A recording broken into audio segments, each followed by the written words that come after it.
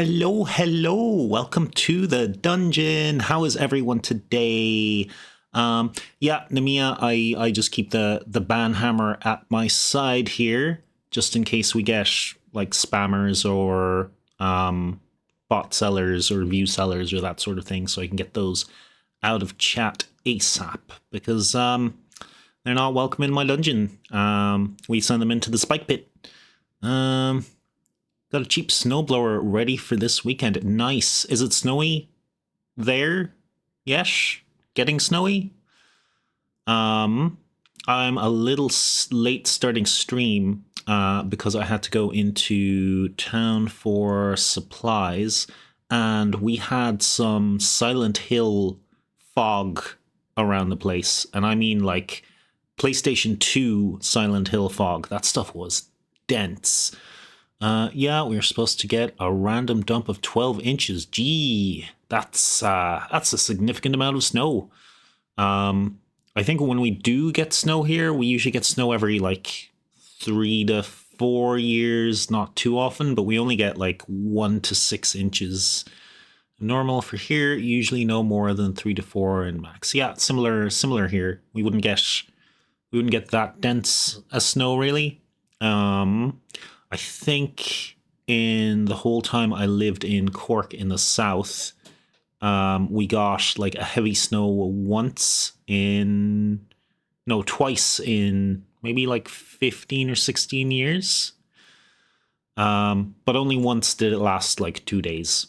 And we're not really set up for snow in this country, so it sort of grinds the whole country to a stop. It's kind of funny, really, for outsiders to see. What do I have in terms of announcements today? Oh, okay.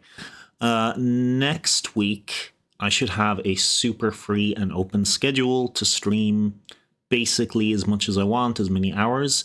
I'm going to try to put together some shorts for YouTube over the weekend, and we're going to try to do a follow-a-thon.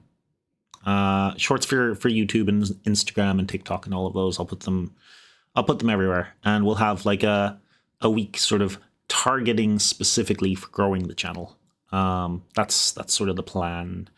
How well I will do on that, I can't make any promises because kind of screwed up my sleep schedule real bad. I had to bring my folks to a train station at like 5 a.m., just a little bit before 5 a.m. because they went on holidays. So that's kind of messed up my sleeping schedule completely. I got up at like 3 p.m. today, and then I had to rush to get like everything else done. And then we had the whole fog incident. The fog incident. Spooky fog. I actually love it. I love the fog, and like it's a little dangerous driving in fog, especially that dense, but I actually really enjoy it. I have like Queens of the Stone Age blaring, and you can like I went into town via the back roads, and you can see other cars coming the other direction from like a mile away because you can see the lights bouncing in the fog. Yeah, Soup Air can be scary at speed. It can, but I was going a route that I know like really well. Like there's no surprises or anything. I know all the places to pull in and slow down. I know all the blind corners, and because it's dark so early, as I said, you can see cars coming the opposite way for a really long way.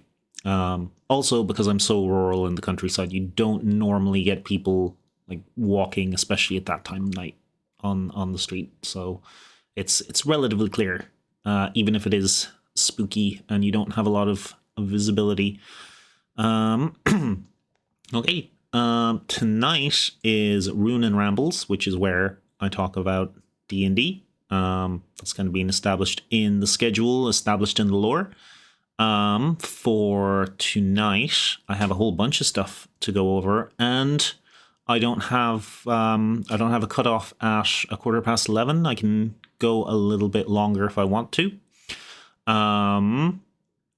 In terms of racking my voice, which has happened the last couple of times, just yapping too much too hard. What I am going to do is I am going to take a break during the ad breaks for my voice, and also, you guys can go get a drink, get a sippy, have a stretch.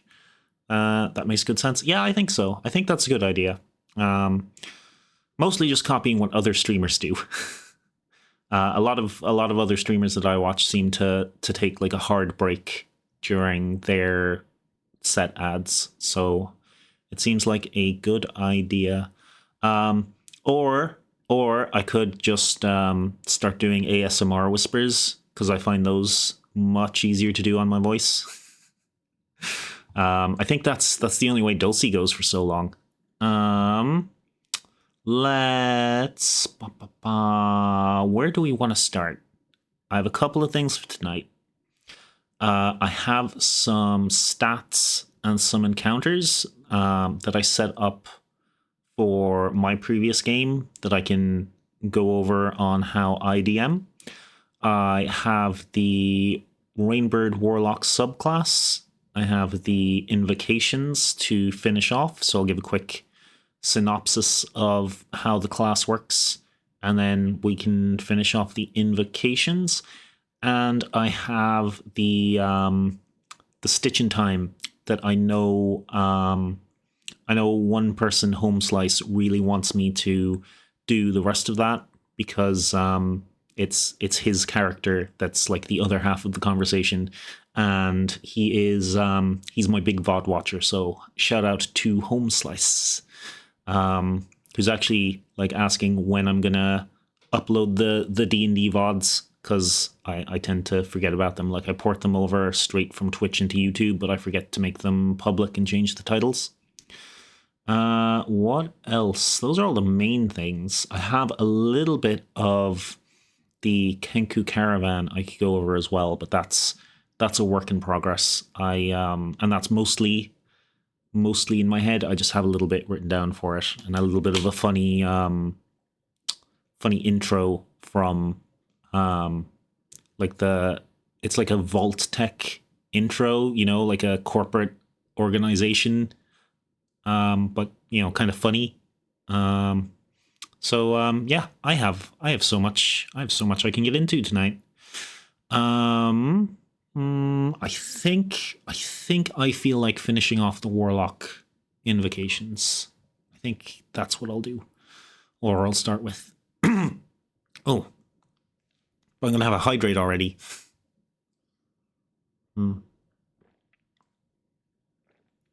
Yeah. Let's flip over to our other scene. Oh, hey Bean. It's so cute. I love it. I love my little bean plushie to put on my head. It's a cute bean. It is a very cute bean. It's the smallest of beans as well. Smallest of beans. I like him. Let's open up the Warlock stats, and let's switch over to my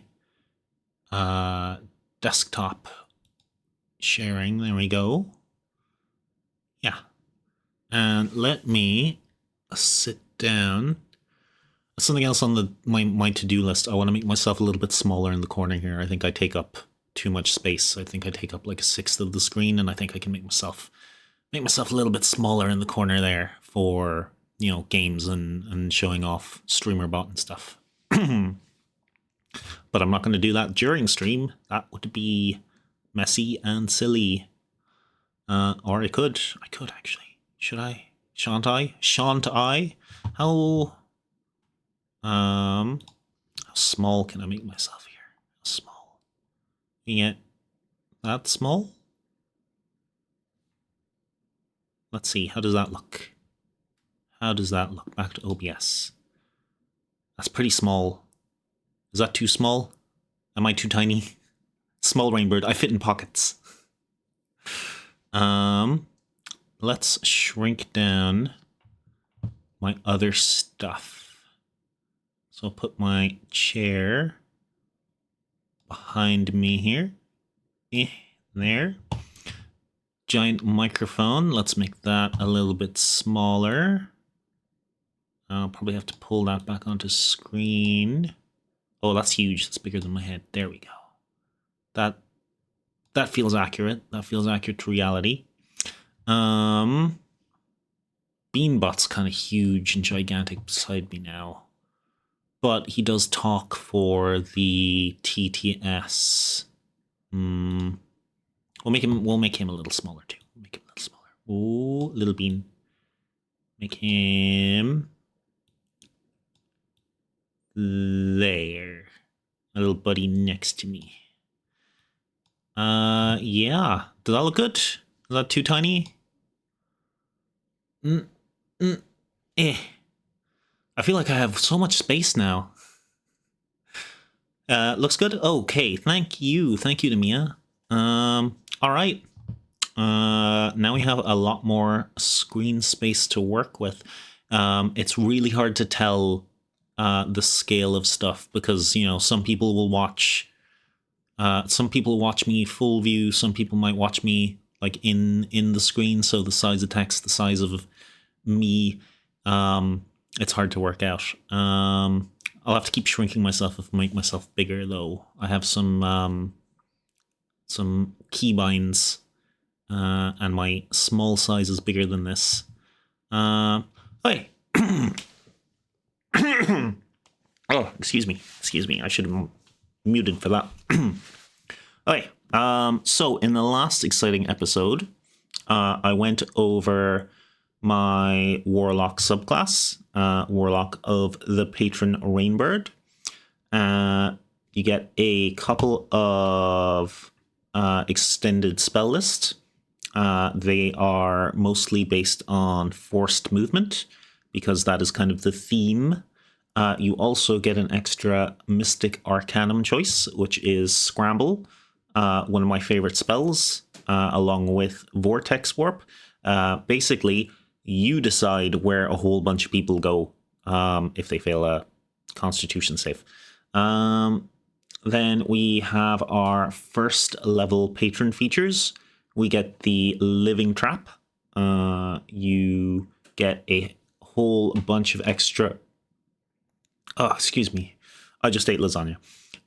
We get a whole bunch of trap customizations for your Living Trap. So you can kind of build around those if you see fit.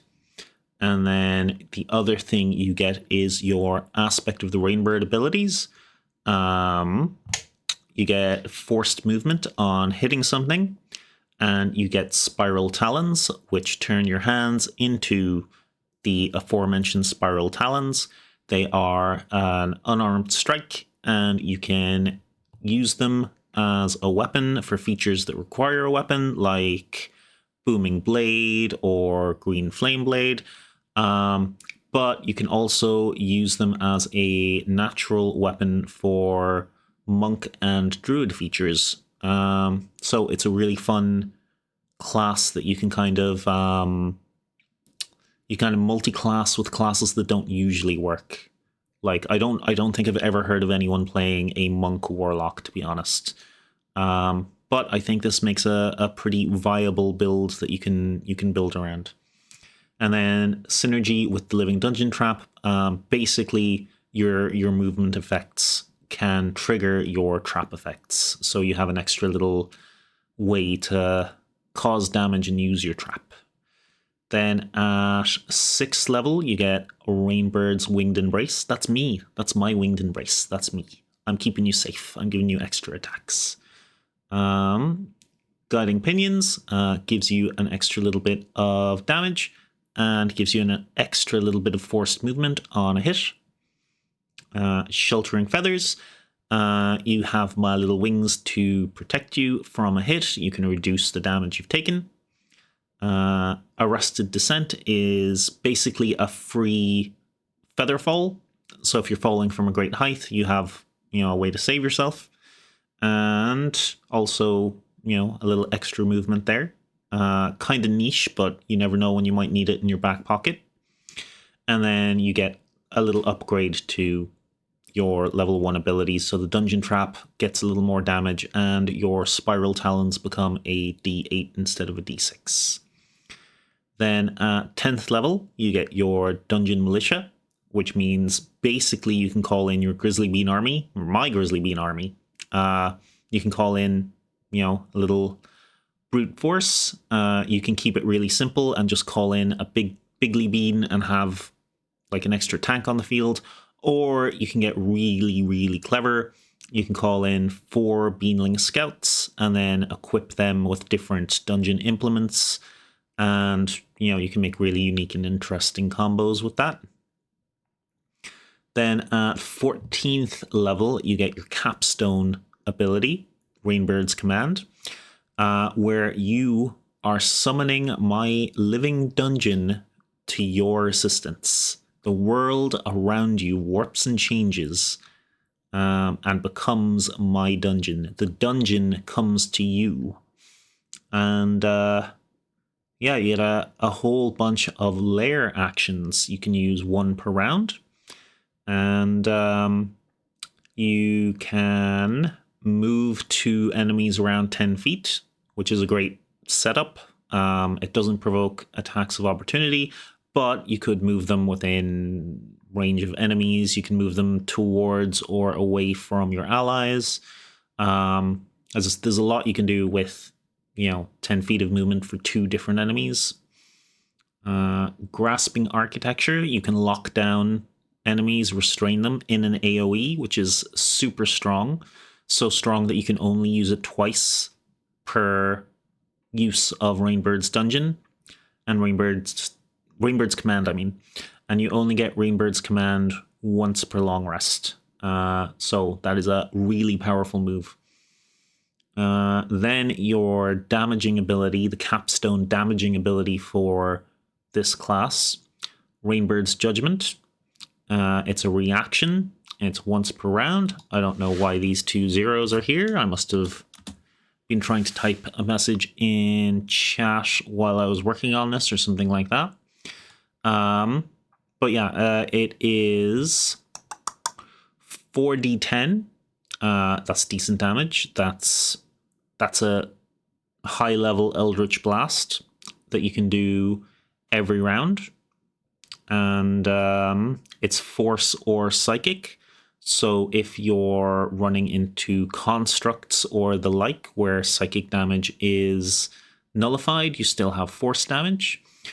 But if it's something very rare that's immune to force damage, then you could switch over to psychic. Or you could use whichever one you find most thematic. And you also get to frighten your enemies that you hit with your Rainbird's Judgment. And the only prerequisite for it is that your enemy is restrained, grappled, knocked prone, or moved by forced movement, which is basically what this whole class is about doing. And then you have your emergency button, Loyal Architecture. The dungeon shelters its master. This is your emergency get out of jail free card that you get to use once, and then your Rainbird's Command ends. And then you get, your upgrade for your trap again at level 14. And that's basically the whole class, which is summarized much more quickly than last time when I went through each thing line by line. Then I went through the Pact Boon, which is a dungeon key. Basically, you have different methods of earning spiral marks, and then you spend your spiral marks on other abilities. And they're all like dungeon themed or dungeon related. So if you are doing a campaign based in a dungeon, you're pretty well set to take this particular boon. But the class also works pretty well with Pact of the Tome, Pact of the Chain. You could even go Pact of the Blade as well with this, and go be a melee Rainbird Warlock if you want. I think I made it. I think it's very versatile. It's a very versatile class, subclass. Okay. invocations. That's where we got to before. I'll try to be a little bit more summarizing than going through everything line by line, but I might fall into going through everything line by line. We shall see. We shall see.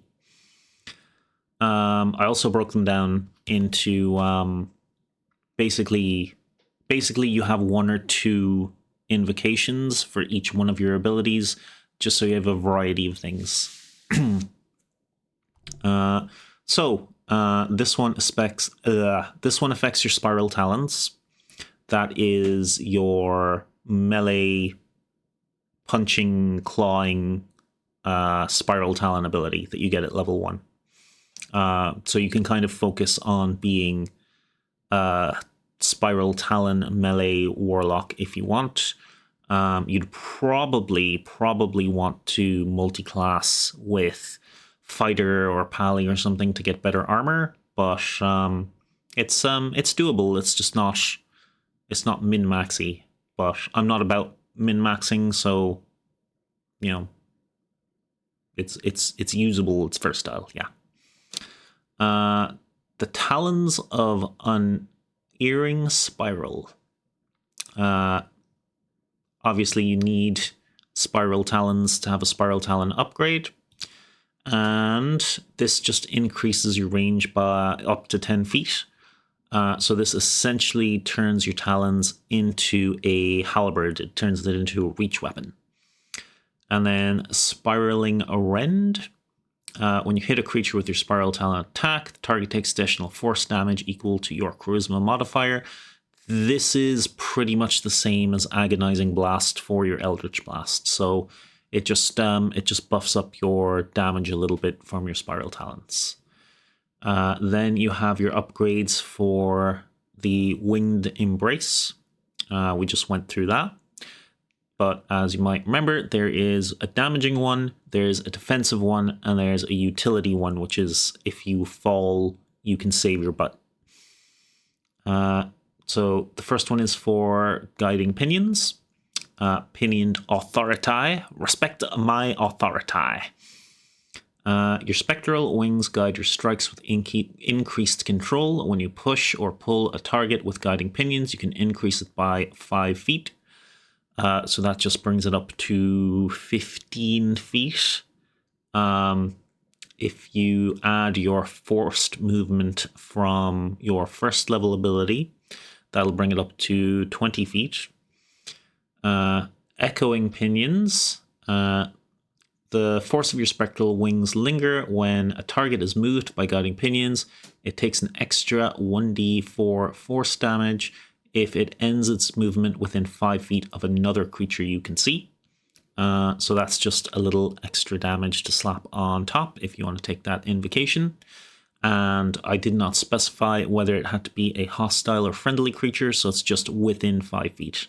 And the head cannon is basically you've just used your spiral talons to punch someone back, and they knock into another creature. And they take like a little bit of damage. They take a d4. Sheltering Feathers. This is your upgrade for your defensive ability. Spiral Deflection. Your wings, whirling feathers, more efficiently disperse attacks, increase the damage reduction from Sheltering Feathers by 1d8. So I think it's normally 1d8 plus charisma or 1d8 plus proficiency bonus. I'd have to go back and check. But this just increases it by 1d8. It also, your Sheltering Feathers increases at... is it level 10? So at max level, you're reducing your damage by 3d8 plus charisma, which is pretty chunky defense. You can only use it a couple of times, but still, that makes you a little more chunky. Not quite tanky, but you can be near the front line. And interposing wings. When you reduce damage to 0 using Sheltering Wings, the attacker must make a dex save or be pushed away from you. That's pretty self-explanatory utility.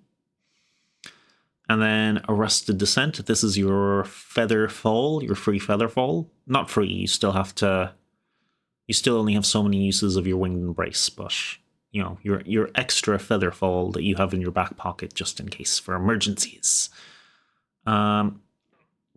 Winged momentum, you gain finer control over gliding. When you use Arrested Descent, you can glide an additional 15 feet horizontally, 45. So if you have a fall, you can land safely and you can move 45 feet. It's nothing to sneeze at lower levels, I think. And controlled landing, I thought this was quite a fun one. If you land within 5 feet of a target, then you get to make a free attack with your spiral talons. Then we have our living trap upgrades. Aren't too many of these, but they are quite fun. So skittering architecture.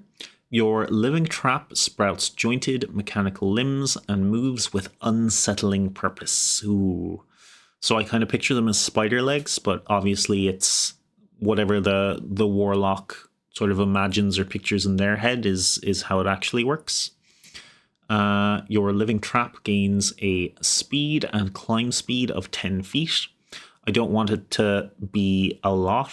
Your trap isn't supposed to be moving. You're supposed to be setting up your trap and moving things to it.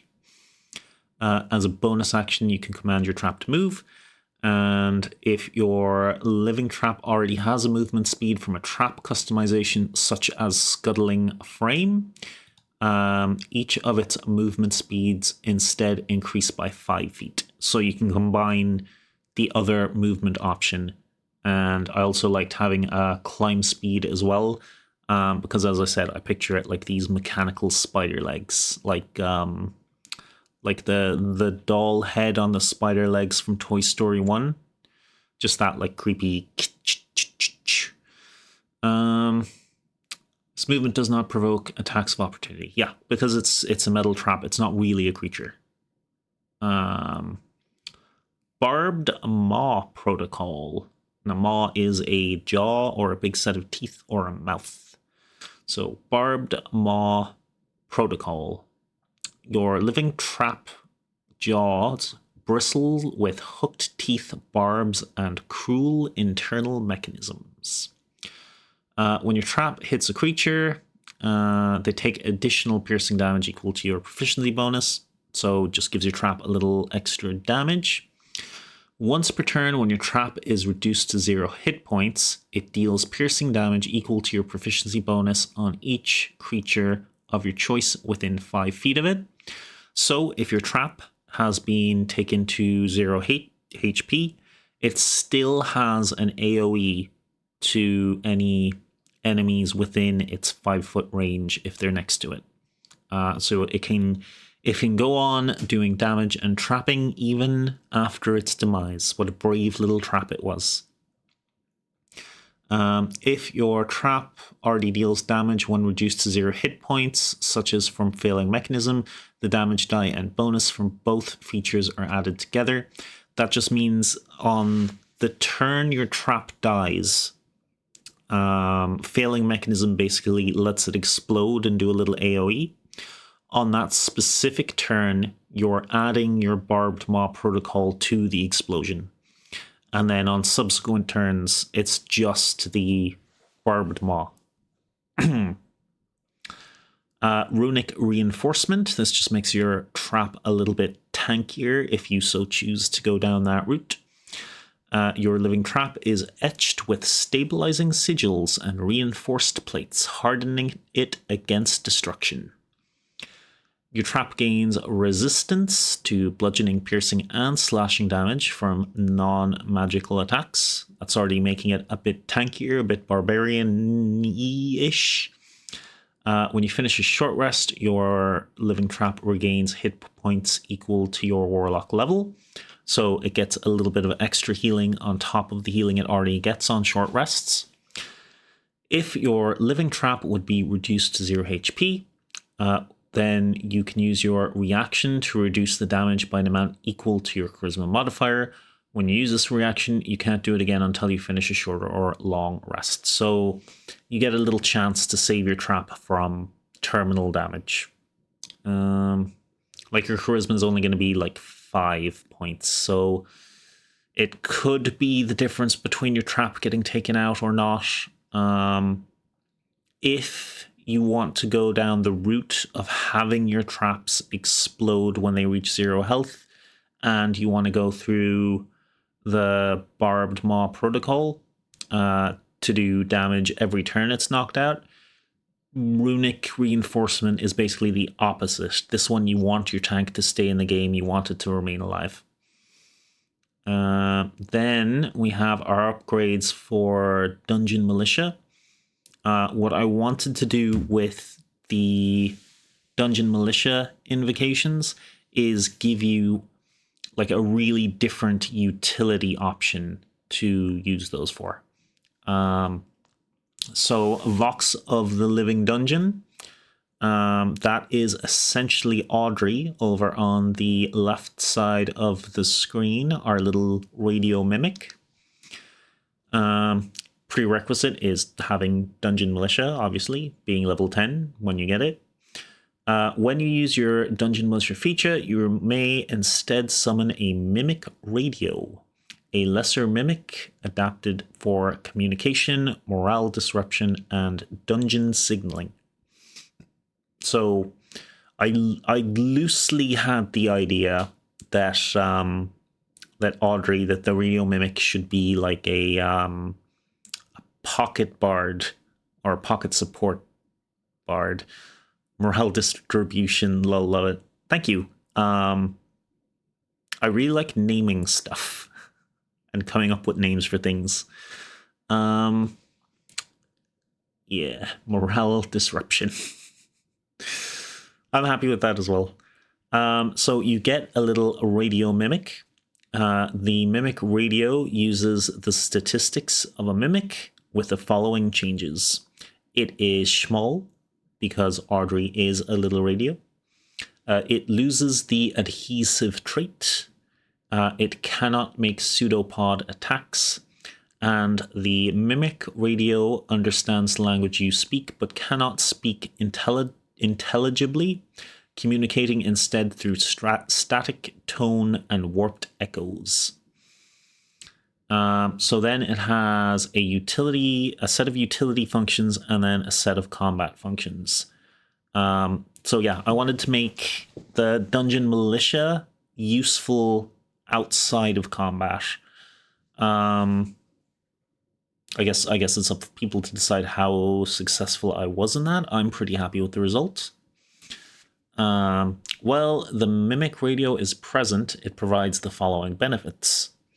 Signal relay. The Mimic Radio can broadcast your voice or other sounds it has heard to any point within 120 feet, provided there is a continuous path or solid surface between the 2 points.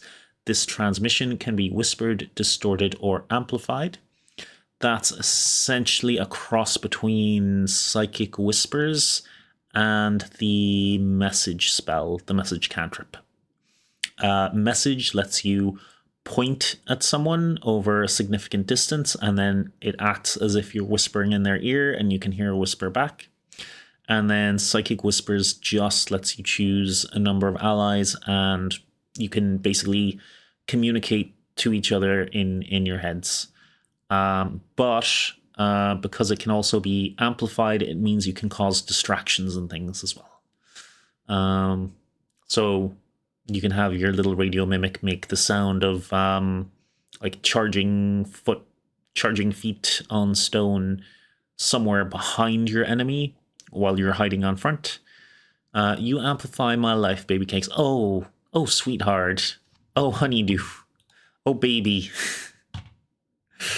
I am charmed. I am charmed. Yeah. That's Signal Relay. Arcane Tuning. You have advantage on Charisma performances and Charisma deception checks made using sound or speech while within 30 feet of your radio mimic. Hi, Mir. Oh, that was a good accent, lol. Oh, thank you. Rhythm with the... Oh, okay.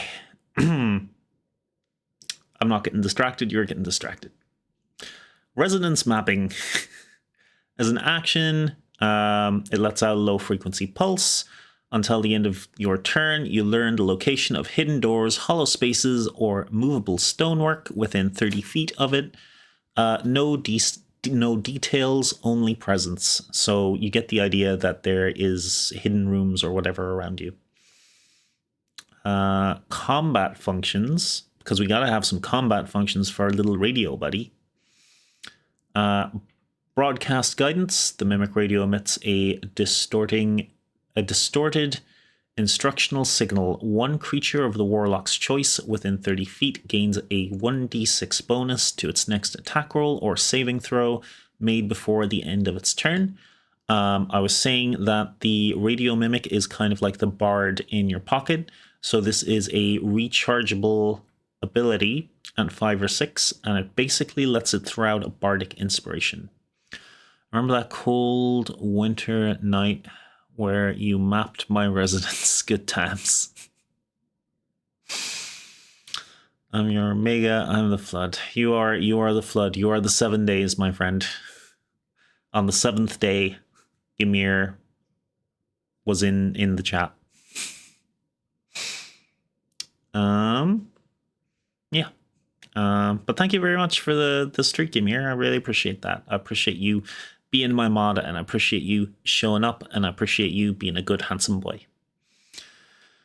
So that is our bardic inspiration, and then we kind of have our bardic damaging spell. Not really damaging spell. Sonic distortion.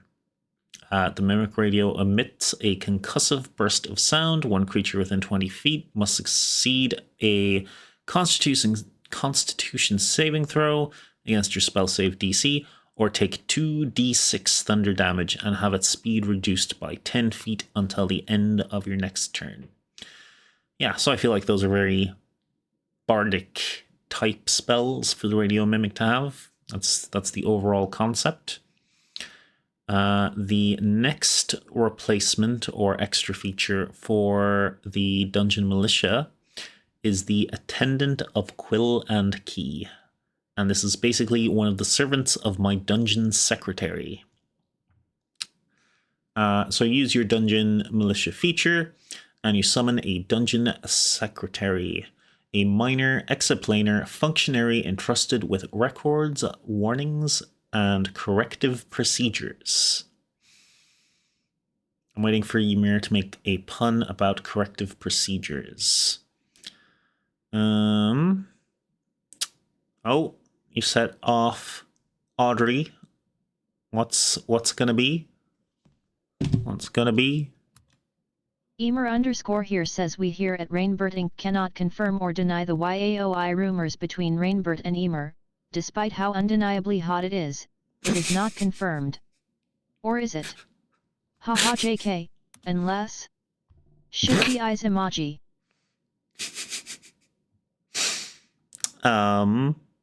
No comment. We cannot confirm nor deny any yaoi interactions between Mr. Ymir and Mr. Rainbird.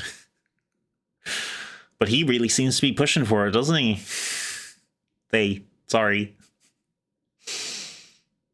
Yeah, apologies for that. Themselves. I'll get it. No, the work in progress. Okay. Attendant of Quill and Key. I already read that part. Okay, so I never take offense unless it's said with malice. Good. That's how it should be, I imagine. That's how most people should be. Because if you're chill, everyone else is chill. And it's just a big chill party where everyone just gets to be themselves. Also, I made myself smaller. Did you notice, Ymir? I'm teeny in the corner. I'm a little bit smaller. I done shrunk. Gives me a little bit extra space. Yeah, yeah.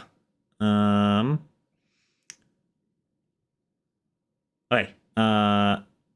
So this is like your secretary has a couple of utility spells available. We'll get into that in a sec. So the dungeon secretary uses the statics of a homunculus, which I think is a drastically underused and adorable D&D creature. It's basically like a super cute version of a small gargoyle. With the following changes. It uses your spell attack modifier for its attacks. It gains proficiency in insight, perception, and history. It speaks, reads, and writes the languages you know. And again, there's utility abilities, and then combat. You put blah blah blah blah blah. Professional streamer. There's combat utility. There's dungeon utility functions, and then there's combat functions, the same as the radio. While the dungeon secretary is present, it provides the following benefits. Administrative recall. The secretary can cast Identify, Comprehend Languages, or Tongues once while summoned, your choice each time it appears. So these are all super, super useful spells that almost no one usually has prepared offhand. So I really wanted them to have access to that at short notice if they want to take this invocation. They basically Tongues lets you speak any language to communicate with anyone. Comprehend language is, as it says, your dungeon secretary can read any language and then read it back to you. And then the Identify spell lets you identify like magic items and explain how they work.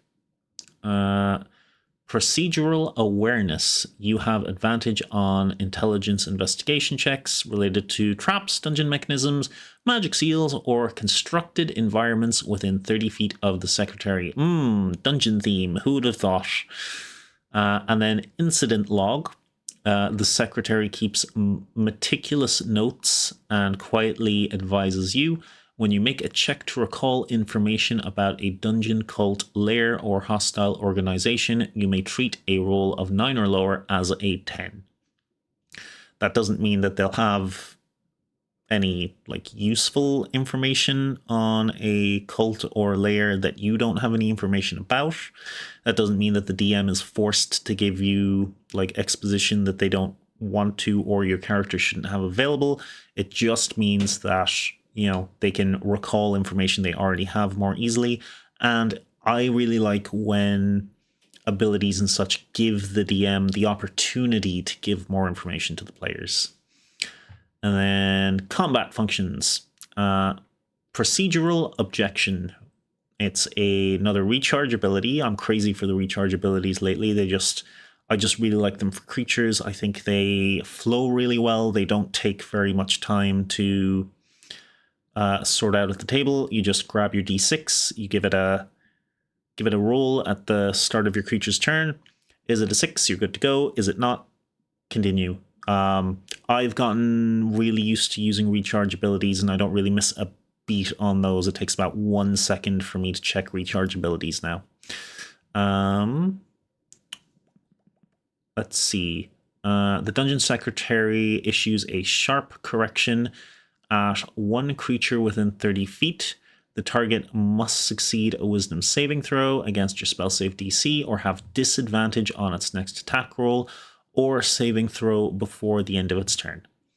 And then disorientating brief. I really like the image I have of this. The secretary projects illusory diagrams and whispered directives. One creature within 20 feet must succeed a wisdom saving throw or have their speed reduced to 0 until the start of its next turn.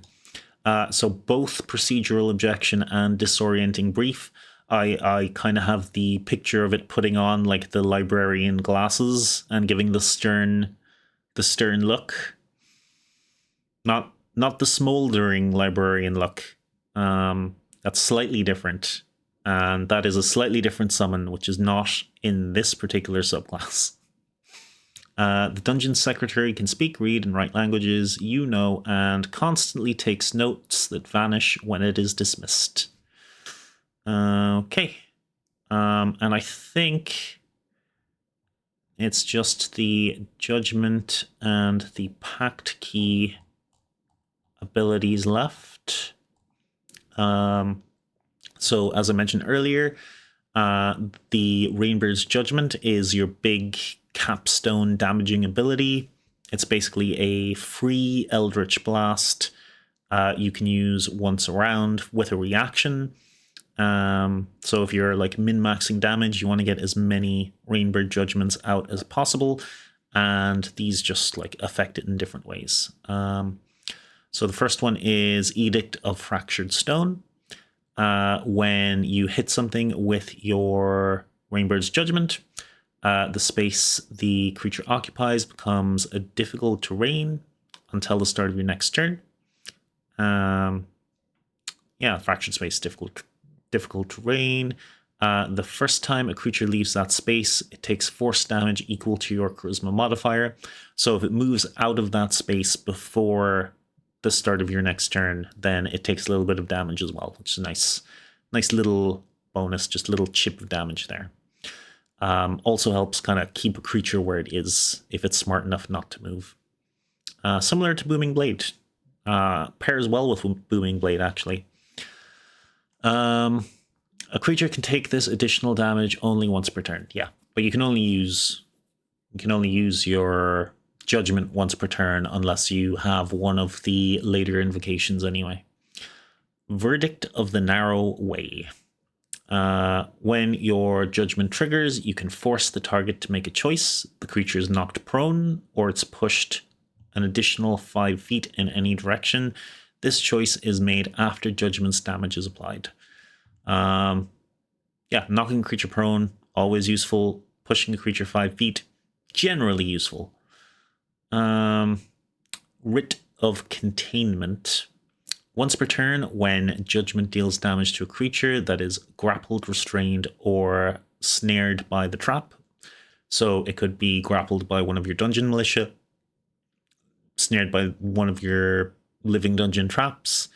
It has disadvantage on its next strength or dex saving throw it makes before the end of its next turn, which is going to make getting out of that grapple or getting out of being snared much more difficult for it, because it'll have disadvantage on the roll to get out of it. Sentence carried forward. When Rainbird Judgment reduces a creature to 0 hit points, you may choose one creature you can see within 30 feet. That creature is marked by the dungeon until the end of your next turn. While marked, the creature counts as being affected by your forced movement or trap effects for the purpose of triggering Rainbird's Judgment. You can only mark one creature at a time this way. So basically what that means is, we already mentioned that the requirements for using Rainbird's Judgment is to have a creature grappled, restrained, prone, or hit with one of your forced movement abilities. This basically lets you tag a creature when you use your Judgment for your next Judgment. So you essentially get your next Judgment in for free without needing the prerequisite of the grappled or restrained. And then we have Final Appeal of the Rainbird. Get your appeals in, boys. I am in court. When Rainbird's Judgment reduces a creature to 0 hit points, you may immediately apply Rainbird's Judgment to a different creature you see within 30 feet that is restrained, grappled, knocked prone, or moved by force movement. You can do this once per round, and no more than once per activation of Rainbird's command. So that essentially means if you hit a creature with Rainbird's Judgment and you knock it out, you can hit another creature straight away. Sort of bypassing the once per round rule. And then we have our Pact of the Dungeon Key Eldritch Invocations. I think the last one or two of these are still like a work in progress. They're still very much being balanced. They're not it's not that they're finalized and I have to balance them. It's that they're not finalized yet, I think, for the last one or two of these. But I'll quickly mention them anyway. And I think the format for going through these works slightly better for like a pre-recorded video with visuals. So when it's done, I'll try to put it together as like a YouTube video for making the subclass more available to people. Key of Lingering Echoes. Each of the Eldritch invocations for Pact of the Dungeon Keys, the idea is basically to give people extra ways to earn spiral marks and extra ways to spend their spiral marks. That sort of changes the way you would use your dungeon key. Obviously, the prerequisite for the invocations is having the dungeon key in the first place. Your magic leaves behind residual authority, binding foes even after the moment passes. Once per turn, when you cast a warlock spell of first level or higher that does one or more of the following, you gain one spiral mark up to the maximum. Forces a creature to move, creates or modifies a trap, including tiny servant or animate object.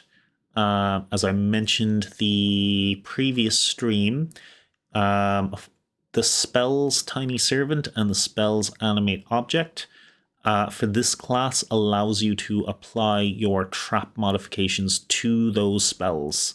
So when you create a Tiny Servant, you can add like the barbed teeth or the exploding when it reaches 0 health points. Things like that.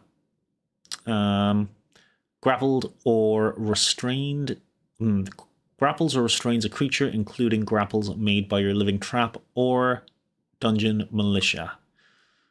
So if your dungeon militia or your trap has snared someone or grappled them, that also gives you a spiral mark. As a reaction, you can spend one spiral mark to impose disadvantage on a saving throw the creature makes this turn, or reduce damage dealt to you or an ally within 10 feet by 1d8. And you can stack that with the Rainbird's Embrace and the invocation that gives Rainbird's Embrace an extra d8.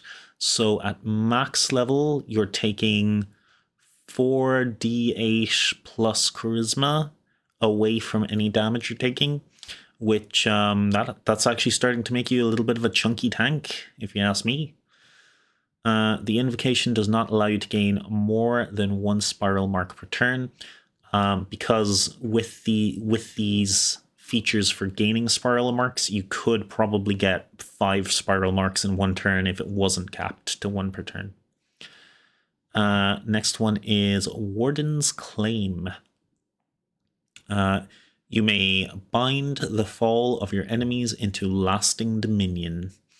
I love how I wrote some of these. I think they came out really well. They're really cool.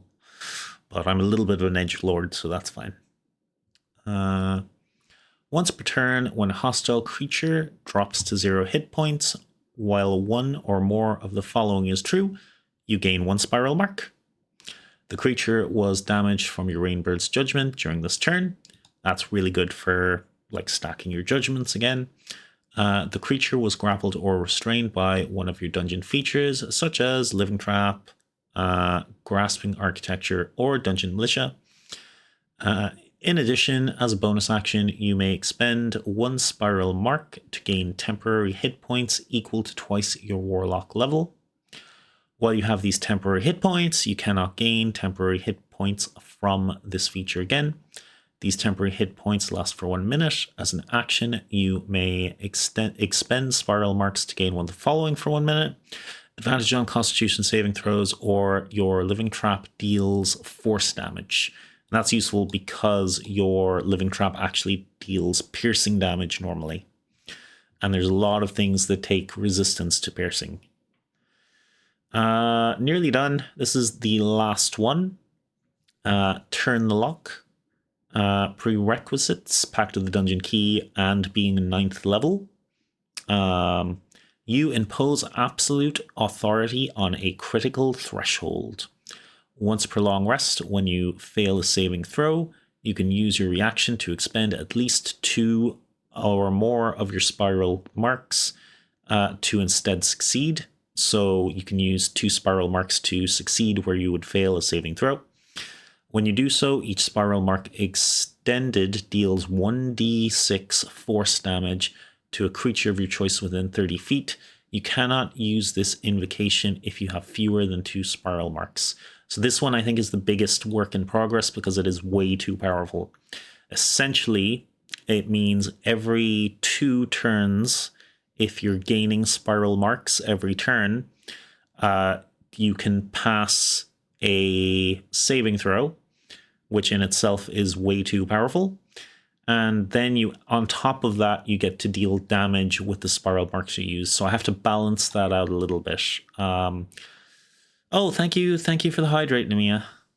You're all taking such good care of me. And take when the ad runs in less than 2 minutes, we're gonna go to BRB screen.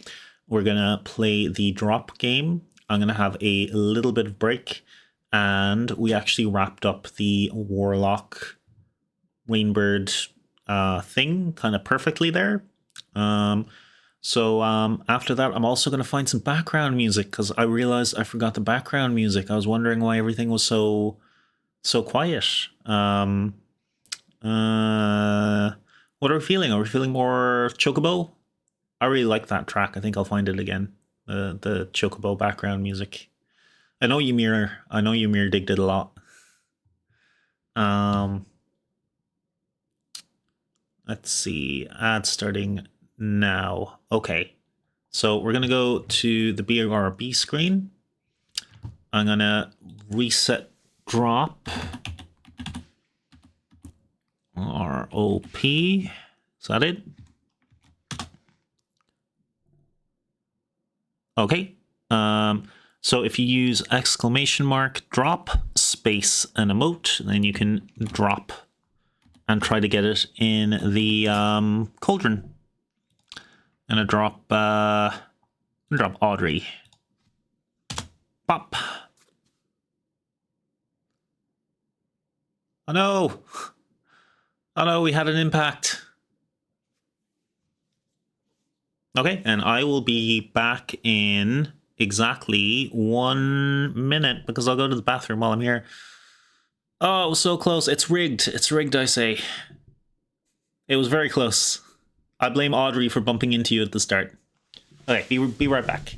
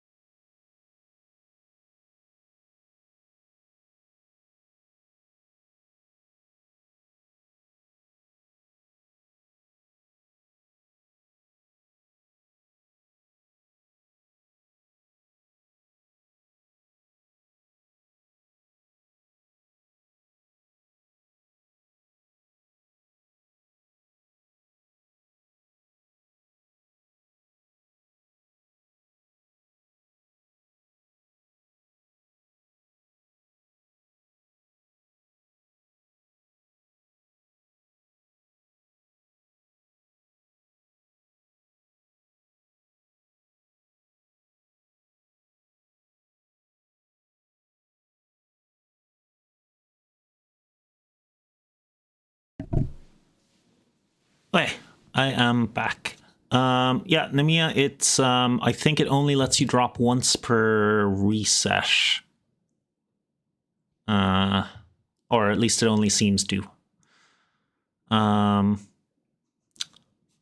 I don't know if there's a way to let people drop as many times as they want. I'll have to look into that, but it's basically the game is just like a what's called a browser. It's a browser source, and it's connected through Twitch chat. So it's not like a game I made or anything, so I can't really... I can only change the rules within how it allows me to. Oh, we're back from ads as well. Okay, let's come back here. Let's find something to listen to. I really feel like that was missing, the background music. Let's get our music credits up and let's go to Game Chops. Yes, Game Chops. Oh, that was a flashbang. That was a lot of white. What you doing to me?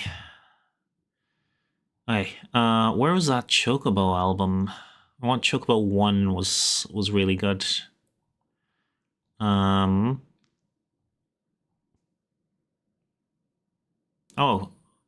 it's Pallet Town. Okay, so Pokemon style music. That's just really cool art on some of these. There we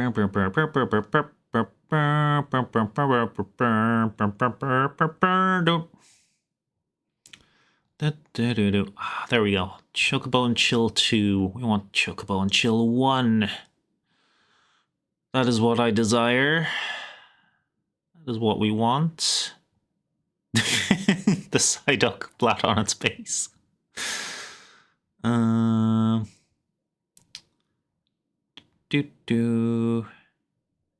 Did I go past it already? Like, Chocobo and Chill 2 will do. Oh, there we go. There's our boy. He's such a handsome Chocobo. There we go. All right. Nice. Okay. Yeah, that is our warlock in the bag for now. I'm gonna make it look proper D&D page PDF looking. I found this called homebrew, which basically it uses CSS to give you all the effects of the layout for proper D&D sheets.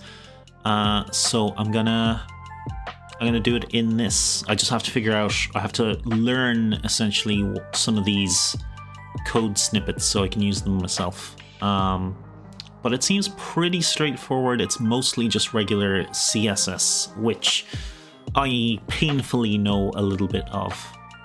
And yeah, I'll do the Grizzly Bean playable character. I'll do the Grizzly Bean creature block set.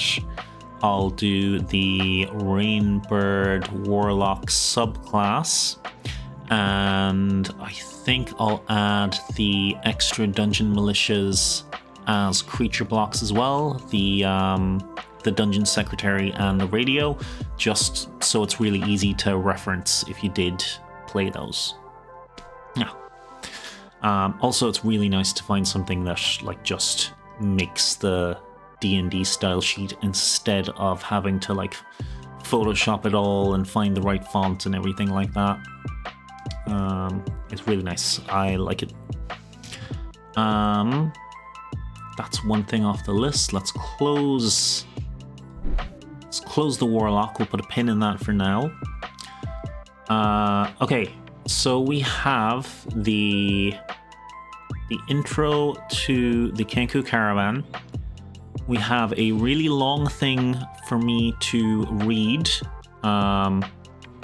I know Homeslice really wants me to do that, and I think Ymir enjoys well enough me just reading long things because he likes the story time. Especially after Yowie, he just likes to rest and have me whisper in his ear gently. Wait, what? No, I didn't say anything. And then the third thing, that's probably the most visual and most interesting thing to do in stream, is look at some of the creatures that I made. Look at some of the creatures that I made for the Living Dungeon, and look at the actual encounters that I set up, and just talk about them a little bit. But that is a little bit Dungeon Master. Everything's Dungeon Master heavy here. Everything is very D&D. It's D&D night, of course it is. It's meant to be. Let me just show you what that would be like, and I'll let you guys decide what we do. So this is the Living Dungeon map by 2 minute. What are they called? 2 minute.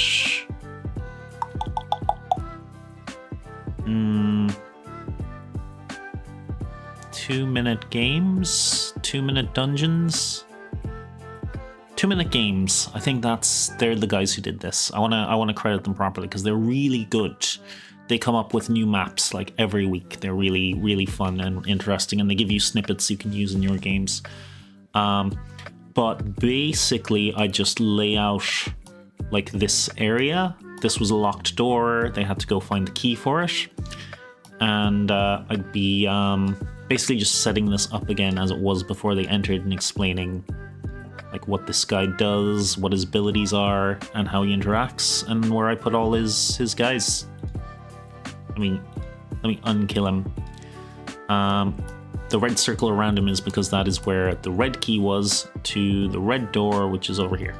That's how I keep track of things generally. There is a pen tool over here on the left, and there is a GM layer. You can just see that on the left under the chat there. And anything that you draw on the GM layer with your pen, the players can't see, so you can do things like circle where the key is and circle where the door is. Nice and simple for yourself, just to track things. Okay. So this guy, I believe, was the pink sink guy.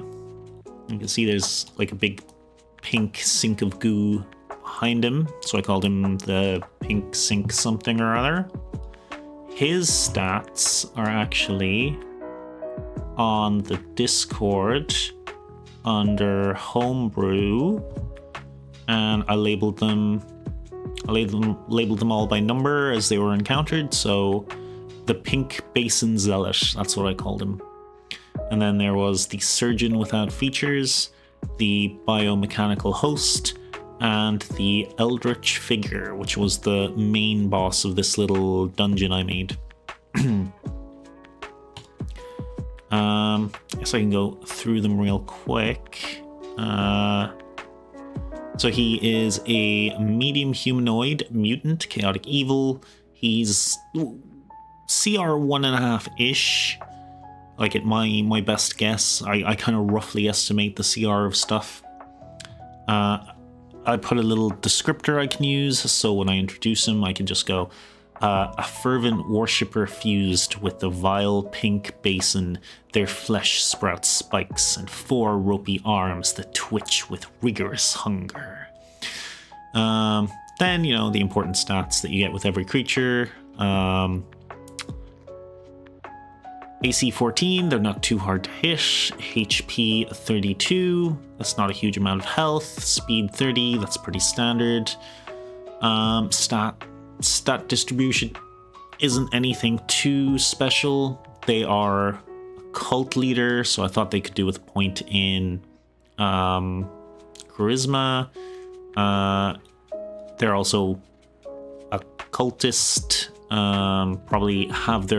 Probably lack of sanity, so wisdom 0 into -1. A little bit chunky, con 2. Little bit dexterous. He has 4 arms after all, even if he is stuck to a sink. And a strength +2. And then resistance is acid, which makes sense because, the pit is full of acid, which he can chuck at people. And dark vision is pretty standard because it was like inside a giant astral worm is where I set this whole dungeon. Then I found you don't want to get too complicated with your creatures. I've seen people who do homebrew monsters and there's like 3 pages of stuff.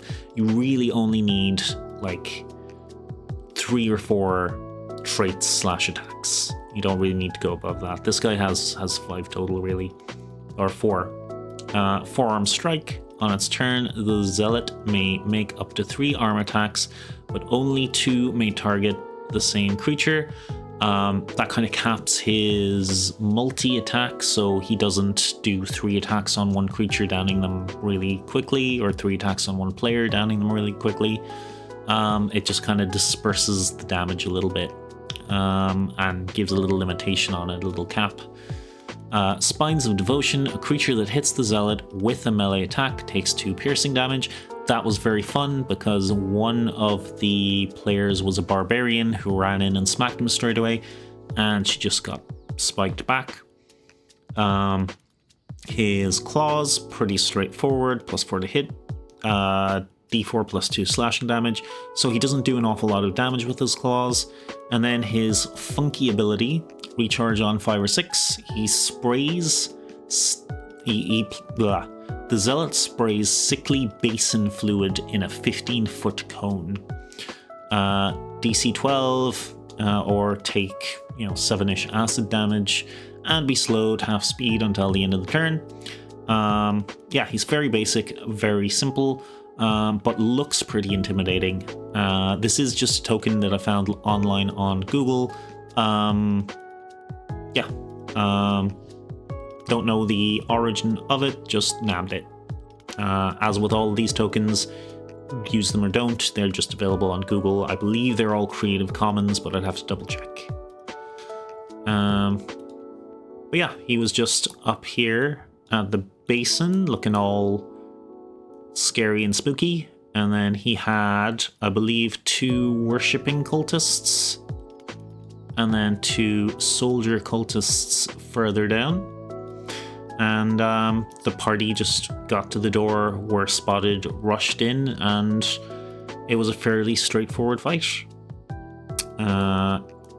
Over here was the doctor without features, and I had a corpse in this chair. I described this spinning claw thing as sounding like a giant dentist drill, just to make it really horrible. And we had sort of half-flayed zombie creatures. One operating this machine hit the button, and the open, torn apart body was just dumped down the sluice into this hole. And further flayed zombie creatures would come out of these holes after they went through like a process down here. And the good doctor, surgeon without features,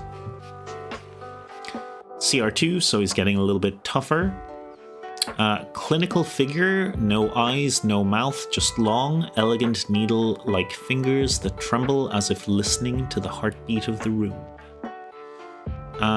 Slightly lower AC, slightly higher health, not as much strength, more in the wisdom and int area, less charismatic because he doesn't even have facial features to be charismatic. Resistance necrotic, immune to charmed.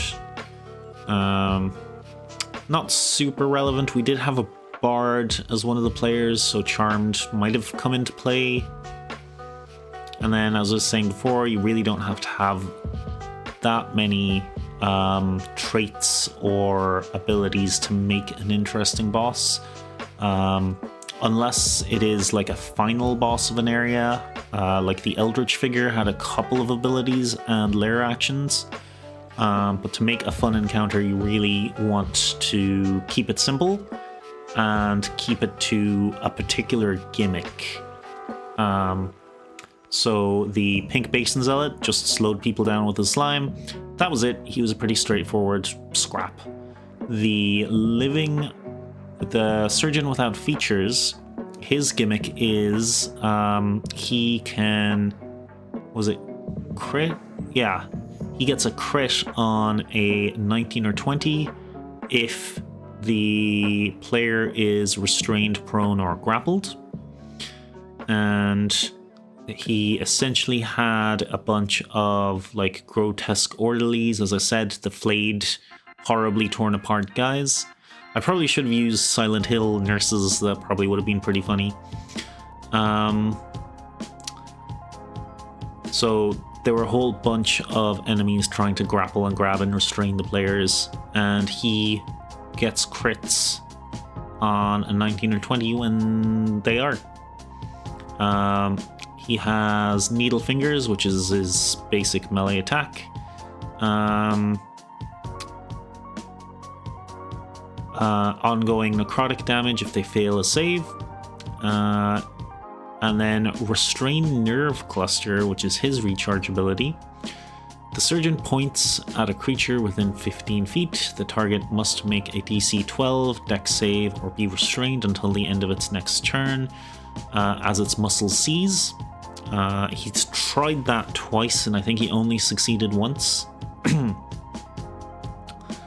And that's essentially it. So it's 1, 2, 3, 4 traits again. Recommended encounter: add grotesque mob orderlies with powerful grapples to maximize the surgical precision trait. If you're feeling nasty, add surgical restraint to the room for the orderlies to try to strap down a player. If you're feeling really nasty, and add a surgical blender that slowly lowers on the restrained target. And if you're truly malevolent, who me, I'd never do that. So that was essentially this chair here. So I managed to grapple one of the NPCs that was with my player, one of their allies, and get them strapped into the chair and get the spinning blender arm turned on, but it didn't quite get over to them before they were rescued from it. But it did create a little bit of tension, which was nice. The next one was over here. The biomechanical guy, and he basically had 4 of these worshipper cultists, and his gimmick is he can drain health from the 4 worshippers to keep himself up. Their torso unfolds in mechanical petals, revealing whipping tentacles coated in proto oils. Their voice rattles like loose screws in a ribcage. He has much higher AC than the last 2. He's up to 15 now. He's got a bit chunkier health as we go up in difficulty through our dungeon. Pretty balanced stat spread.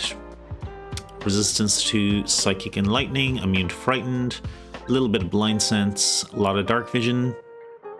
And then he has 2 traits, and he has 3 abilities. So I'm going over my cap now as things get a little bit difficult. Chest Tentacles. The host can attack creatures grappled by it without disadvantage.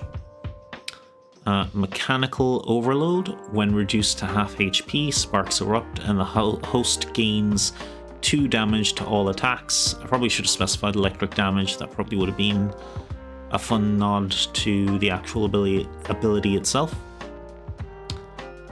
Then we have Tentacle Lash, which is 10 feet, d6 plus 2 bludgeoning. If target is medium or smaller, it must succeed a DC 12 strength saving throw or be grappled. Wrenching Burst, which is the recharge ability for this guy. As I mentioned, I love recharge abilities.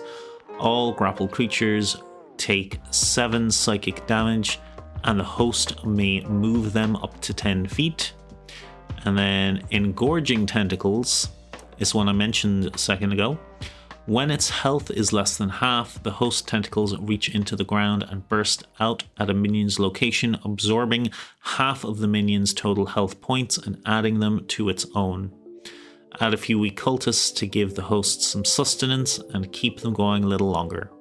Encounter recommendation: add at least 3 to 4 weak cultists and environmental hazards to make use of the grapple and force movement. Now, environmental hazards, we had a pit of acid that is all over here and all along here. So we're trying to push our players and NPCs into that.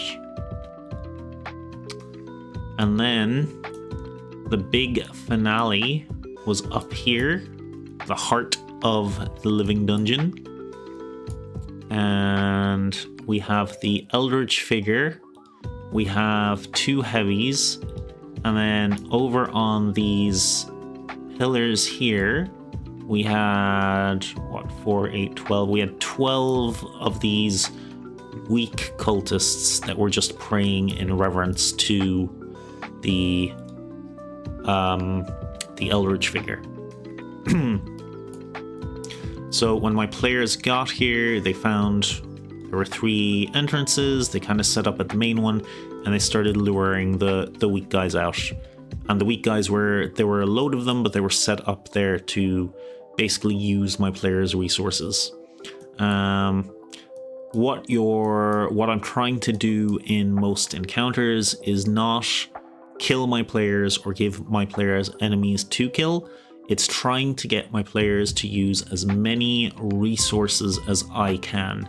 So I want to make them use their spells, I want to make them use their rages, I want to make them use their bardic inspirations.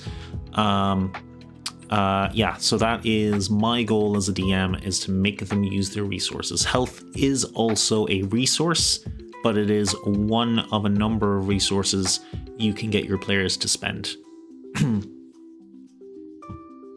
And we'll have a quick look at the Eldritch figure himself. Okay, he has 2 traits and he has 3 actions, and then there's a couple of lair actions as well, just to make it fun and exciting. Because sometimes the lair or the area itself can be a very interesting character in the story and can like expand on what you can tell the player without using words, or you can describe it without using actual, what am I trying to say? Environmental storytelling is what I'm trying to say. Yes. So we finally get up to CR3 as our big baddie. This was the final boss. The cloak seems to drink the torchlight. Beneath it, tentacles drift like thoughts trying to escape. The figure whispers in a language the mind feels before the ears. I was channeling my inner Ymir for this guy. Or maybe my inner Calamity, who knows. But Calamity is void, so I was channeling my inner emptiness. AC 15, HP 55, nice bulky guy. Want him to last a couple of turns at least. Damage resistance, psychic, and then the usual non-bludgeoning, non-magical resistance to damage. Conditional immunities, charmed and frightened. And then senses, he actually has true sight up to 10 feet, which is great when you have a bard who loves to use false images and illusions and such. Traits. He has an aura of unease. Creatures that start their turn within 10 feet must make a DC 12 save or have disadvantage on their first attack that turn. It's very nice for discouraging melee attackers from getting up close one-on-one with him. Warp the flesh. When the figure takes damage, roll a d6. On a 6, a new tentacle sprouts or twists from the figure, and he gains 5 HP. In the game that I ran, he did not manage to roll a 6 once while he was alive. He did not regain any health through this ability. Then his actions, so his standard attack is Mind Tether Tentacle. It is 10 feet. It is a d8 plus 2 psychic damage.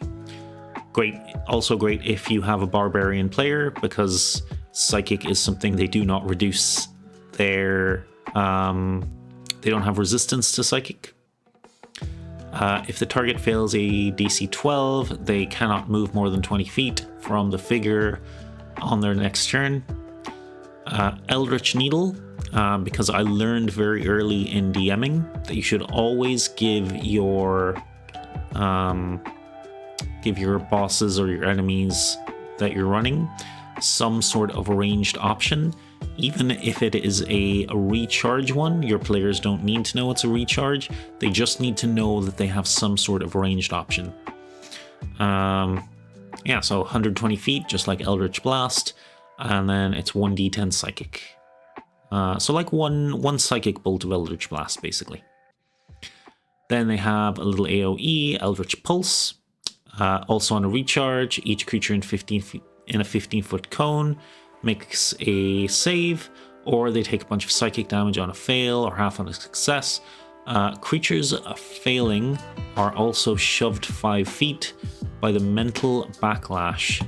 And going back to the map here, you can see that there's quite a big drop off as well. So there was the potential to push the players towards the edge here, which would have been fun, but they didn't let me.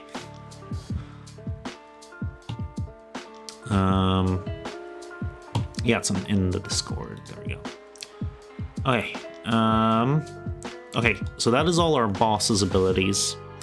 Then I added a couple of layer actions called Veil of the Ordained. So these were a couple of fun visual effects, mostly to mess with my players. Nothing here is like too serious or too damaging, but I think it added a lot to the actual event when it happened.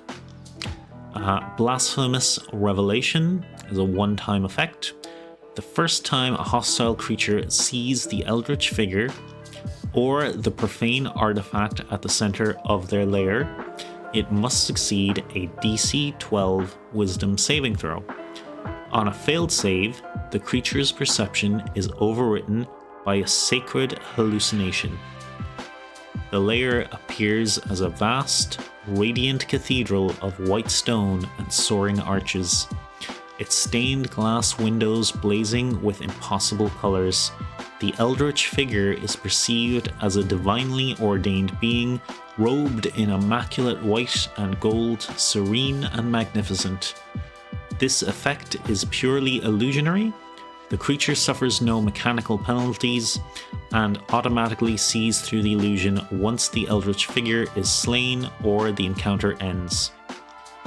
This was very fun. It only affected one player and one NPC, I think.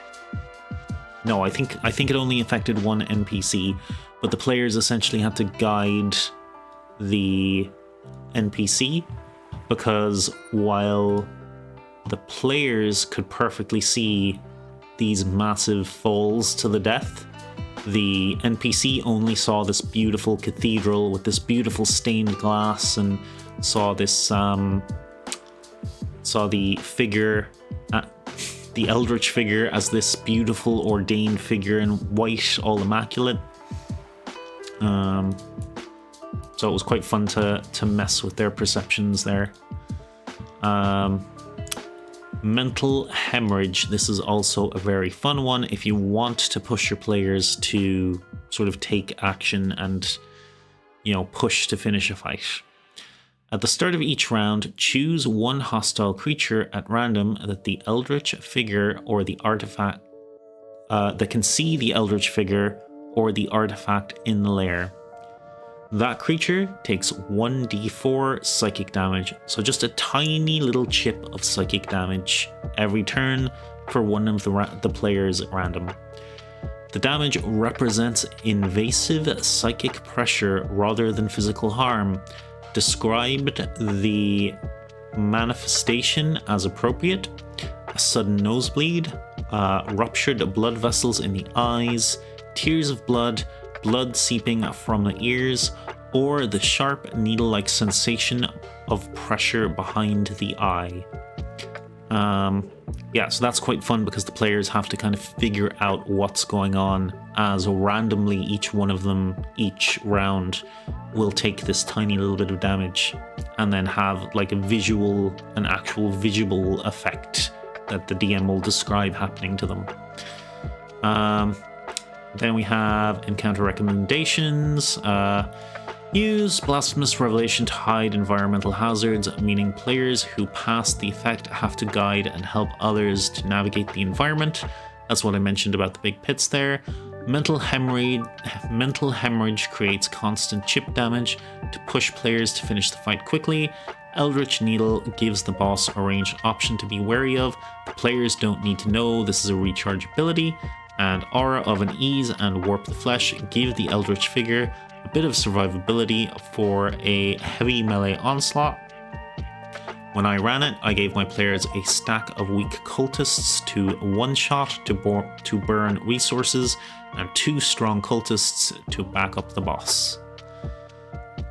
Hey, and that was that was the Living Dungeon. There were a couple creature encounters as well. There was this big guy who was in a big acid pit, and the concept for him was that he grapples one of the players and pulls him off into the acid, which was sort of over here, and that the players would have to navigate these narrow stone areas to engage in combat with him. What actually happened was they kind of nuked him before he ever got further into the acid. And then we had these creepy little fellows with the earwig tails. One of the NPCs is a little null girl, so I had them kidnap her through this hole up here. They kind of scuttled down and dragged her away down here and over here into their sort of nest. So the bard and barbarian, with very little thought from themselves, which was nice, basically threw down a rope, headed straight after her as soon as possible. So the two of them were down here. And these guys they essentially have spider climb. They can scuttle on the walls with no issue and, grab you with their little tail or their gross little army things. And they kind of want to drag the players up the wall and drop them from a great height. They have an innate they give innate disadvantage because of their low profile on attacks of opportunity, and they have something similar to pack tactics. The other thing I did while the two players were trying to rescue their little null friend down here, I had a number of others of these little critters attack their NPC party. So there were two of them here that were attacked by like 3 of the skitterers. And then we had 2 of the party here. There was a really old guy, and they had someone guarding him as well. They also got attacked by skitterers as well. And I let the players control the NPCs on their turns. So essentially they had 3 different fights on 3 different fronts going on, which made for quite a fun little session in that campaign. And that was the Living Dungeon. They saved the day, they beat all the bosses, and then as the place filled with acid, they had to make run for the exit, which was down here, and they had to get out before the whole place was acided, basically. Yeah. It was actually a really good game. It took, I'm going to say 8 sessions, and I expected it to be 4, which is a good thing because it meant the players spent more time trying to figure things out and learn things and exploring and all of that. Also, 2 Minute Tabletop, who are the guys who made this map, had some alternatives, and I decided to mix and match them a little bit. So as the players beat bosses and activated these sort of nodes to progress, I could, will this work? Change the map so the central area filled with more and more acid. And then the next step, it opened up with this horrifying mouth. And they were saying they were very glad they didn't make camp in this area on the right here.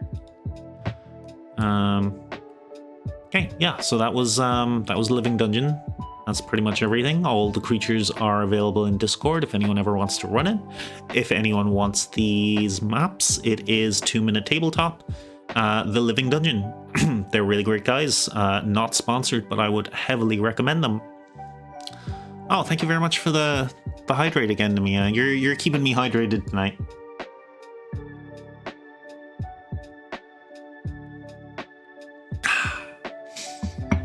Okay.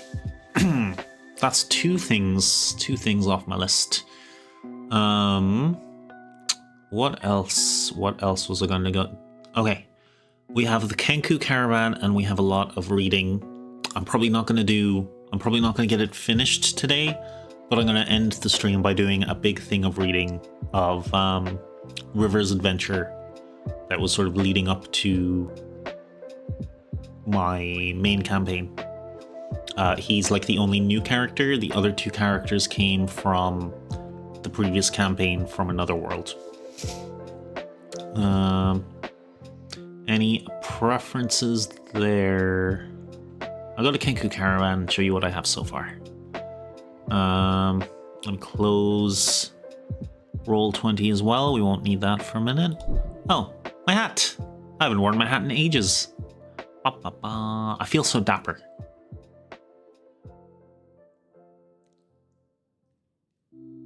This is actually baked onto my model, so a lot of hats and such you see on VTubers are actually items in Live 2D. This is actually attached to my model. It's baked into the model itself. Yeah, so it's not a separate item. It was put in by me. I don't know if I mentioned it, Namiya, but I actually made my own model. Yeah.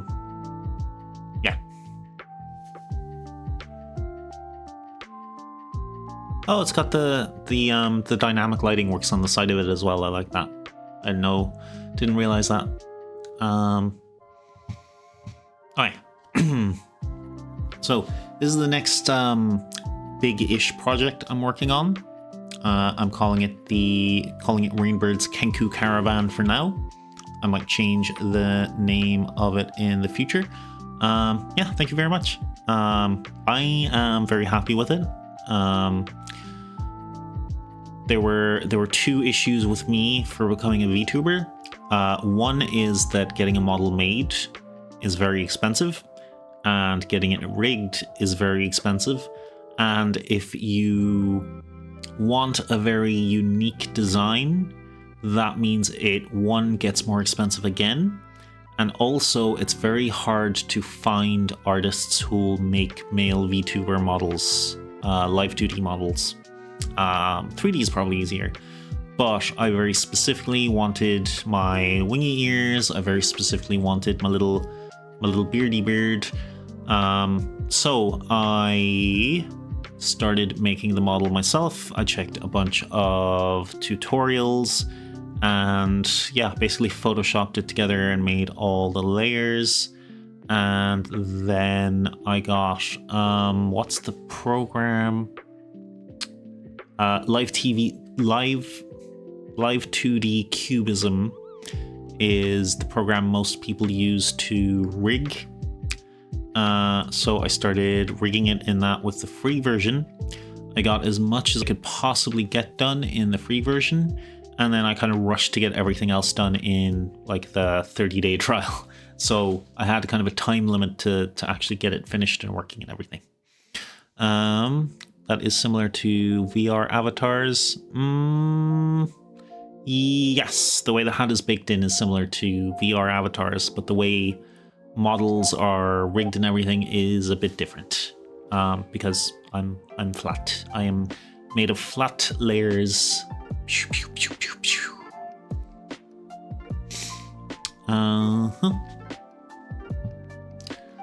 I mean the commissioning and all that.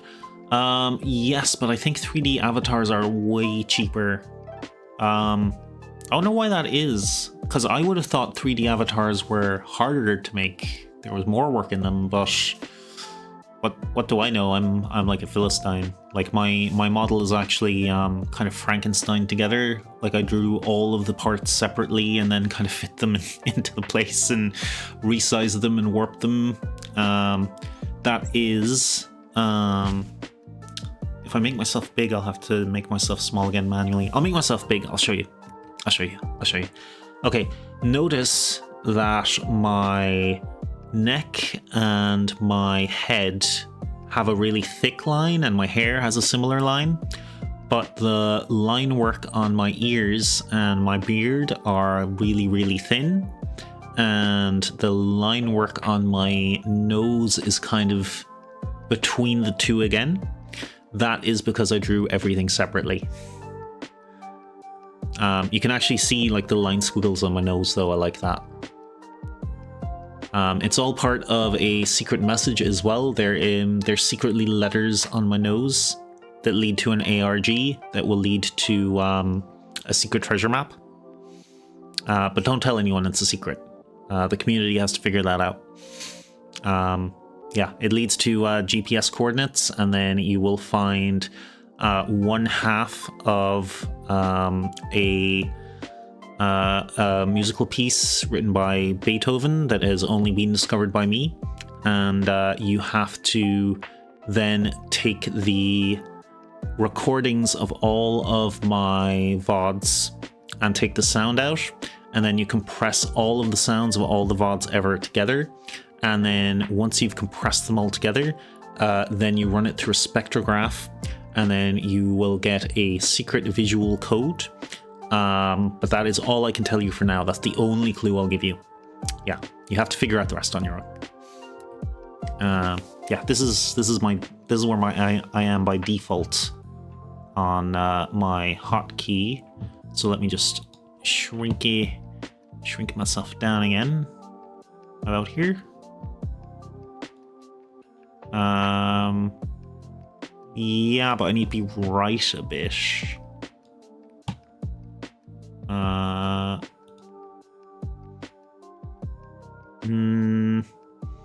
That'll do for now. Yeah, so that's the super secret ARG. But I'm definitely not going to mention that the Holy Grail is the prize at the end. Yeah, just going to hydrate though.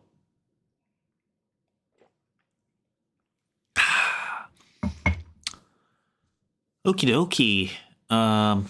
Did our music end? It did. Okay. Let's go for the sequel then. Let's go for Chocobos and Chill 2. Which I think was further up. No, further down.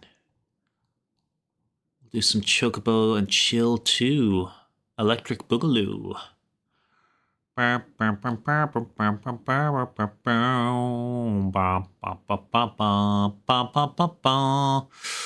Chocobos and Chill 2. Yes.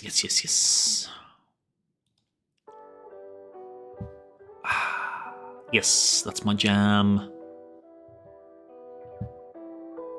Okay. Do do do.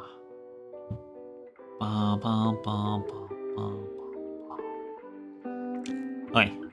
I have not gotten very much down on paper yet for this.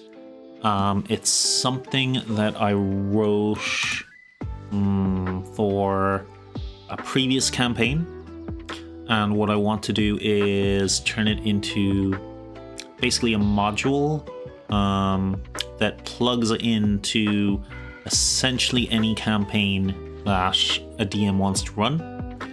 It is essentially a train of caravans pulled by rhinoceroses, preferably of the slightly woolly variety. And in that caravan, a player will have, or a group of players will have, a safe place to rest and a number of shops available. Those shops could also be used for like weapon upgrades or repairs or utilities. Maybe there's an artificer. Yeah, so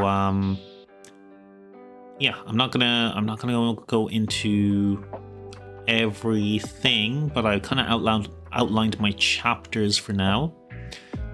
So we'll have quick deployment, which is essentially you want your players to have a place to rest in your game. You can just use the caravan. Just it has like the description of all a brief description of all the shops, a brief description of all the characters. You can use it for a little bit of RP. It'll have just enough information for you to give your characters a place to rest. And then your characters will move on in their story and you never have to think about the caravan again. Section 2 is the wagons and the NPCs. So this will be like a much longer breakdown of each caravan, sort of a background story for each of the characters in the caravan, and you can bake them into your campaign if you want to. The next section is travel and escort mode. So this is if you really want to bake the caravan into your campaign.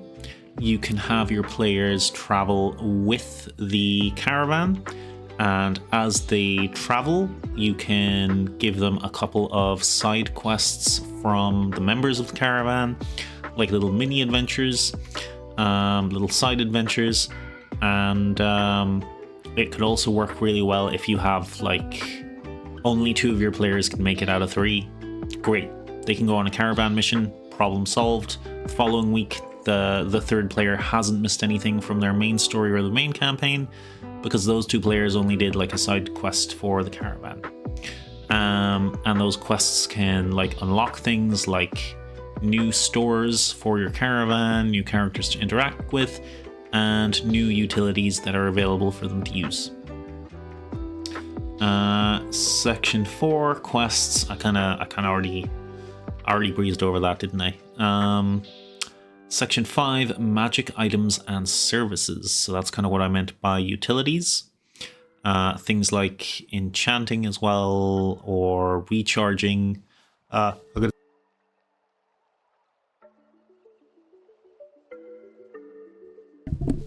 Excuse me. Oh, big sneeze. I just managed to catch the mic, I think. Or I would have blown out your eardrums. Magic items and services. So, it'll add a couple of basic magic items. Nothing overpowered, nothing campaign derailing. And then a section 6 for scaling and tuning.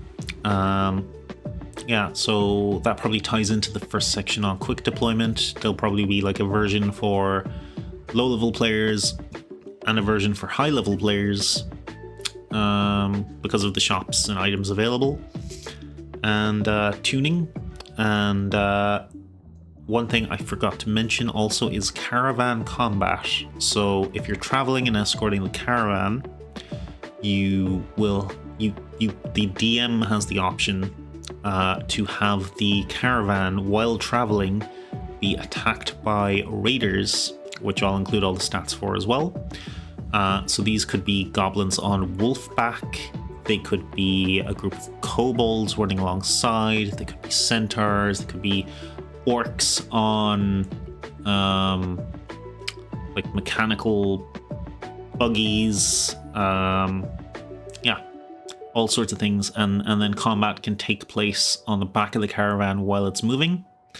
and you can also upgrade like the defenses and offenses available on the caravan, like getting a harpoon gun put on the back of it so you can knock over or pull things out from under their riders, that sort of thing. But the part I have down for now, like the actual written part in the final document, is sort of like a Vault Tech style introduction. So from Kenko Inc., who are the franchisors, I think that's the word, for the Kenku caravans.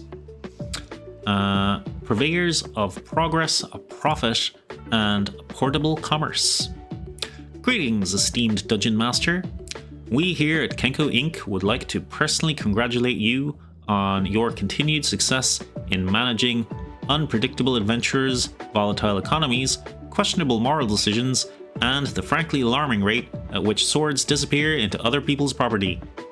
It takes vision to run a world.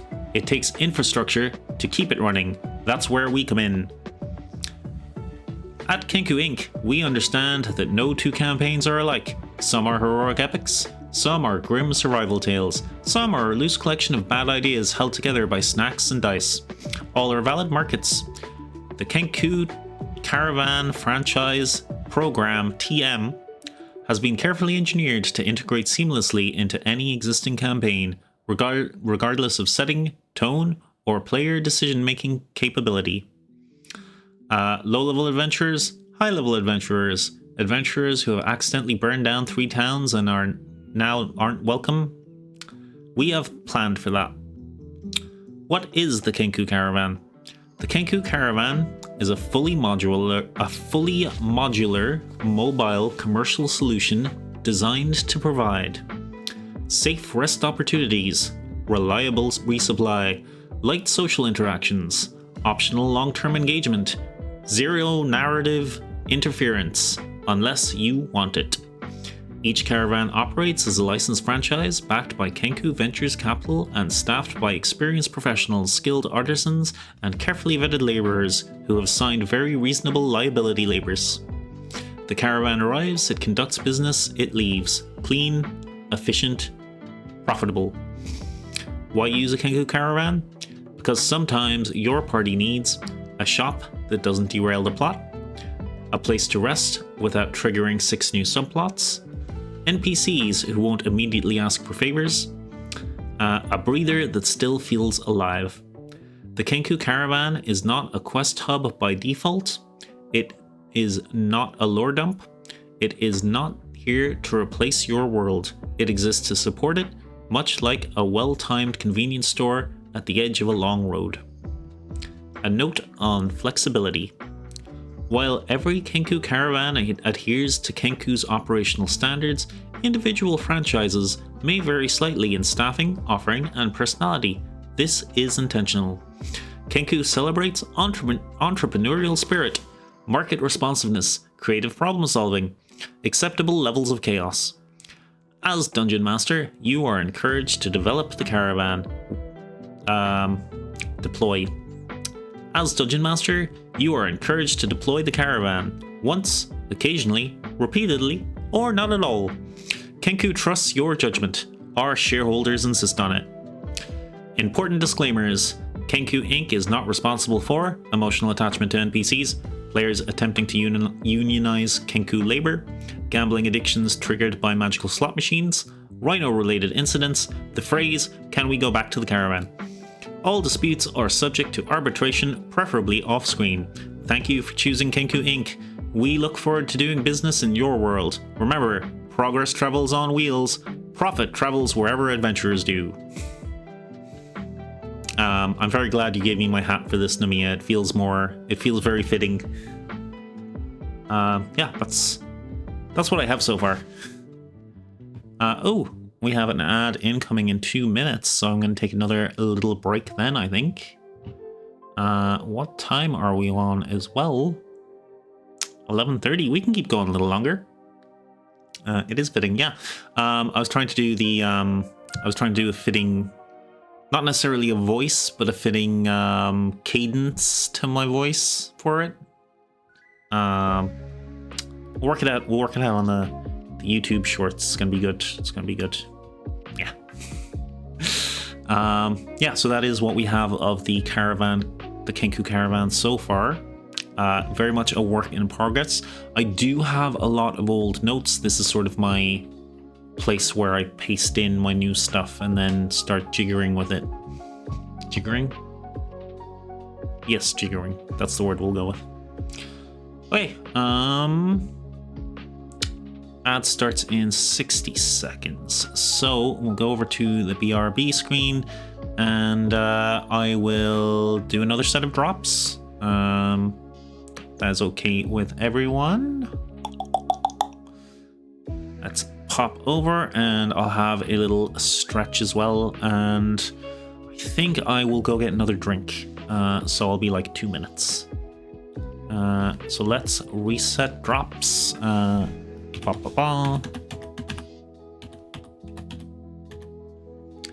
Namiya, you know the score. Ymir, if you are also here, you know how this works as well. Yeah. Did that reset properly? I hope so. I better test it.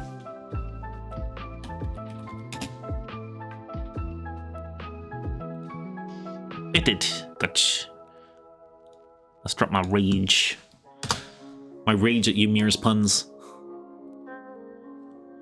Cool. I'll be back in like 1.5 minutes, 2 minutes. Depends how long the kettle takes to boil.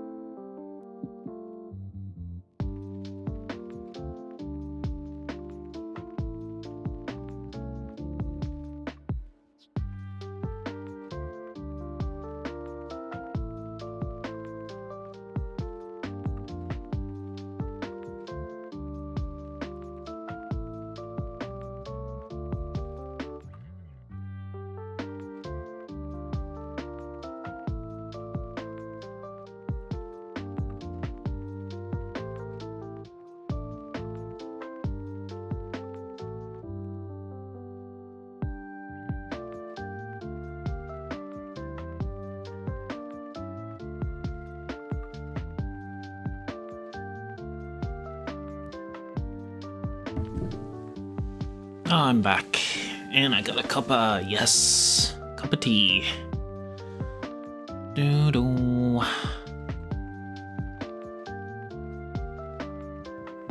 Okay, what do I have left for tonight? Gotten through so much. Good job, me. We have a lot of reading to do. That's kind of the main thing I got. I'll have to make brand new stuff for the next D&D night. What kind of tea? Just standard Irish tea, so black tea with milk. It's what we normally drink here. Some people like sugar, not my. I'm sweet enough without it. Well, come back to regular scene. Hello.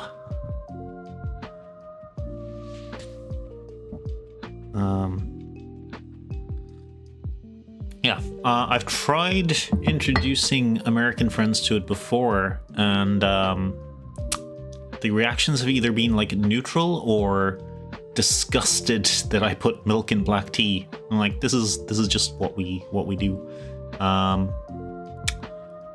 Let's see.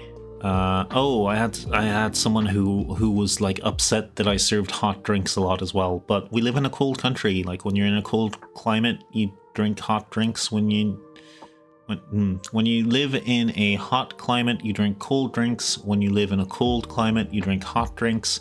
When someone from one climate moves to the other, they will find the other weird. That's kind of normal. My step-grandma is from England, and that's how she made tea here.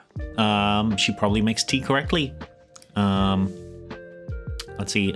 English breakfast tea and Irish black tea are essentially the same.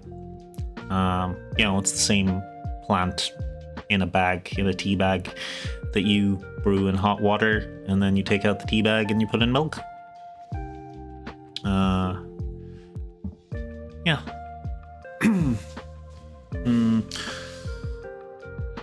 Let's see. I do like other teas, but like I'd say 80 to 90% of my hydration consumption is probably just tea, of black tea.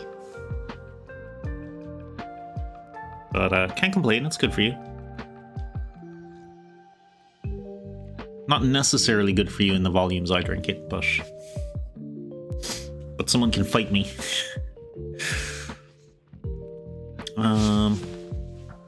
Where's my vape gone? Good antioxidants, yes. Yes. What else? It is like a slight diuretic, but you do get more hydration out of it than you lose. So it's not quite as good as water, but it's really not bad as such.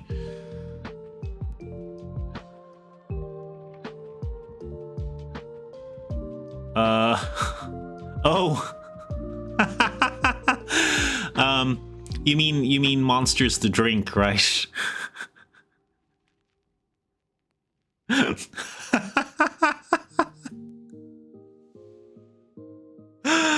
Oh, that looks so bad. That looks so bad if you don't have the context for it. Hang on, I'll allow it. Yeah, it's okay, Automod. It was not a sex-based term. Also, Twitch, Nemia meant the beverage monster. There you go.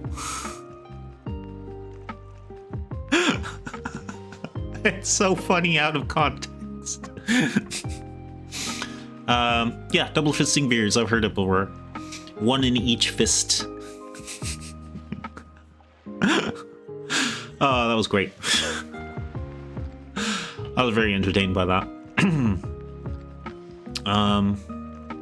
Okay. The last thing I have for tonight is some of Stitch in Time of River's adventure. Don't know if you were here when I was reading the previous 33 pages of this, Nemia. But Homeslice really wants me to finish it. And who am I to let a fan down? So it will be a lot of reading. If you are not interested in that, that is super cool. I totally understand. I'm just going to be sitting here reading it and then taking breaks and then reading some more, essentially, till I'm done. I think I have like another 30 pages to go. And then we will never do a long reading ever again.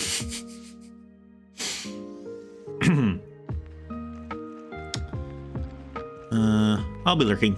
Okie dokie, lurk away, my friend. Feel free to spend your dungeon keys on anything you wish as well. As you get to the end of the... yeah, I'm just picking up where I left off. Just for... I guess I'll put in the extra context here. So this was a side story. I am starting a new campaign based on a previous campaign. 2 of the players and their characters are coming from the original game. They came to another world, essentially. The third character, or third player, is creating a new character from that world. Oh no, I'm getting scanned! I'm getting scanned! That's what scanline do-do. Do-do-do? I said do-do.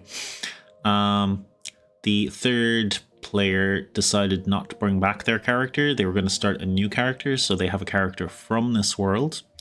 This has been their adventure so far. They are essentially a hitman who has been sent to this city to possibly eliminate someone from another part of their mafia that hasn't been paying their tithes to the boss, essentially. So this guy's character and another guy have been sent here. They're giving him one last chance to pay his tithes, or else this guy's character, the assassin, will be trying to put an arrow through the guy's head from very far away. Alright, and I'm just going to be reading this for a little while. We're just going to be chill, we're going to have some chill music, and yeah, you're welcome to lurk, and here we go. He just got back to Cabaret's shop. As you get to the end of the aisle, you finally see Cabaret properly. The reason she was so hard to see is because her fur isn't black. It's dark navy. Standing still in the dark, she'd be harder to see than a kenku for certain. She's sitting at a huge mahogany table, her feet up and pressed together, her toe claws interlocked. She has a pattern of stars and constellations in light grey that run from her toes all the way up her right leg, up to her denim shirts, across her midriff to her tank top, across her shoulder and down her left arm to her finger claw. You've heard of magic tattoos. You might assume... you've heard of magic tattoos. You might assume. She's sitting back with her tome that was returned to her earlier, resting over her snout. As you approach, she lifts the book and places it on the table. Her eyes are still a piercing lavender. She has a mane of thick black hair swept to one side. She stretches languidly like a cat, yawning widely, showing her pearly whites, clacking her palate and making a noise somewhere between a sensual purr and a raspy growl. Defensive magic, ability improvements, and invisibility. Disappointingly mundane, but it fits your line of work, I would assume. The table is covered in unfinished runes, sigils, scorch marks, claw marks, a small stack of tomes and magic books, and a pretty wide variety of arcane components. She turns her chair, stepping up in a fluid motion, and saunters around the table, eyeing you up and down. Not a caster, are we, Mr. Ken? Scrolls and magic items, I imagine. Perhaps potions? She moves past you and beckons you to follow with a claw. From the door, we have real magic. Arcane, perhaps a scroll of mage armor. Armor of Agathis. I believe I have a couple of blade wards. Oh, your invisibility. I have it in potion. Faith magic? Religious nonsense. I have 2 shields of faith in stock. Though, druid section. The hippie nature stuff. Oh, enhance ability? Pass without trace? Oh, just a word of warning. In case your fingers are feeling a touch sticky, Ken, there are arcane wards on most of the items of value here. I'd hate for Claudia to have to clean you off the window later after she got them so spotless. It would be quite funny though, she grins down at you. Do any of those scrolls take your fancy, Kenneth? If there were a particular scroll you had in mind, or perhaps you'd prefer to see my magic items. She leans in slightly, tracing your shoulder with a claw. Or perhaps a cursed item. A cursed magic item is just a magic item that requires out-of-the-box thinking, after all. She whispers in your ear, I also barter in deals for special clientele, but the cost can be quite a bit more substantial than mere wealth. She clacks her jaw teasingly as she steps to the magical weapons and armor, scratching her chin as she has anything that fits your criteria. River responds. Mundane, very. Needed, very. Steal, me, never. Super fake shock. Mostly looking for something passive if possible. A ring that has some sort of magic armor reflect, or necklace with a charm or speed increase. Things not needing an activation. Are cursed objects cheaper? I don't mind doing things for what I want. Passive enchantments. Someone's a big spender. Let me see. Not an armor wearer, are you? Perhaps a cloak? She runs her finger over a collection of cloaks hanging at the end of the aisle. Doesn't really fit your aesthetic, handsome, but I have a cloak of protection. AC +1, disadvantage on stealth rolls. I got it from a druid. She holds out the light pink cloak with colourful flowers embroidered on the helm. That'd be 500 gold, uncommon item. Oh, or she steps to the glass case, tracing her finger on the glass, tapping on it when she finds the piece she's looking for. I do have a ring of protection, +1 AC, +1 saving throws. It is a rare item for 5,000 gold. I have a set of boots of the spry somewhere, but I believe you already have the ability they would grant you, don't you, Kenny? That's bonus action dash. I have a box of spell rings with charged numbers of uses, but they wouldn't have passive as such, but they don't require the forethought of using a potion or the time it takes to read a spell. She fumbles through a small box. Aha, the shield spell, 3 charges. Nothing like the look on a wizard's face when they cast magic missile and you emerge from the dust unscathed. Oh my, cursed items. Adventurers are usually more than happy to part with them, not knowing their true value. I, however, am a collector of sorts. I offer a fair price. I have a pendant that will increase your defense significantly, however it does half your vitality. But why worry about how much health you have if you simply won't be hit, yes? She gives you a somewhat wicked smile, or perhaps I could prepare you a soul cage. It would require a sacrifice, in your own time of course.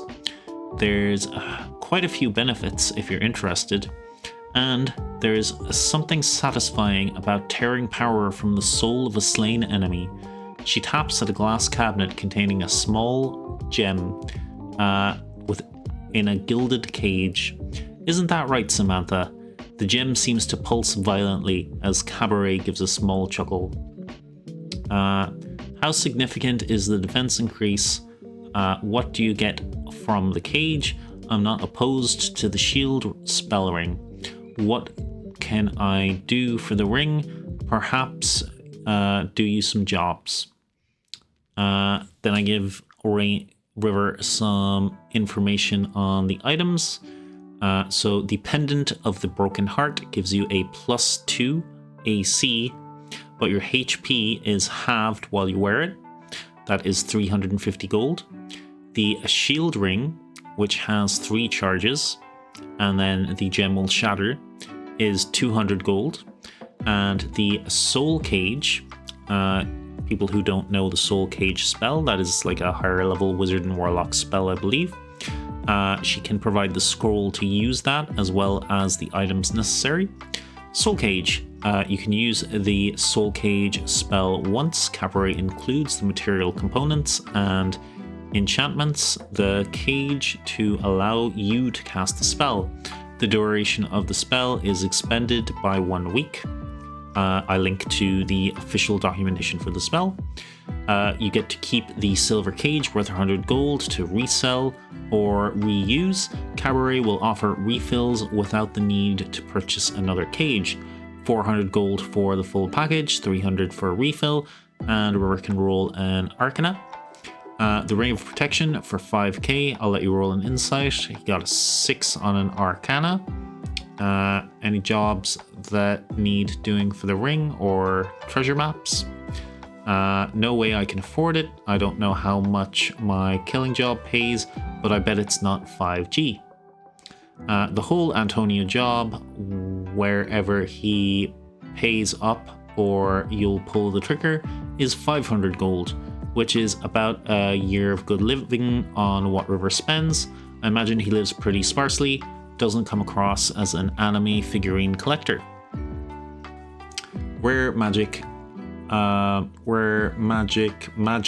very expensive. What was I trying to say? Rare magic items, maybe? Common magic items might be more in River's budget if you want to have a look through the DMG or the player book. I think the DMG has the magic items though, like the standard magic item lists.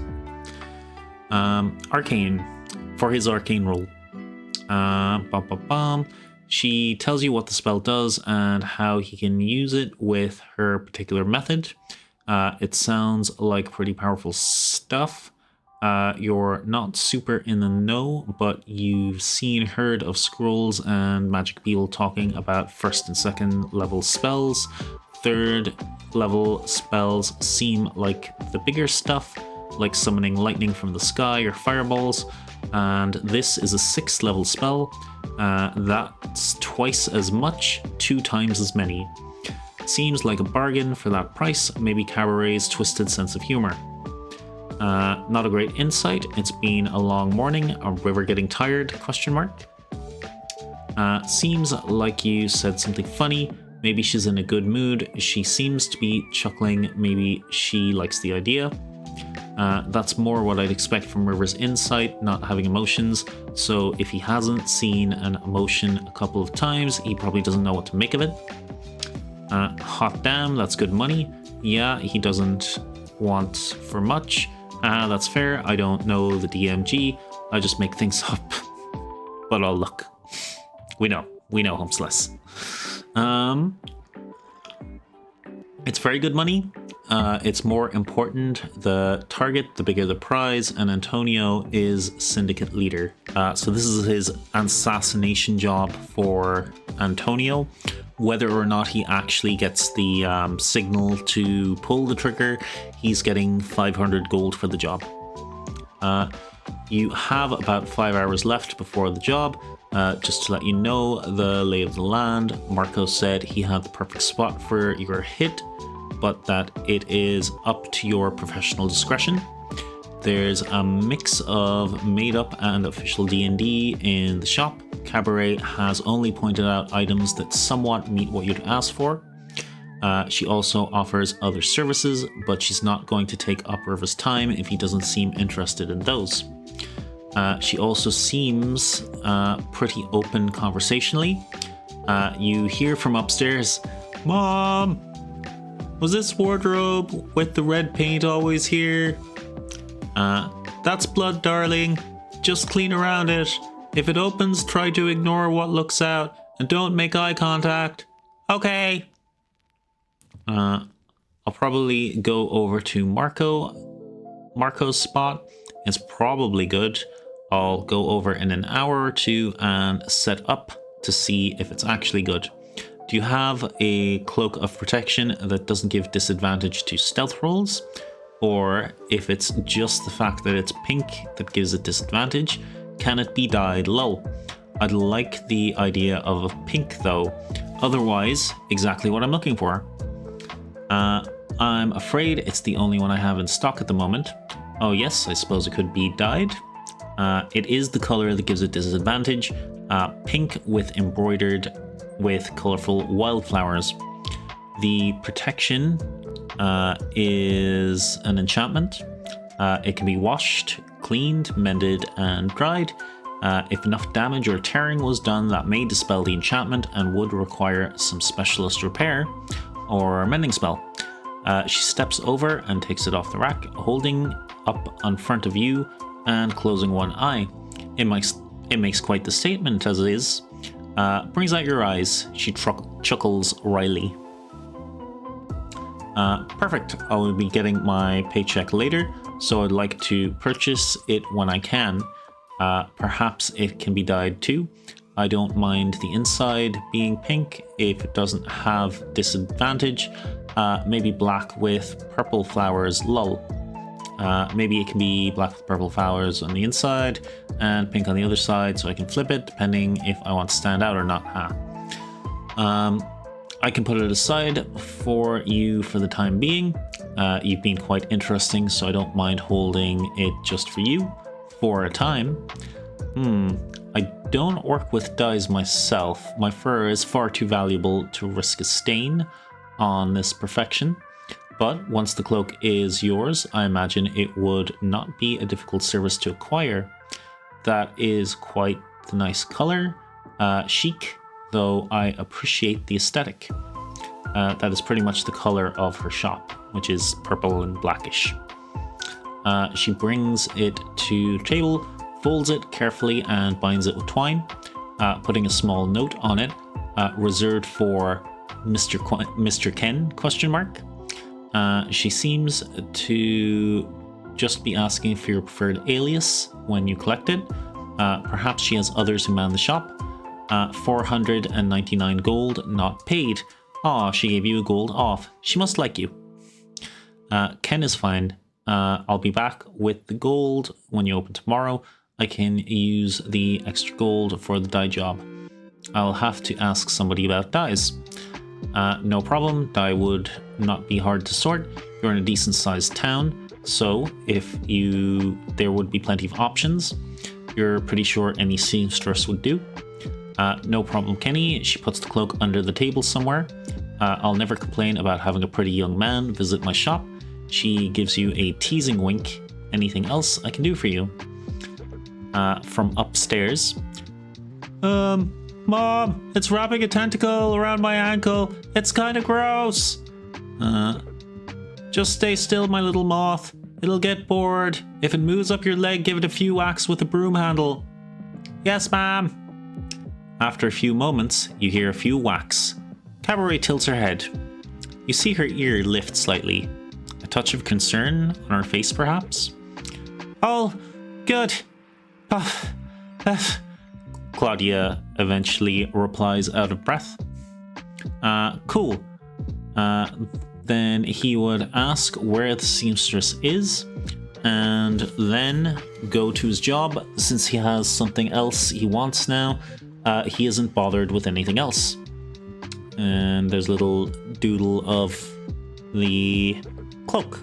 I'm using a extension to make Google Docs in night mode, because it doesn't have that by default. And I had like a migraine last Thursday, and looking at Google Docs was burning into the back of my eye. So this is an extension that basically dark modes Google Docs, but it also kind of inverts images as well. So that is the pink cloak. Cabaret thinks for a moment, scratching her chin. She mentions 2 or 3 places and gives you one recommendation. I'll stop there on the way and ask about doing the job tomorrow. how much it will cost, and how long it will take. All right. I'll say Cabaret points it out on the map. It's just 2 minutes walk. You get to, I changed the name to Shaileas because that is actually the name of quite a famous, quite a popular VTuber. And I was like, oh, that name's already taken. So I've changed the name to Shaileas, seamstress. They're a pretty good VTuber, but like I'm not. It wasn't a reference to them. It was just a name I made up, but it was already taken. You enter. There's an Abyxian lady behind the counter. You notice her wool, like fur, on her arms. Looks almost tie-dyed. She greets you kindly. You ask about the cost and time. She asks for a description of the item, the material, and a few details like the length. She pulls out a ledger, probably her guideline prices for the different processes. So black, and you want the flowers in a dark purple, was it? That's slightly more intricate work, but it shouldn't be a problem. With traditional methods, that would be 7 gold. It would probably take 2 days if the flowers are as intricate as you describe. Or I could have it done in maybe 2 hours through magical means for 25 gold. I don't think I'll be in town long, so I'll have to go magic. That's no problem, sir. Just swing by with your item. I'll get it done for you in a jiffy jiff. Your cloak is sorted. Where to now, boss? I think that's it. He's mostly interested in the cloak, I'd say. Personality-wise, he has something he wants, so he's going to do the thing he has to do to get it. Okie dokie. You have about 4.5 hours until the meeting. You have to be up beforehand. River just walked away from Marco while he was yapping to follow Claudia. How does River find Marco? I'll just listen out for a stupid voice. Maybe I'll grab a bite to eat near the meeting place so I can keep an eye on it. Okie dokies. Give me an investigation with advantage and a perception, boss. 2 16s, my guy. A 6-2, but advantage drops that one, lol. Okie dokie. Nice. Screw you, low rolls. Get out of here. What kind of food does River fancy? You got advantage from your tourist map that has a lovely list of eateries on the promenade by the docks, as well as the location of what you believe is the correct cafe Slice of Paradise. It doesn't take you long to hear, "Hey, I'm walking here," from nearby. I'll let you keep the perception to give you the details when you decide where to go, specifically what you're doing now. It was the first roll too, lol. Sweet things mostly, large strawberry sundaes or pancakes with ice cream, etc. The sugar is the closest thing dopamine hit food can give him. I'll keep an eye on him. If he sees me, I'll just give a small nod so he knows where I am if he needs to talk to me, but I'll keep my head down. You find a nice Sunday bar, seats outside with a decent view. The promenade is pretty busy. You spot a white suit or two, but it seems like they're just punks going about their day to day. A guard patrol seems like they're really on top of security here. Antonio's keeping his nose clean is actually mildly impressive. I'll give Marco a perception to see if he spots you. Seems like he's hanging around the area. He's actively looking around while at the same time not watching where he's going, then getting mouthy at people bumping into him. He's already given me the details, yeah? I wouldn't say the details, you have the broad strokes. He's probably getting more anxious as time draws on. I guess I'll need the details then, so I'll try to subtly flag him down. Not getting up from my Sunday though. Okay, on another perception, he does get He does not get a nat 1. He scampers over to you and climbs up on the seat opposite you. There you are. I was flipping my wig looking for you, kid. Though something might have happened. Heard there was a hag throwing fireballs at kids in the market. Thought you might have got caught up in that for a bit. But then I thought my boy River, he's a straight arrow, as cool as they come.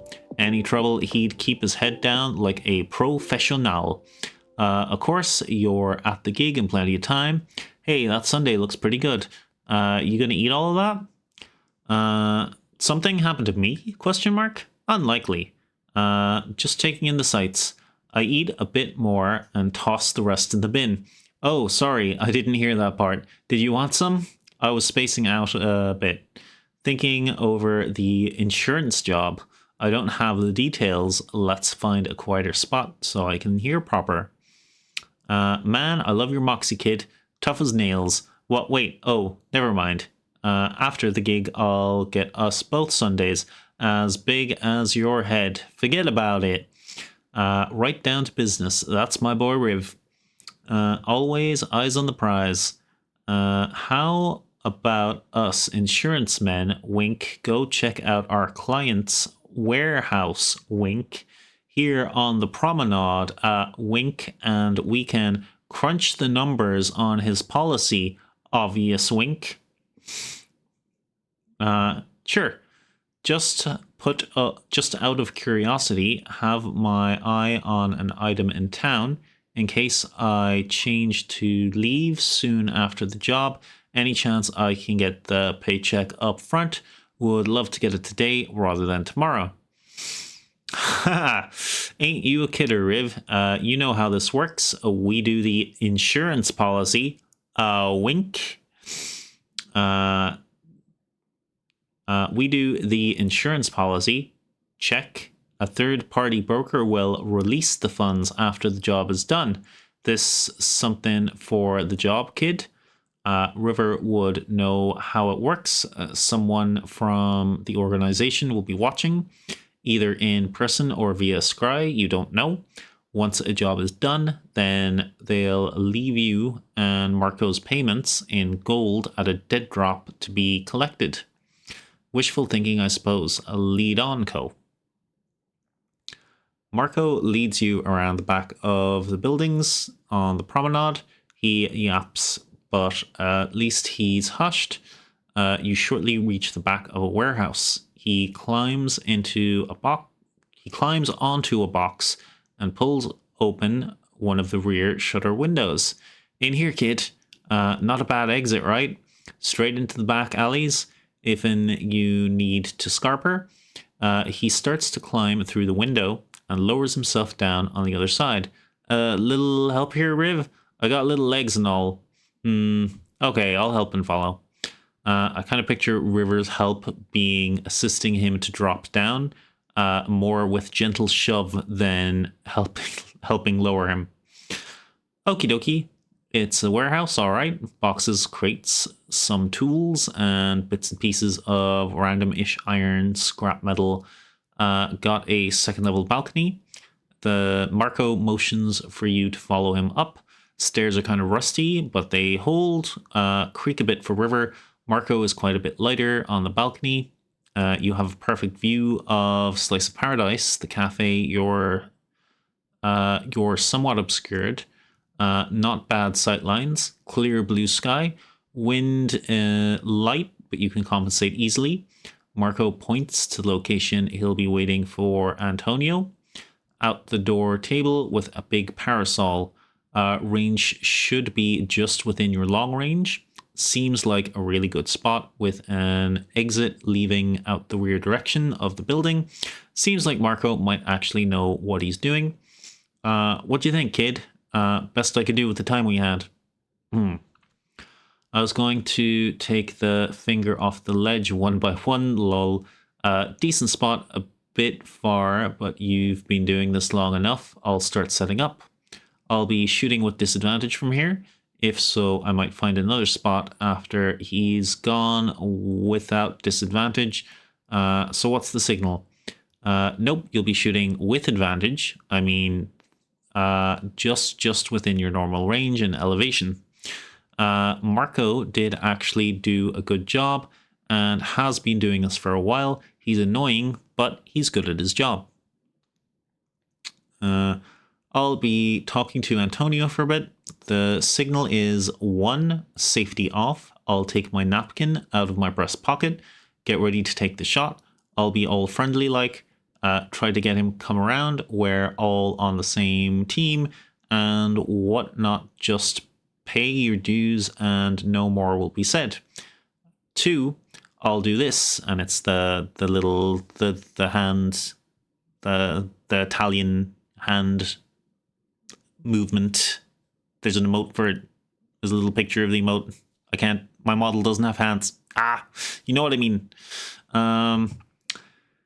I'll do this. If I've taken out the napkin already, you put an arrow in the empty space between his ears. Capiche? Cool.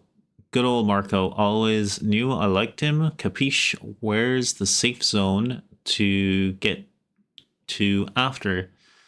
We'll meet at a place called Granny's Inn and Home Cooked Meals. It's just off Main Street, off enough that we can keep our heads down. I'll be waiting around back and we'll pull up our pay.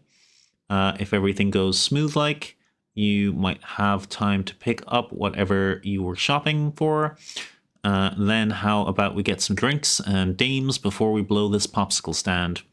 Sounds like a plan. I open up my large strapped suitcase to assemble my bow, revealing many straps and pockets inside, like Leon's weapons case.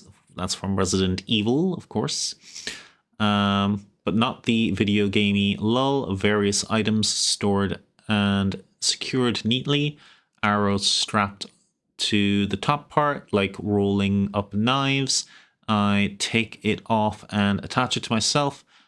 Quiver of arrows. Assembling the bow takes 3 seconds. Impressive, but he's been doing this a long time, and mechanically, 1 action is 3 seconds low. Yeah, so the other 2 characters had some bonuses from their previous adventure in the previous game. So to kind of give this player's new character a couple of things. One of the things is their bow will be upgradable with like extra add-ons, like maybe not laser sights, but like the magical equivalent of a laser sight, and it is like quick assembled. We'll put it that way. Love when you do that, kid. So damn cool. Swish clickety click. All right, we still have a little time. You need anything, water, snacks, Uncle Marco will take care of it. Otherwise, I'll make myself comfortable over yonder. Heard they have a great matcha frappe. Try not to get too jealous. Well, my dad was a hunter, mostly of people, so being organized, prepared, and quick was a big deal. He has much more reliant on nature than I am, though. Some jerky might be good to chew on for a bit. Your dad sounds like a cool geezer. Looks like he trained you well, kid. Sure he'd be proud. We got a little of an hour. I'll grab you some jerky, drop it back at the window. You'll excuse old Marco if he doesn't fancy climbing in here again. Unless you want to say anything else to him, Marco will get you a pack/roll of jerky and an extra water bottle to take his spot in the cafe. Nope, I'm all good, says River. Marco is set up, just a matter of time now. After a while, he finally arrives, flanked by 4 of his boys. Only 1 looks like a heavy, though. 3 of them just look like standard punks. But the 4th guy carries himself like someone who can handle themselves. A bovid, minotaur basically, with a mace, sunglasses, and a white hat pinstripe that matches his well-tailored suit. at the front, an orc you can only assume is Antonio. And again, the image is like inverted because I'm using this dark mode extension. But basically, orc, cigar, fancy hat, fancy suit. Okay. Gonna take a little drink break again, I think, just to top up. So I will put on a new soundtrack. We'll stick with the Final Fantasy ones, I think. Oh, a posture check. Thank you very much. Yeah.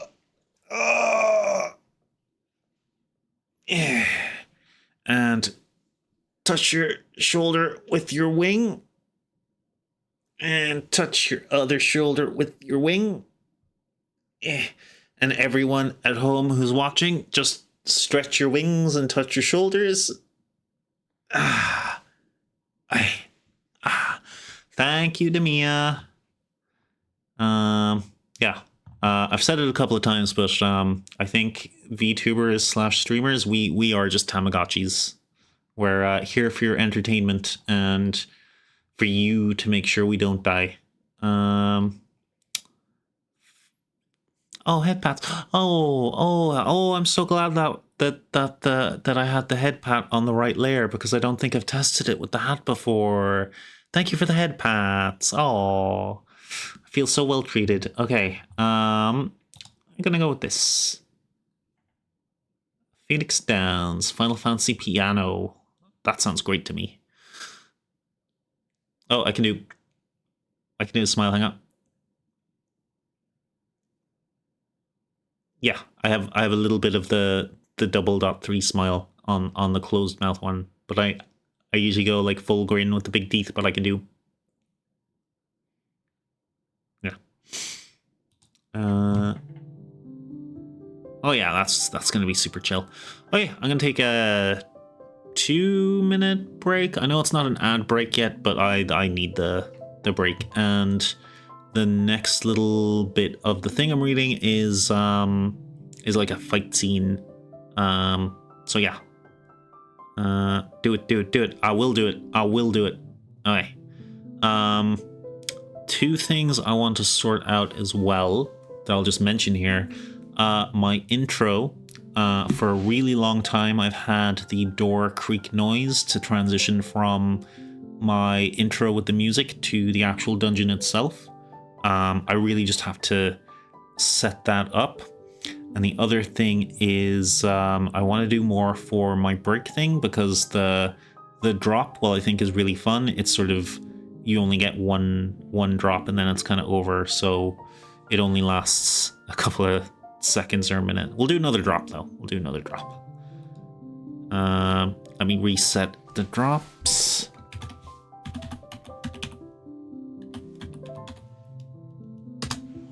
Ba-ba-ba. And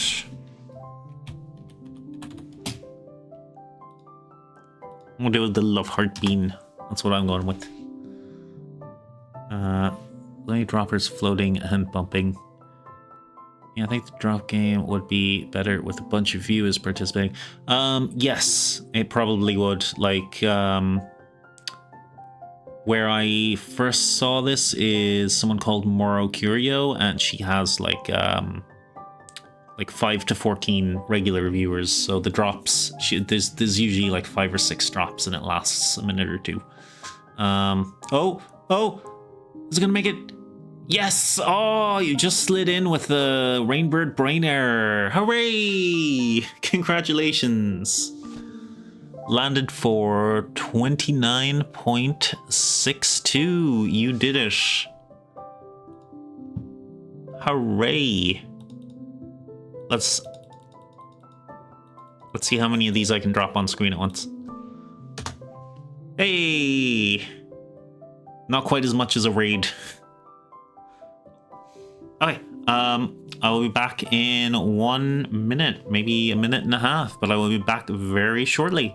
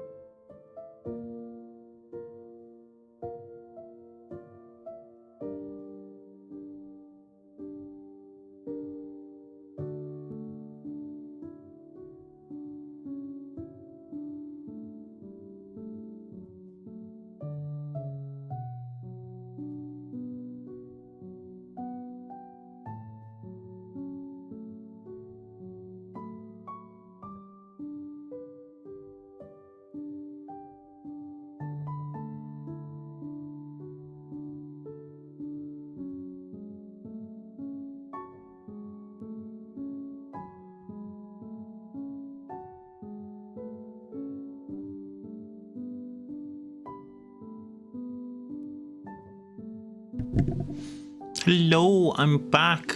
Oh no, the era theme.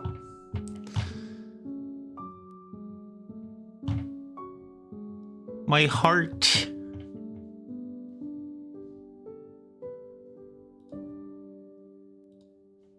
Bum, bum, bum.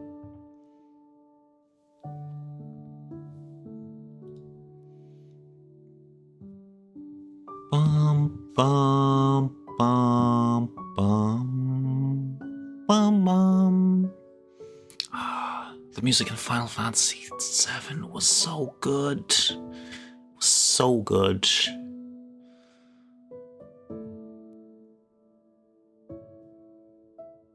I have so many memories of my first playthrough as well. My mum had just bought a bread maker. You know, one of those like box things where you pour all the ingredients and it mixes up at the bottom and then you get a fresh loaf of bread like made by it, done out of it. So now the smell of fresh bread is forever associated with Final Fantasy VII for me. Particularly when you get to what's the city with the big gun on the front of it? Yeah, it's a core memory. Core memory unlocked. Junon. Yes, when you get to Junon for the first time and you have to save the little girl and there's Mr. Dolphin, the big boss you fight there. Every time I smell fresh bread, I am exactly transported back in time to fighting that boss. Yeah. Really is a core memory. Okay, where was I? We just introduced Antonio, River's target for assassination.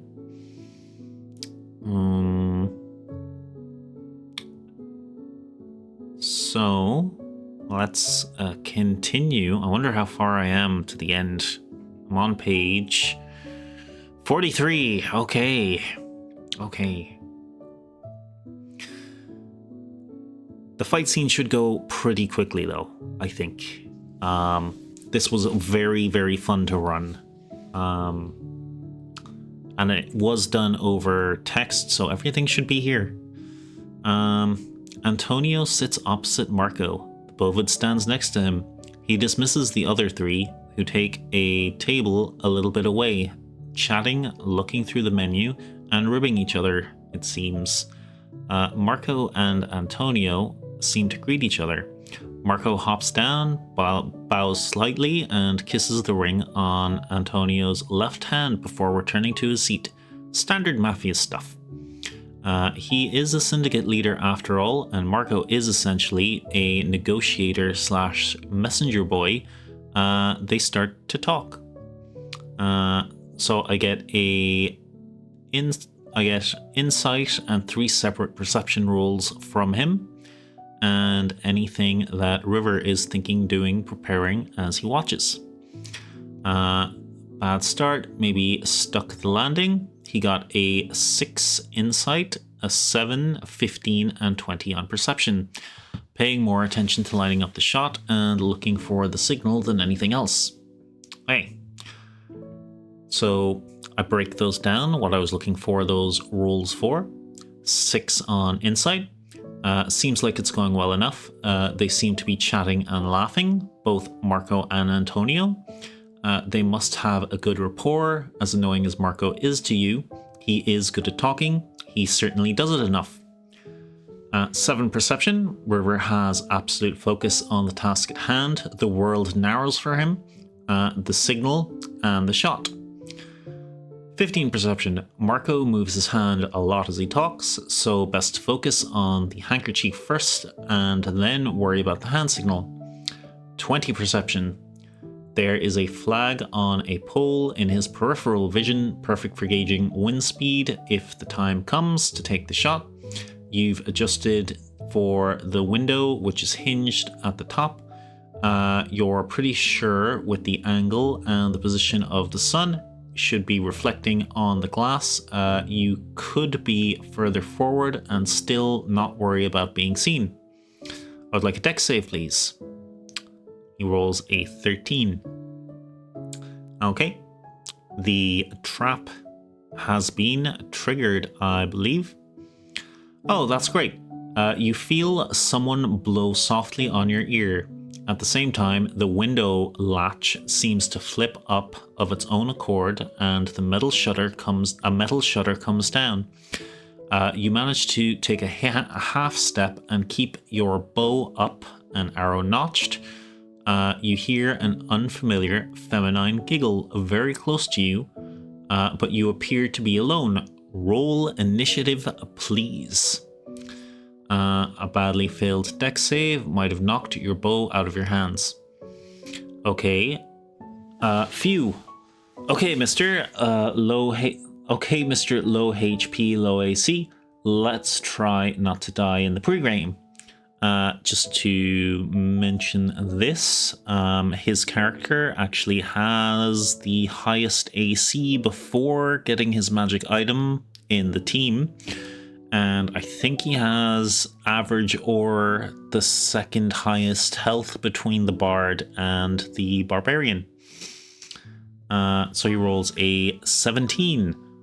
So I give him a turn order. River has 17. Question mark has 15.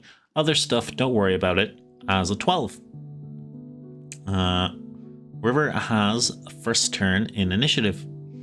I suppose see who's sneaking up on me. Unfamiliar is not cool. I was hoping Claudia was tagging along for a friendly assassination. Yeah, I was thinking about would I let you think it's her for a second. Perception roll. 12, not strong roll so far. You know where the giggle originated and which ear was blown on. The ground is pretty dusty, and you can see there's where it's disturbed and not from you or Marco, but you can't pinpoint anything. You just don't see anyone. You still have the rest of your turn or any other check you want to do. Well, I don't want to take my eyes off the target for long, so I have to be quick, can't miss the signal if it shows up.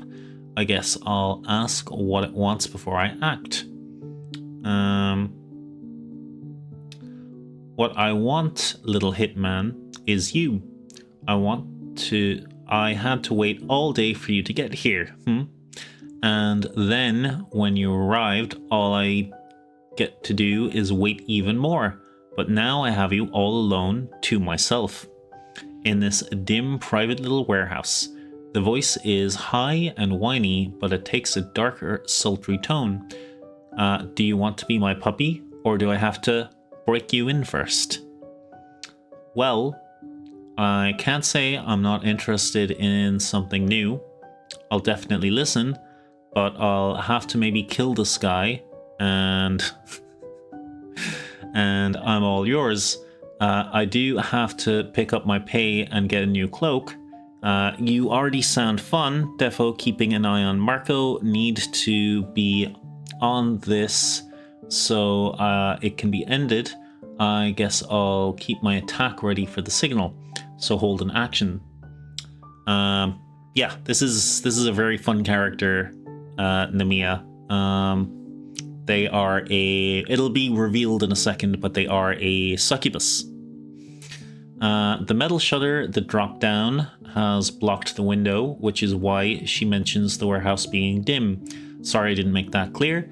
If you want to change your action, I dislike waiting too when I want something. I'm sure I can make it up to you though. You can tell me what you would like from me while I shoot this jabroni. If you would be a dear and open the shutter, I'm sure we can work something out. I'll take the dodge action just in case. I'm afraid that jabroni is an asset for my master. But someone with your skills and so handsome would make a perfect little puppy. A shame I can't smell any soul on you. I would like to own the whole package. I guess we'll start your training, puppy. First attack at advantage because obscure and dodge only works on attacks you can see. Second attack at disadvantage because the first attack breaks her invisibility so you can see her to dodge. We'll roll in a moment. I always fall for succubuses. Yes, me too. Something about an attractive woman who wants to drain my soul out. I don't understand why, but it's just a weakness.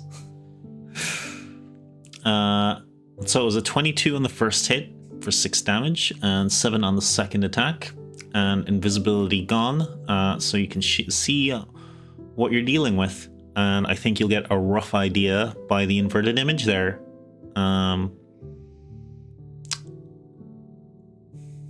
Can't resist. Yep, so true. Simple creatures with simple weaknesses, that's us. Okay, 2/3 of my health left. I smile and drop the bow.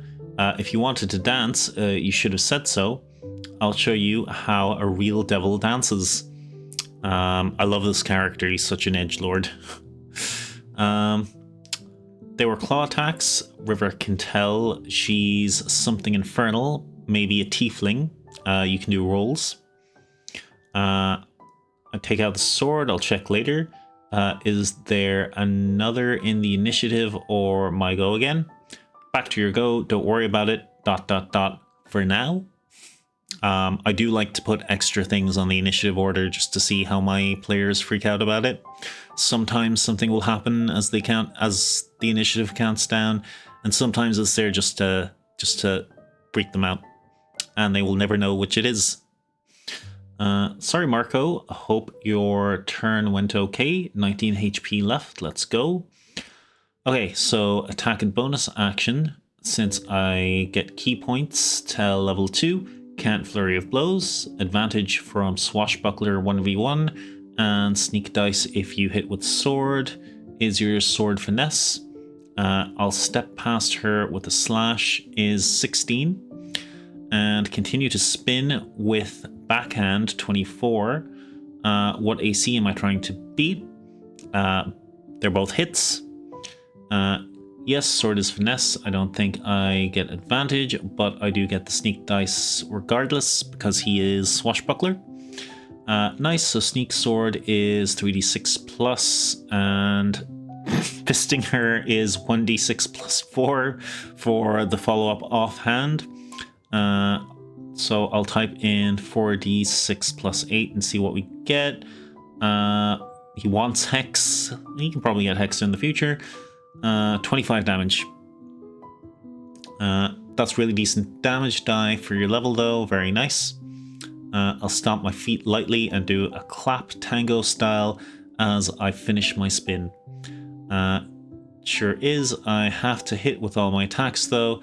That's a reference to another character from another game who also has monk, so they have to hit all their attacks to do decent damage. As a free action, I can move away without an attack of opportunity, so I'll do that, so she has to use movement to come to me. Ouchie! Looks like Puppy is teething, but you shouldn't bite your mistress. Maybe when I teach you to beg for it, I'll bite you though. Passive insight, you hit her a bit harder than she seemed to expect, might be rattled, might just have made her mad. Welcome back from ads, by the way, anyone who was in ads. Did I hurt your feelings? I have 35 movement, by the way. No, Puppy, you're just acting out. I just have to teach you to behave. Sorry, lady, but any cornered animal will attack to defend itself, especially when you use your claws instead of words. Wouldn't I be a better asset? Come on, let me kill him. He's a waste of resources. Let's watch his brains leak out together. You're on an iron balcony. It's about 20 foot deep and maybe 60 foot long. You can move away and stay on the balcony, just down with a small deck save. It's about 15 up. You can jump to a large crate in the warehouse. It'd be 5 feet lower, but you'd be on the box. and it would be a higher DC to reach it, but you could then jump to other boxes. Like 60 foot high, I'll stay on the balcony. We are dancing after all. In case it's multi-attack that requires not moving, to use both attacks, I'll move 10 feet back. 60 by 20 and 15 high. Yeah, just clarifying the actual shape of the stuff. So it's a rectangular area, 60 foot by 20 foot, and it is 15 foot up, not 60 foot up. Grand, I move back a bit, then out of range. I'll extend my hand, though, for her to come at me like a dance partner. She responds, "Oh, you flirt. Maybe you won't be as hard to train as I thought. Unfortunately, Auntie," that's Antonio, "is already a wheel in motion. Replacing him now would be quite an inconvenience. And why settle for one when I can have both you handsome puppies on leashes? Wisdom save at advantage because of your resistance to charm effect from Fey ancestry." River isn't sure if that was flirt. He was just being honest. Brains leaking out is interesting. And that was a 17 on his wisdom save. She blew a kiss at you. You feel a woozy sensation for a moment, but manage to shake it off. Can do rolls on it if you like. She chuckles. "Come here, puppy. I want to see all your moves. Let's see how flexible you are, how far I can bend you before you break." River's smile fades to boredom. "That's it. Maybe you are like the rest of them." He'll anime dart towards her, but samurai slash her side as a bonus action dash 35 feet in the other direction. So 70 feet movement with a drive-by slash. That seemed like a really unnecessarily complicated way to say that, but it is what it is. A natural 20 to hit, 16 damage. He folds his arms. "I only use my blade to punish you for not dancing this time. We are in the same position." Holds out his hand again. "Dance with me or die. I hate boring people." He's 35 feet away again, just like he was. Maybe I shouldn't have given her a free attack. Maybe you should have used that time to talk. The rest of them, question mark. "I don't want to break you, puppy. You don't want me to hold back." Her wings and tail unfurl. She floats up slightly. "Then get ready to see how devils truly dance." Well, I'm dead. That's a great reaction. She moves at you at speed.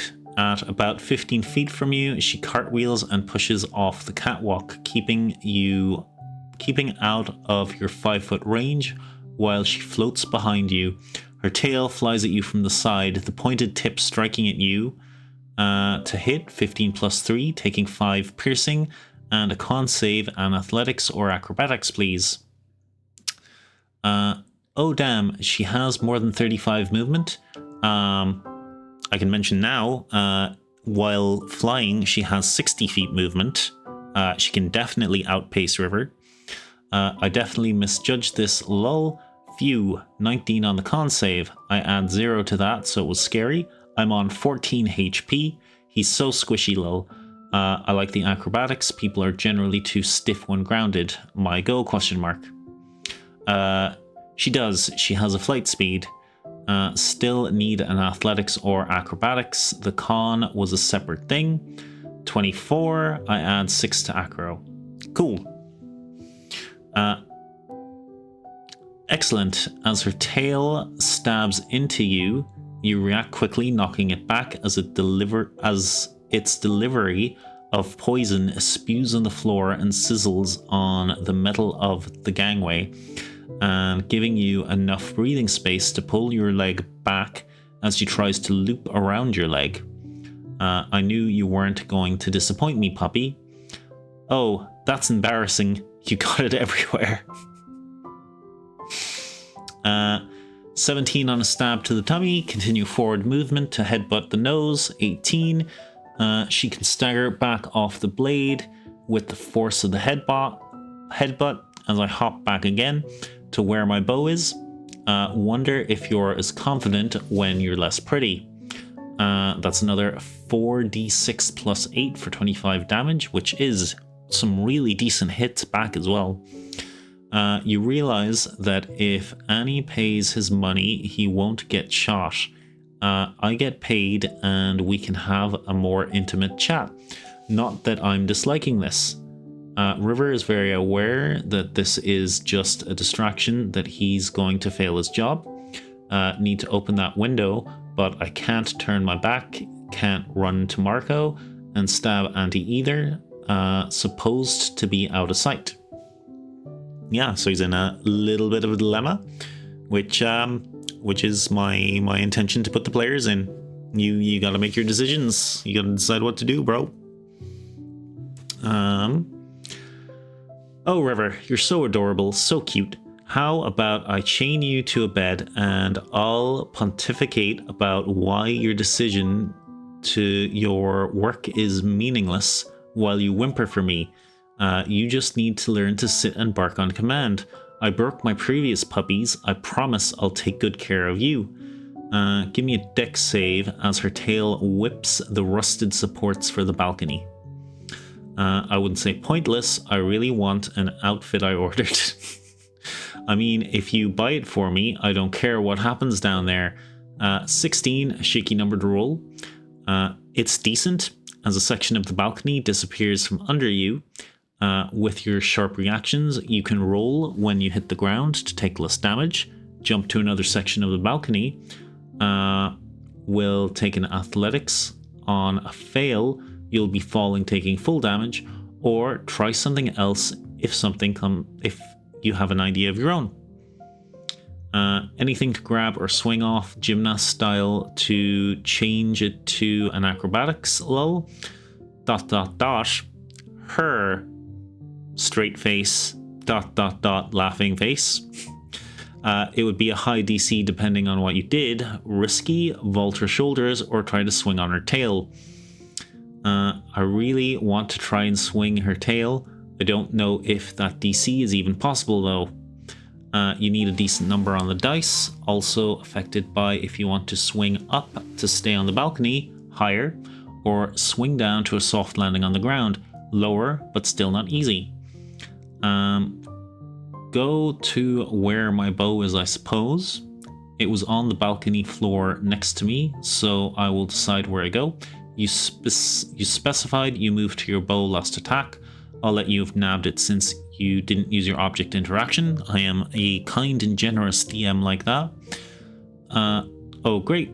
If she is in the air, I might not be able to use my sword. That's very possible. I'd much prefer to use my sword to get sneak damage. Is she in the air currently? Technically, and you will be too as the ground falls from under you. She's kind of hovering in place. She hasn't used any movement yet, but she hasn't ended her turn. Okay, 4 on my roll to land athletics. Ooh, 4 is not good. 5 halved to 2 for the earlier dex save. You roll as you hit the ground. It's not graceful by any means, but you get back to your feet. Yeah, it was only a 15-foot fall, so it was only 1d6. I wish you grabbed the tail. That was going to be funny no matter how well it turned out. As a section of the floor smashes into the ground behind you, dust is thrown up everywhere. While not harmful, you feel it burn your nose and dry your throat. The area is temporarily obscured as your enemy floats down into the cloud of dust. You hear a chuckle and a whip of her wings.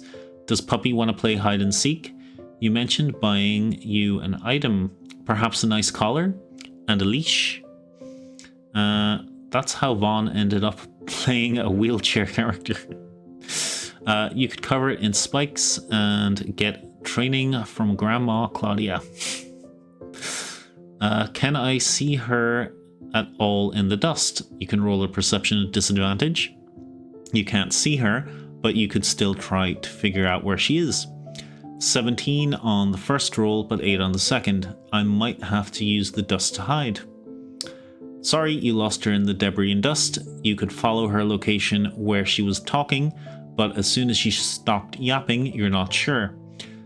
You can absolutely hide in the dust. You feel like you can move into the dust either near her where you lost her, or clear away from her. Not a lot of ventilation here, so the dust may take a bit to clear. I think I'll move to a new location, not too close to her, so she has to find me, rather than lash out. Bonus action hide in the dust and take the dodge action if she finds me. 26 on stealth to hide. 26 on stealth. Rogues can be so ridiculous, dude. Especially if you've played a lot of paladins, so you're used to rocking plate armor, so you have disadvantage on every stealth roll.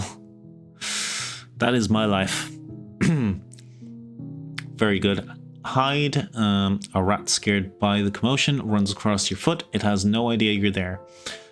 You hear a metallic ear and a crunch noise. Maybe a crate.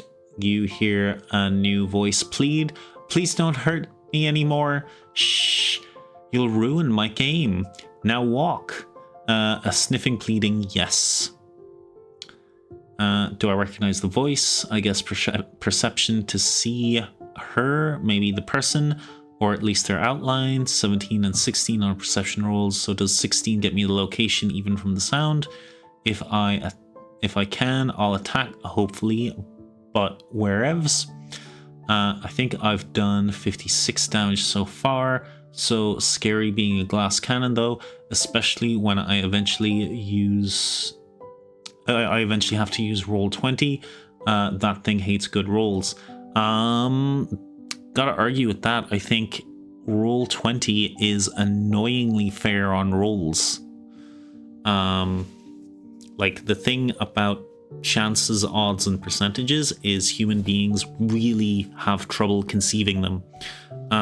So like a 1 in 20 chance on one roll on a d20, but what is your chance of getting 3 d20s in a roll? Couldn't tell you, but they're really low. It's gonna be like 0 point something or something like that. Oh, 1 sec.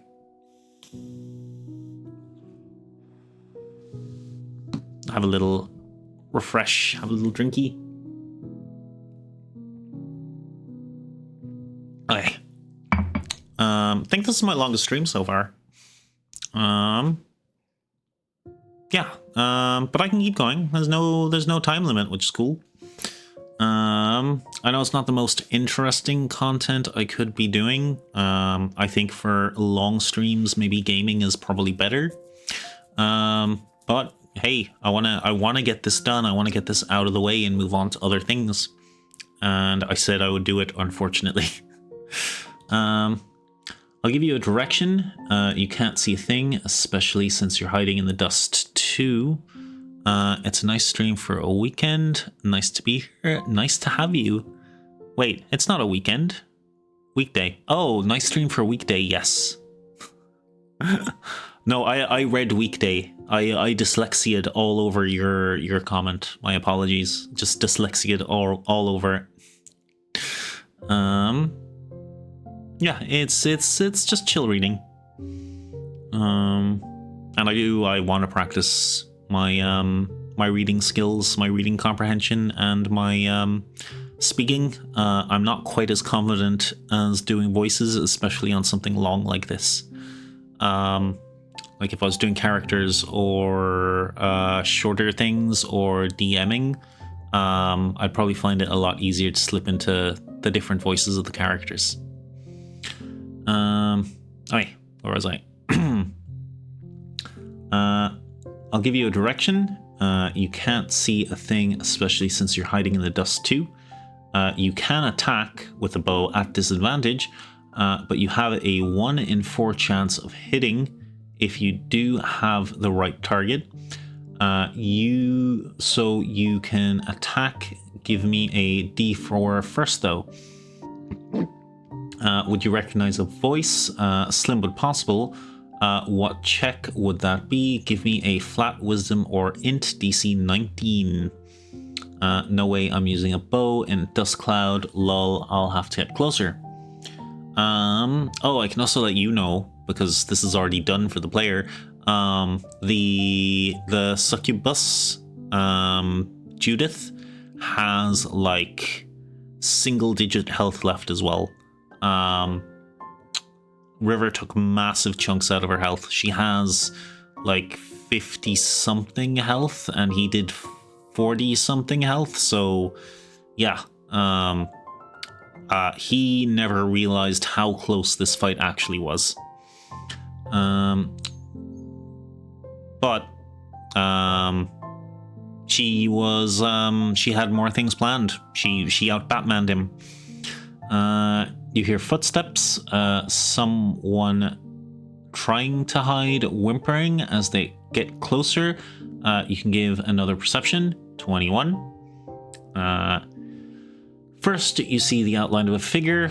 As you focus on the whimpering, you can see, you can hear, please someone, anyone, sob, oh gods, please save me from this monster.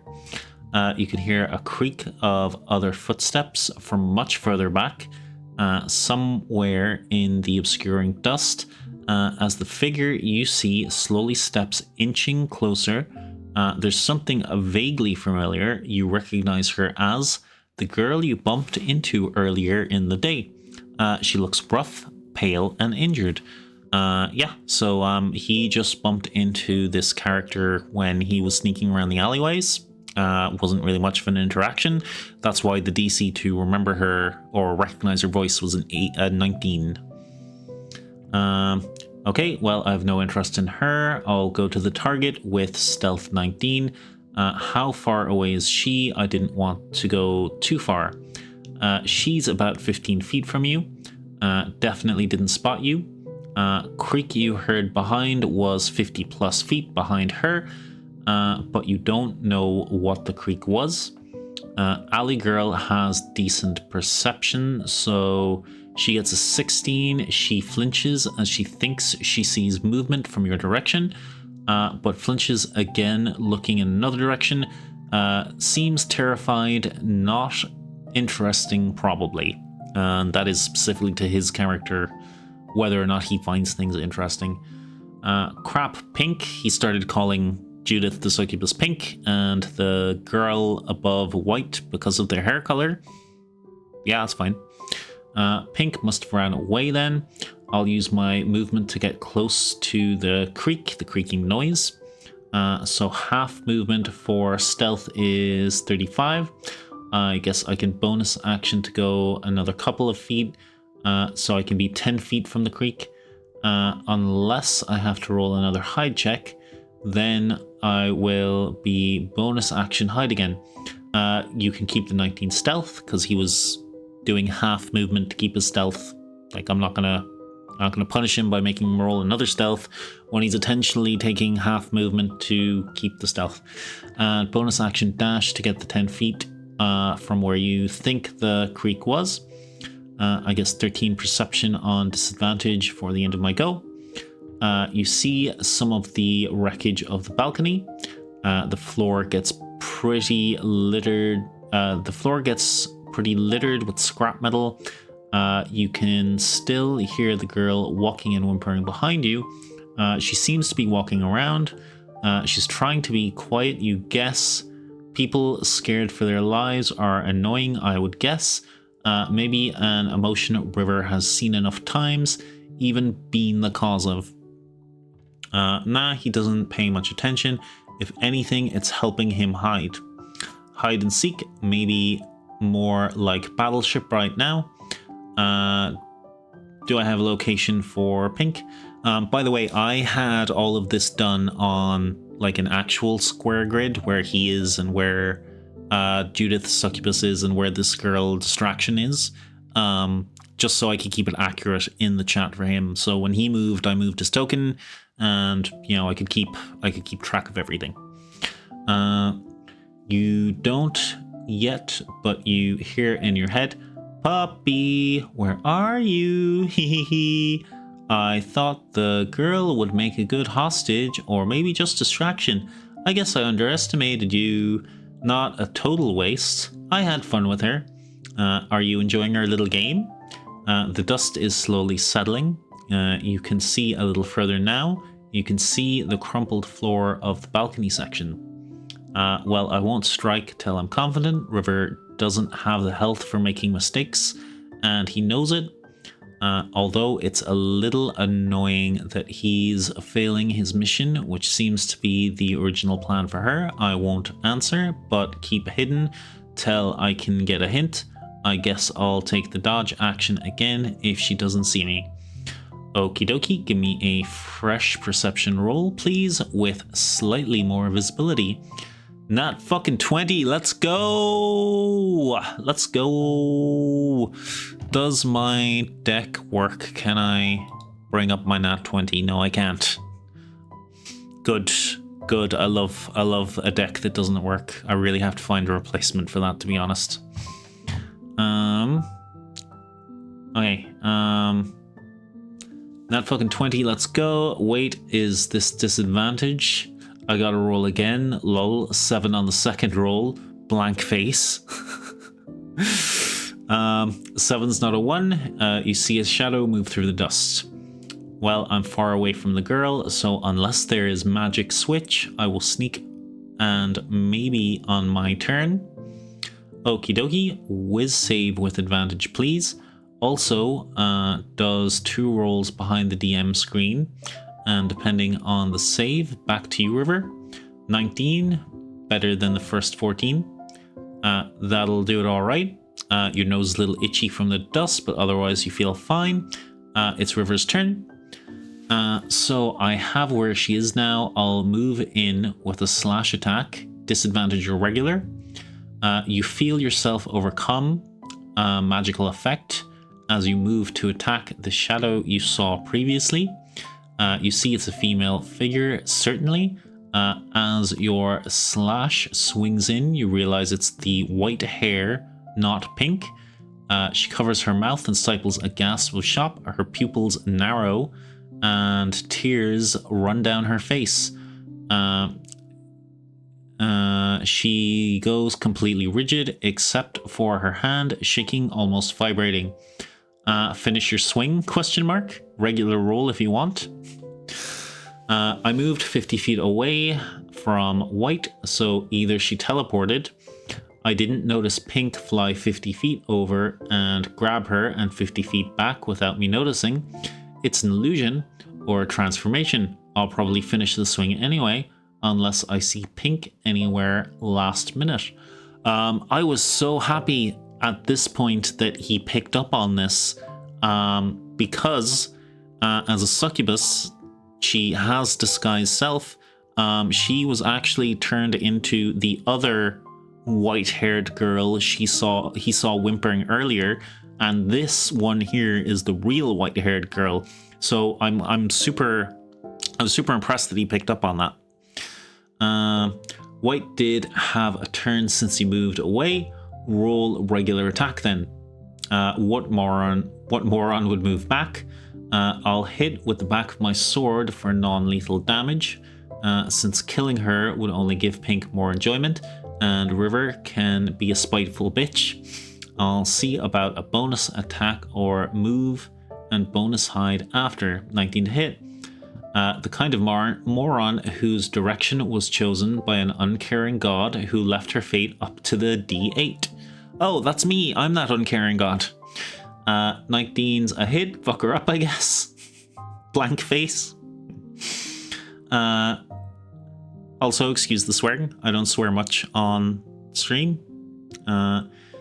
She was already walking in the opposite direction, so I guess it's her fault for turning around and walking back to the sound of the creek. 11 damage, move and bonus action hide, natural 20 on the hide. Damage rolled was 2, 1, 4 plus 4, non-lethal, lol, survivable, I hope. River doesn't care, but Vaughn hopes, that's the player. Home slice. Like I said, he cares more about not giving up on Pink exactly as he wants. Classic Vegeta punching Kid Trunks in the gut. Oh, that was a good callback. She drops to one knee. There's a cry out in pain, muffled by her hand. She's keeping over her mouth as you disappear into the dust. After a moment, you hear in your head, "Puppy, did you break my kitty cat?" Hee hee, it's okay. I'm more of a dog person anyway. Can I hear where the voice is coming from? I'll whisper to Whitehair to stay down as she drops to her knees and I fade away. She can think that she's like about the advice, but... Oh, she can think what she likes about the advice, but River just doesn't want her in his way, making it harder to fight Pink. Lovely. ... Not for her. She whispers, barely audible. She said to walk around or she'll... She said to walk around or she'll... ... She's in my head. She mouths, "Help me," as you step away, fading into the dust cloud. The voice is in your head. Arcana if you please. 19 on an Arcana. I thought it might be in our heads. Lol, I'll say nothing to White. I told her what to do, and it's up to her whether she does it or not. Another perception to find Pink, Judith. Glad I got a 20 on my hide check. 12 on perception. Oh, nice, Arcana. In your time as a hitman, you have gotten to work with people with a lot of different skills. Message spells, psychic whispers. It's not that doesn't feel like you can reply in your mind. White, gone in the dust cloud for now. You're killing the stealth. Perception, not so much. Can't say how it's going for Pink, of course. Haha, yeah, can't attack, but not getting attacked either. Marco's probably dead by now. She's probably doing well on hiding. You hear on the far end of the warehouse another creak, hinges, maybe a flutter of wings and a giggle. Give me a dex save. It's a very low DC. 16. A large wooden crate flies across the building past River. It was not likely to hit him. Shot in the dark / dust. You don't think it'll hit White if she stayed where you left her. You do hear noises from her. Shock, surprise, eep as the crate smashes somewhere in the dust cloud behind. I know where it came from though, so I head there. Perception for where I'm going. And if someone is moving away from there, he gets a 9. You peg it or still stealthy. Peg it, I want to get there fast. You need more than your movement to get there. Action or bonus action dash. How far away is she? I guess I'll bonus action dash. You feel like 60 feet, give or take 5 or 10. Within your dash movement, you're pretty certain you see a figure in the dust. Long hair, horns, little wings, walking away. You can get to them. Okay, cool. So I have 70 feet to work with. So I'll slash as I run past 10 feet ahead of her. That's a hit. Roll damage and give me a perception too. 18 damage as I spin around with my sword, pointing it towards her, just out of range for melee without movement. Solid damage. Felt like it did a serious wound. Probably hit something vital with how deep the slash was. Perception for dramatic and gory details as you spin around and your eyes meet your target. Also 18. By gruesome sight, you mean she's taking her second form, right? After taking the G virus and growing tons of eyes. Okay, this was a super fun part for me because he saw the silhouette of who he thought was his enemy and went and did a dramatic attack on it with slashing and then running past and pointing the sword and finally meeting the eyes of his adversary as he gave them a vital death slash. Your eyes meet the target. Your eyes meet the targets as the light fades from their eyes. Blood pours and sprays from a deep slash across their chest. Not surprising, there was no scream of pain with the gag in their mouth as the half-elf in the succubus Halloween costume and bound hands falls to the ground. Guess you know what was in the crate, puppy. River lowers his blade and face. He's somehow less expressionless, if it were possible. Bored now, she's gone from a good dance partner to just being a nuisance in his mind. River feels a soft blow on his ear. As he turns, his sword hand is deflected. He sees white. She grabs his tie/collar, pulling him as she pushes towards on his tippy toes. Her lips connect to his. Her lips connect to his. He feels paralyzed before an unimaginable pain bolts his mind, going all the way down his spine as white transforms back into pink and River's vision goes dark. River doesn't feel dead, probably unconscious. His head hurts, throbs. Being dead is probably less painful. So yeah, that was on the succubus stat block. They have an ability. If they have charmed you, they can do a basically a kiss attack that does a massive amount of psychic damage. So she used that to knock River out. And also, yeah, I mentioned it earlier. Not a spoiler for you guys, but one of the two girls with white hair that River ran into was actually the succubus in disguise. Very, very fun game. Very Battleship, with the obscuring, trying to figure out where the other person is and rolling hides. Yeah. So River is captured, and a few interesting things are revealed. First of all, yeah, will I continue to go through the whole thing? We're getting close to the end. Yeah, we'll keep going. We can do it, guys. We can do it. I believe in us. I believe in us. We can do it. Let's go. Let's get a couple hype emotes going. Hype emotes. Let's get the... Yeah. Let's do this. Wow. Let's do this. I'm gonna have a quick hydrate first, but then, yeah, we're gonna do this.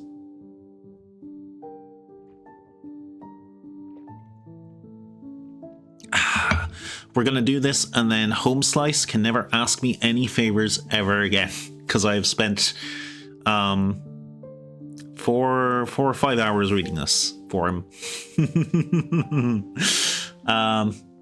Okay. River awakens. Not sure how long has passed. He feels groggy as hell. He tries to open his eyes. It's dimly lit by lamp. He has a throbbing pain in his head. One hell of a kiss. He flexes and strains slightly, sitting bound in a chair, feet tied to the legs, hands behind, tied to chair around his abdomen too, secure, toes accounted for intact, hands 1, 2, 3, all fingers accounted for, slight ache, expected for throwing hands.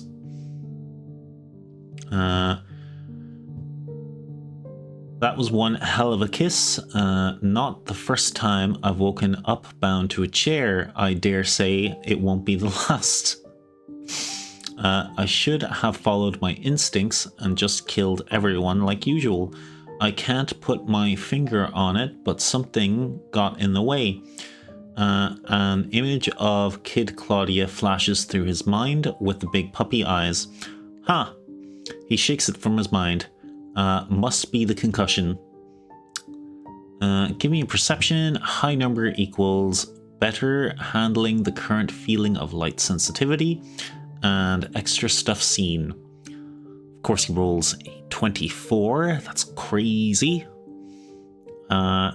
You force your eyes open slightly, enough to adapt to the dim light, pushing past the throbs of pain.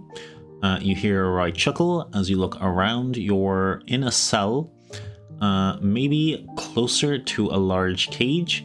In a cell next to you, you see the white-haired girl laying on a cot, a simple frame bed, not a baby cot, just to clarify that. Face up, motionless, staring at the ceiling, barely even breathing. The outer walls are concrete block. Across from both cells, you see a large bovid minotaur with a mace, pristine white suit, leaning against the wall, smoking a cigar. Haha, maybe not as cold-blooded as they say, River.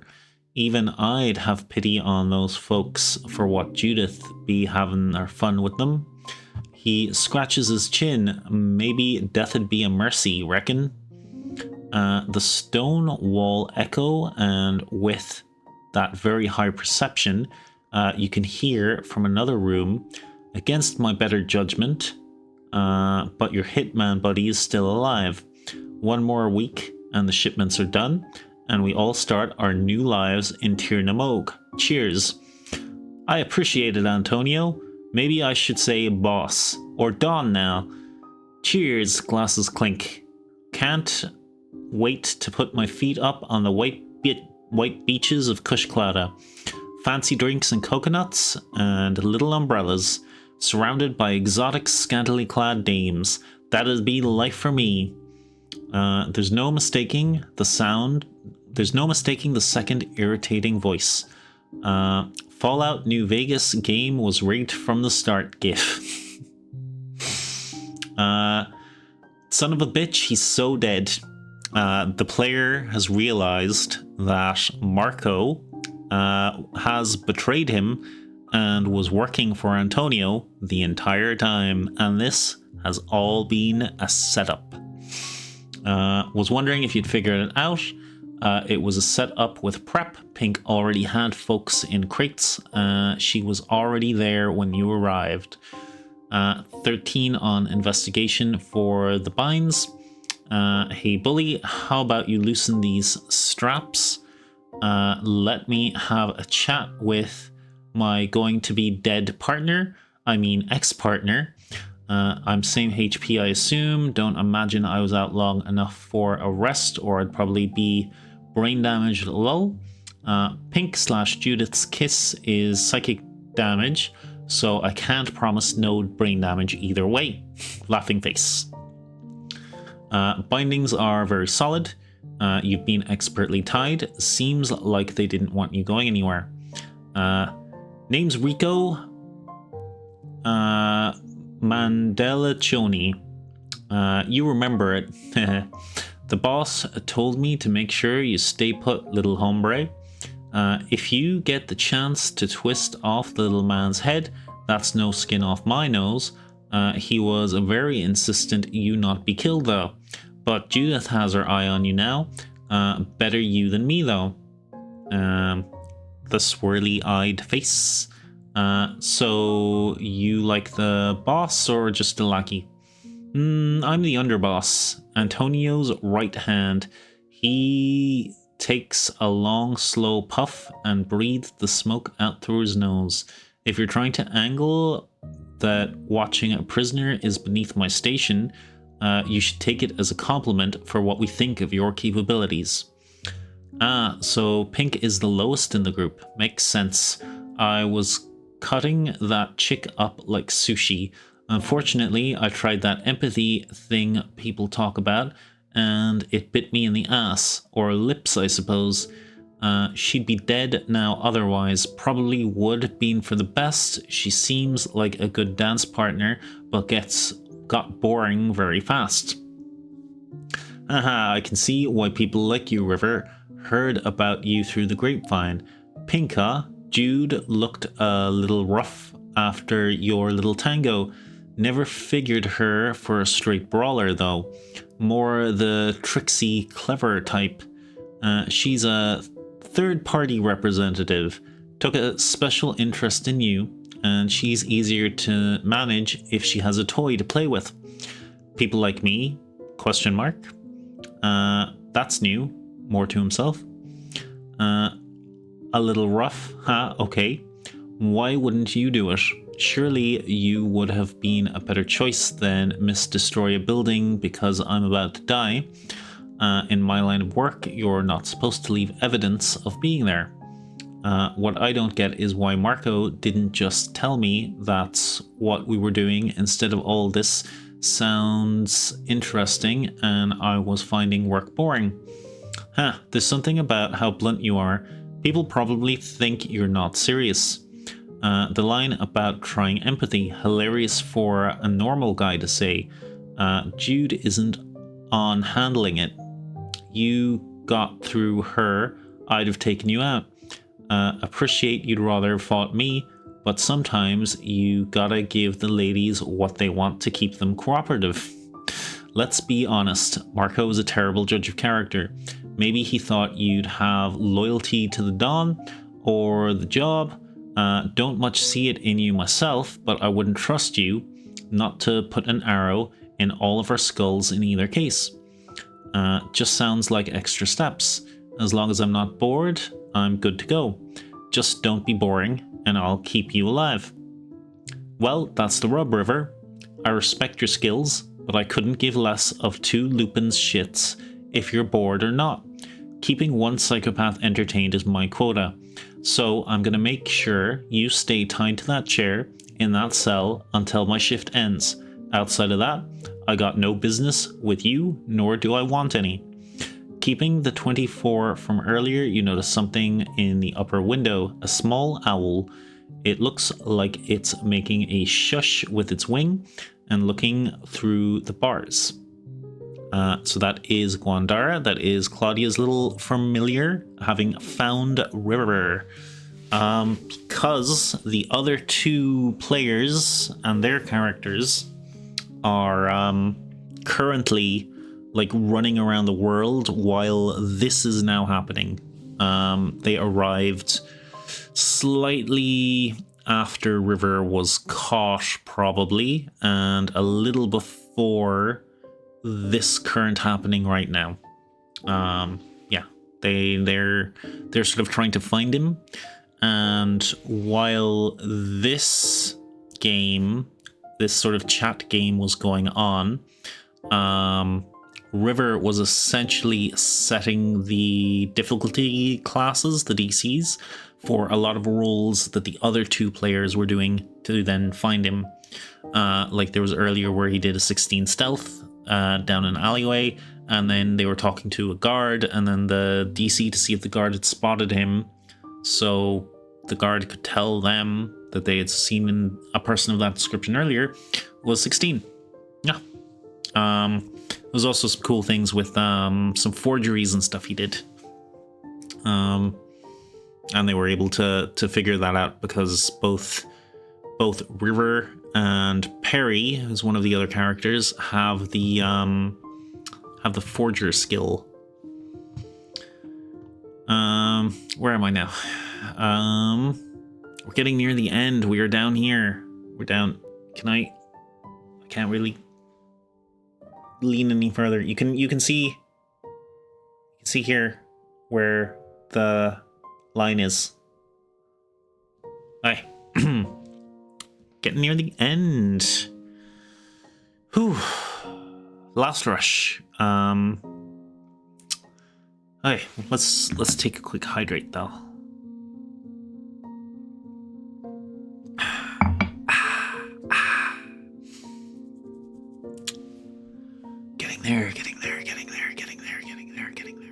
I haven't done an ASMR stream in a while. I might do an ASMR stream next week, as well as my my plans for a follow-a-thon. I haven't talked about that yet. Did I mention that at the start? I don't think so.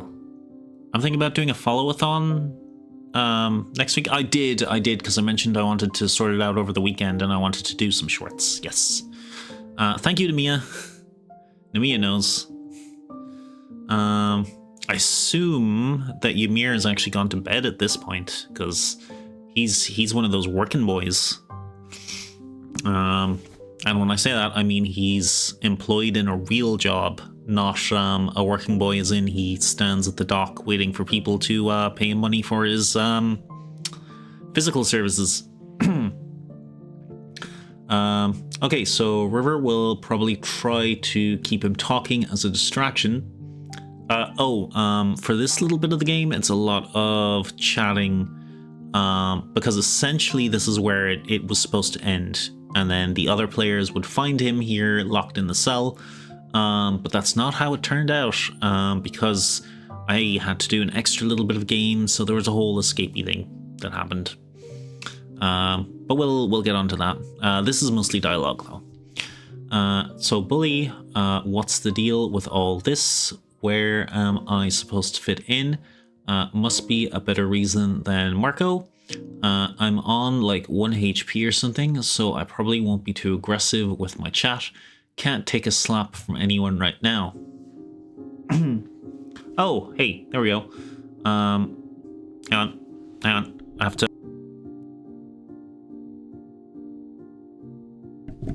excuse me. I had to mute for a second because my stomach wanted to say hello. Perry and Lexi arrive. Perry and Lexi are the other two characters. Will have arrived sometime between your fight with Pink and you waking up here, and can talk with Rico and you, 1 or 2 other NPCs that will check in on you. And if you'd like to do an investigation perception or try and hear stuff outside the room as a sort of epilogue to River's pregame, River can assume from seeing the owl that mini Claudia, or young Claudia, knows where he is. So he does have the possibility he will get assistance to escape on his own, just not yet. Am I supposed to tell the whole plan like a monologuing villain from the comic pages? I guess it's no hard to tell you where you specifically fit in or don't fit in, to be more precise. We're moving operations. Decided to hold on to our dues to the mafiosa and use added to our nest egg for our new setup. It's a decent chunk of change after all. We knew they'd send someone. The white suits may not be the biggest or most powerful syndicate right now, but we're still a syndicate. We know how things work. We got to Marco first and offered him a tasty deal. The hitman could have been anyone. If it was anyone else, they'd be swimming with the fishes, but Marco really does have a soft spot for you. Wouldn't play ball unless the boss gave his word on his mama you'd be kept alive. Don't like loose ends myself, but the boss is a man of his word and a good son. Once we're out of here, our business is done. With Judith, Pink too. Become her plaything, escape, murk the pink bitch for all I care. Won't be surprised if you hunt down Marco for betraying. For me, it's just business. Hoping I never see you again. Hoping I never see you after. Have a good long life far away from me. Out of respect, I gathered your equipment. Very nice bow. I put it back in its fancy case. It's in the storage room. If you take out Jude, you can do an insight. He got an insight 13.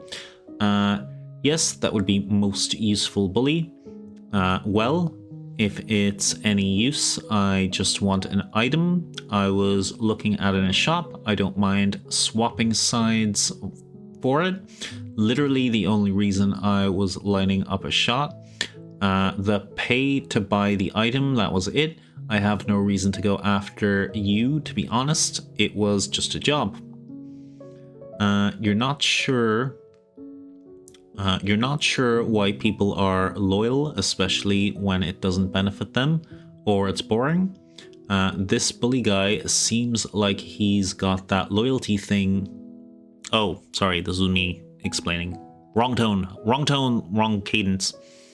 You're not sure why people are loyal, especially when it doesn't benefit them or it's boring.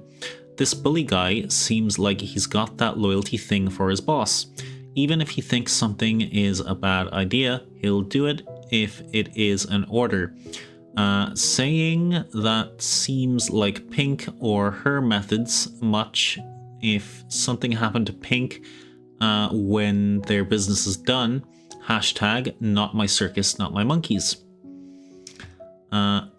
Okay, still can't trust you. Can't kill you. How much were you getting paid? Judith is out dealing with the Watcher, the guy who drops off your pay and reports back. I ain't greedy. You did your job in as much as you could. I don't see any issue putting your pay aside with your year. Can't make any promises you'll ever get to spend it. You've got me curious now. What's this item you're looking for? Let me guess. Fanciest thing about you is your bow. Magic arrows? Some sort of attachment? You squared up one on one with Jude? Melee weapon? Magic dagger? Maybe rapier? He tilts his head, really taking a hard look at you. About 1k in gold, I'm guessing. Marco was getting paid from you guys. I thought it was a bit too good to be true.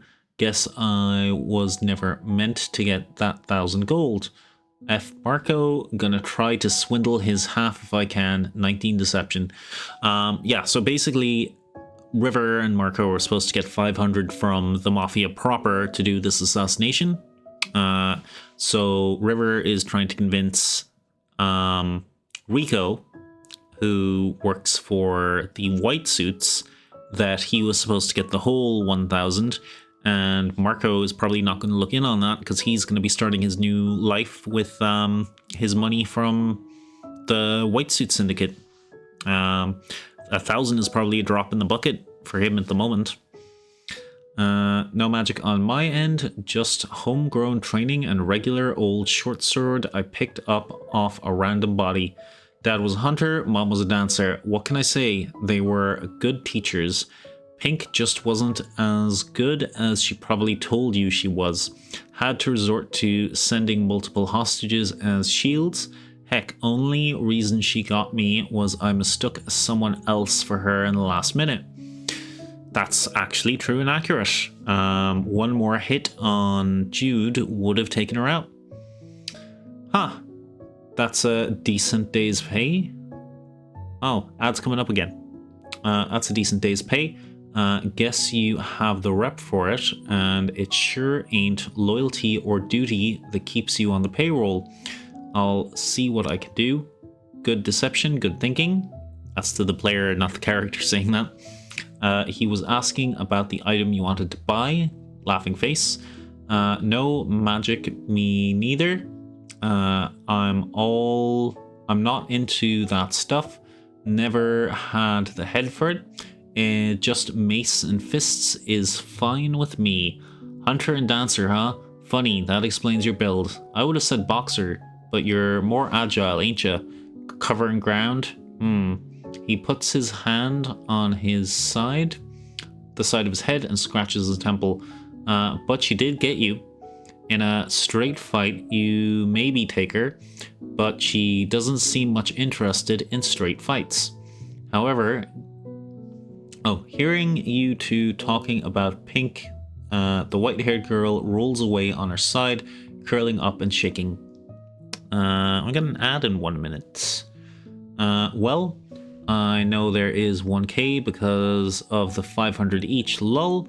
I like Bully, River doesn't care, but he likes him. Yeah, I'm going to sidestep giving that info to him unless he wants to buy it from me. He really wanted that magical item, that cloak of protection. Dancing, boxing, killing, it's all swings and roundabouts, really. She did. It was on me for not following my instincts, even just for a moment. What is the plan with all the hostages? Yep. Okay, I'm gonna finish this sentence and then we'll have a little mini break. A mini break, like 30 seconds. Just for me to get a drink. Yep, totally, that's something you're aware of, so worth a try. Also take an inspiration from remembering, because I reward players for paying attention and remembering things. Rico Mandelaccioni, I like him too. Fair enough, he doesn't seem to be pushing the topic, more making small talk. Sure, I imagine most would prefer to get off on the first two exits of that particular roundabout, but no use wasting a talent, eh? She had all the prep and she set it up on her side. You did well, respectably so. Hostages, he eyes the white-haired girl. Not our hostages, that's Judith's business. I don't know if she feeds on them or just gets off to the misery and torture. I don't want to know, as long as she stays away from anyone that'll be noticed missing, or any of our boys and their families. Okay. Yeah, I'm gonna do a quick, since we're in mid-ad break, gonna pop over to the Be Right Back. Let's do a drop reset. Drop reset! And I will go get a quick drink. Oh, we'll do a drop before we go. Of course, of course. Let's go with Error. He's a fun one.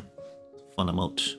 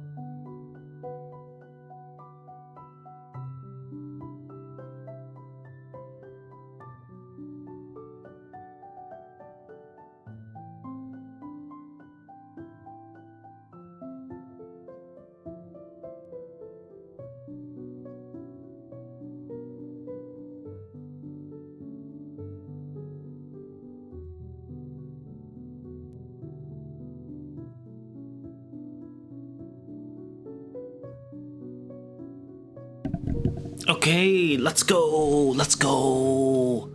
Let's go. Let's go. Let's go. Okay. This is where we were. Oh, my voice is doing pretty well. Like, I think it's a little raspy, but it doesn't hurt. So, yeah, I think taking the regular breaks is definitely the go-to. It's the path. We have learned. We have found enlightenment. Hey, just as this comment says, sweet. Where are we? Yeah, I think we're at what? 10, 11, 12 or so pages? Nice. Oh, what time is it? Okay. It's 1:30. 11 pages. Huh. I wonder if we could raid Dulcet. That would be fun. I've never gotten to raid Dulcet because of her time zone. And anytime she's done an early stream, like, it's either been on a day I haven't been... It's like a different day to what I stream when she's streamed early, or she's had to cancel it because she's been unwell or something, which, bless her little heart. Someone that nice shouldn't be sick that often. But yeah, we'll keep going and we'll see, because I think it's like half an hour that she usually starts, so we can just because I'll be tuning into her anyway, so if you would as well, Namiya, we'll really just be we'll really just be tuning into the stream we'd be watching anyway. Okay. Yep, 30 minutes and would be down. Cool beans. Thank you for, as always, thank you for hanging out on the stream and being here. And I don't know how you rigged the parachute game so that you'd always win, but good job. I approve. Okay, let's keep going. Let's take a little sip. Skills. Yeah, it's a skill issue on my end. It's all about which emote you pick. You gotta check the weight and balance. Clearly, the Dulce Dino was the winning ticket for that last run. Okay, sweet. I'll try to remember. I have that in a few months. Lol. I wonder what that was in reference to. Because like we're replying to each other in sort of chunks of messages, so it's not directly. It's not directly my line, his response, my line, his response. Sometimes it's like 2 or 3 things characters saying, and then he's responding in 2 or 3 things. So it's the layout's a little bit messy. So I hope it's still followable. Pretty sure she said she took one of the Rubberwinkle's kids. Yeah. Overheard they might be a big deal. She started monologuing about pinning it on a bull or something. I lost interest, so I wasn't paying attention. Don't know how you'd pin a bunch of disappearances on a bull. I haven't seen one, never this town. Faking confusion and not connecting the dots that it might be Rico she's setting up. Not fucking 20, yo. I was just arbitrarily stirring.